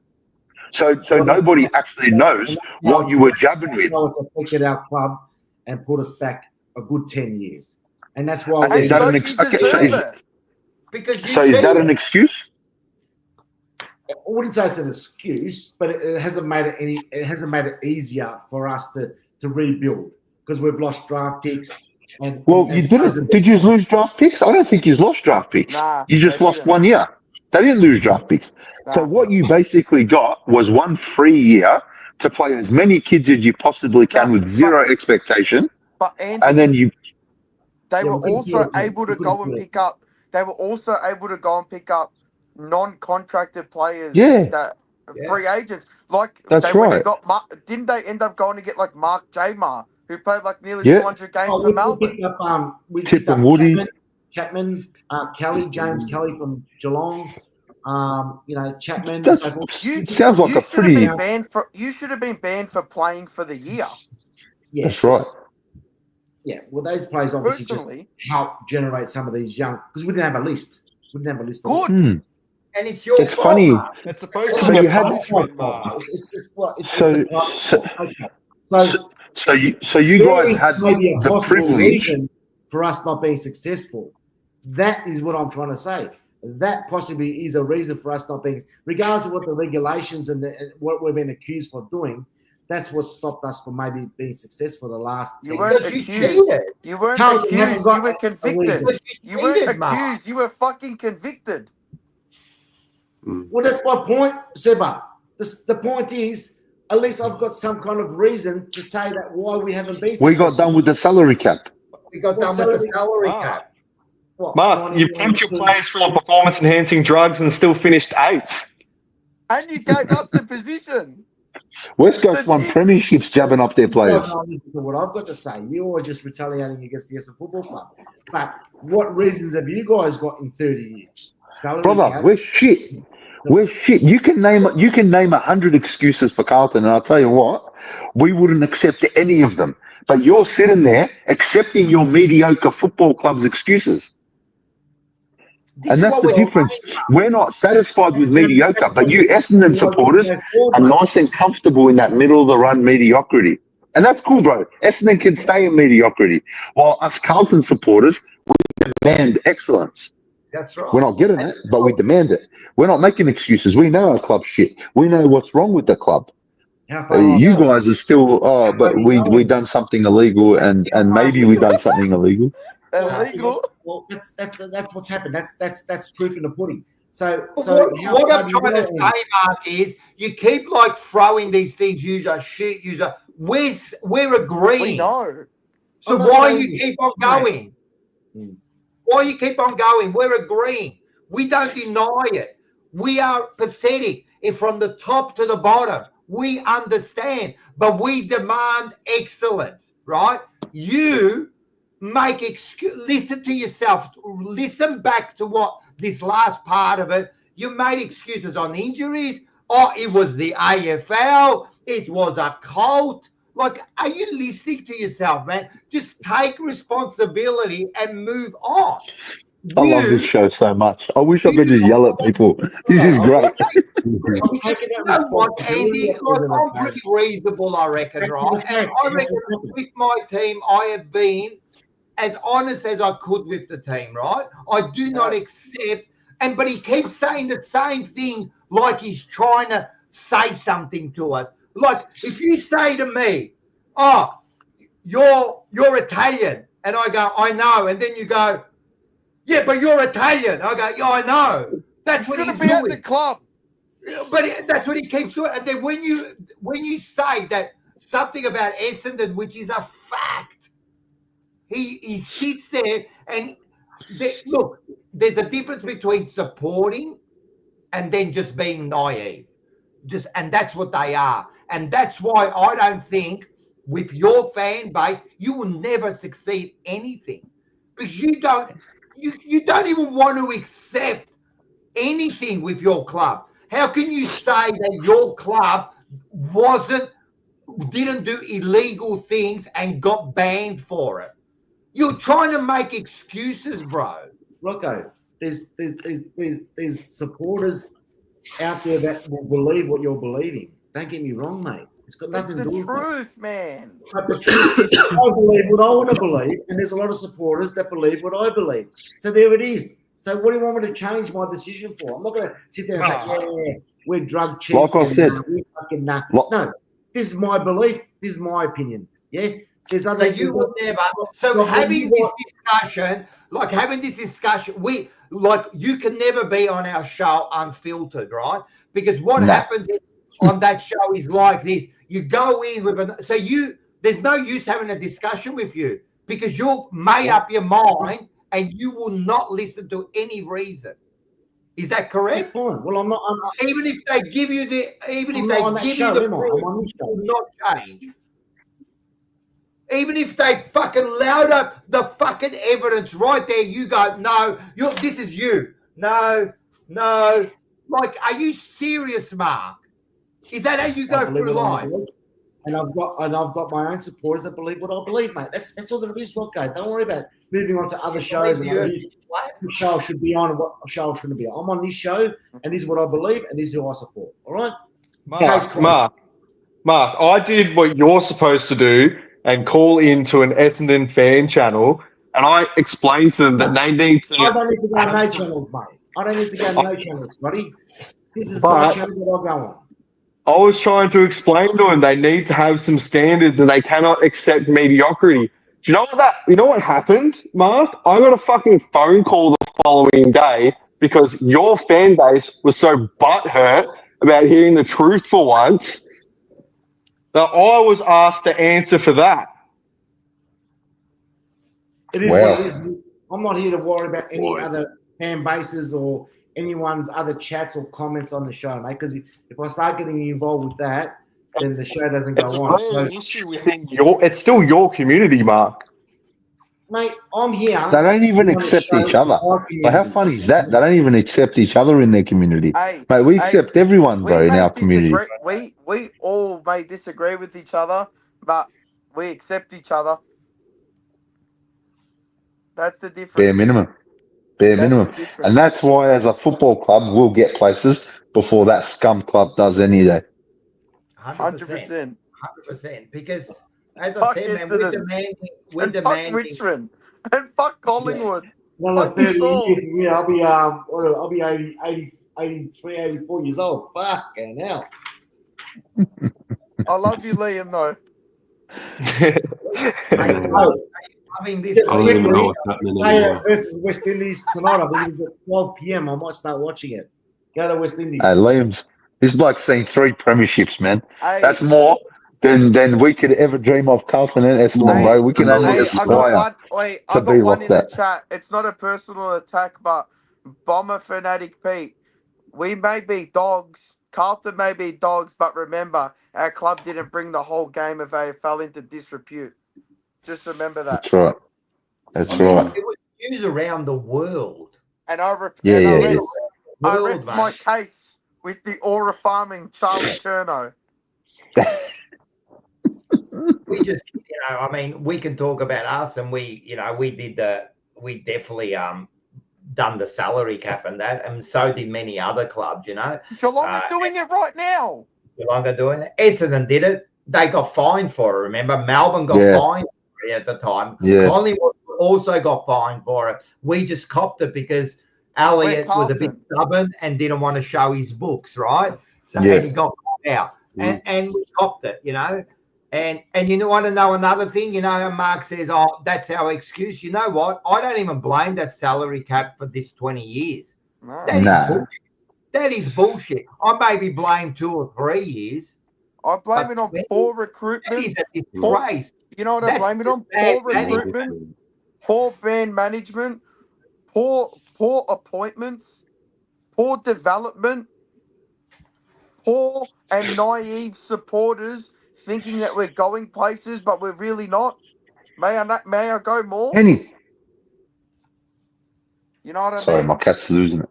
Oh boy. I'll be the one man brave enough to name those responsible, to name the families.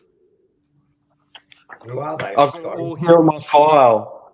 The corporate interests that have taken control of this club in the last 25 years. Shall I name the names? Yes, name the names. Drop them. Pratt. Do you guys Matheson. the 5 families that control this club from the shadows? All right.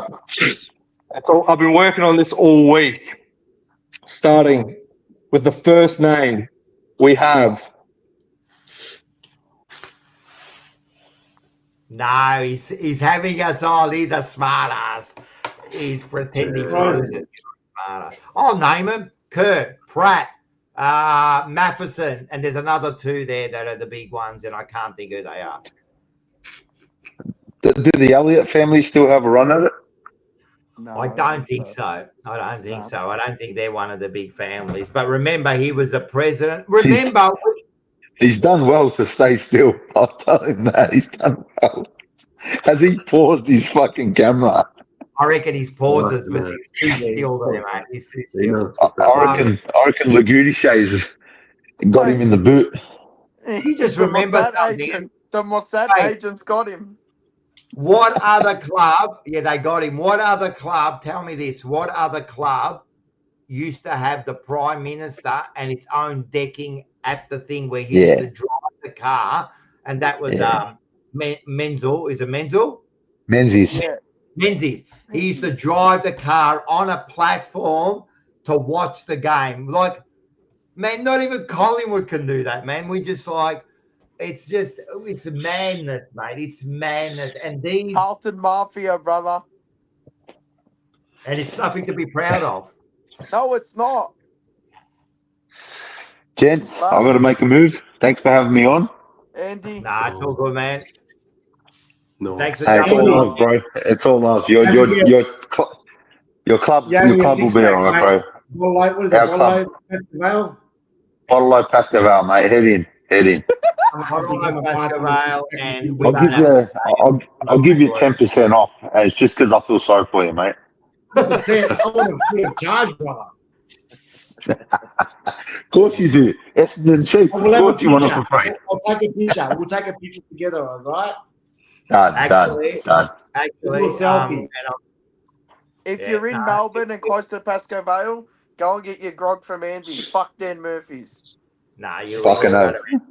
All right, mate. Appreciate it, guys. Have a great night, yeah? Go. All right, it has been. This show has gone longer than the jumper punch, so it's been big. Yeah. All right, I got to say, you've left me on a high. I am going. I've got to go to bed because I've got to get up in the morning. Thanks for coming, everyone. I hope you enjoyed it. I'm off. Well, let me just get this ready, and we'll see you next week. Go the Blue Boys. Richmond boys.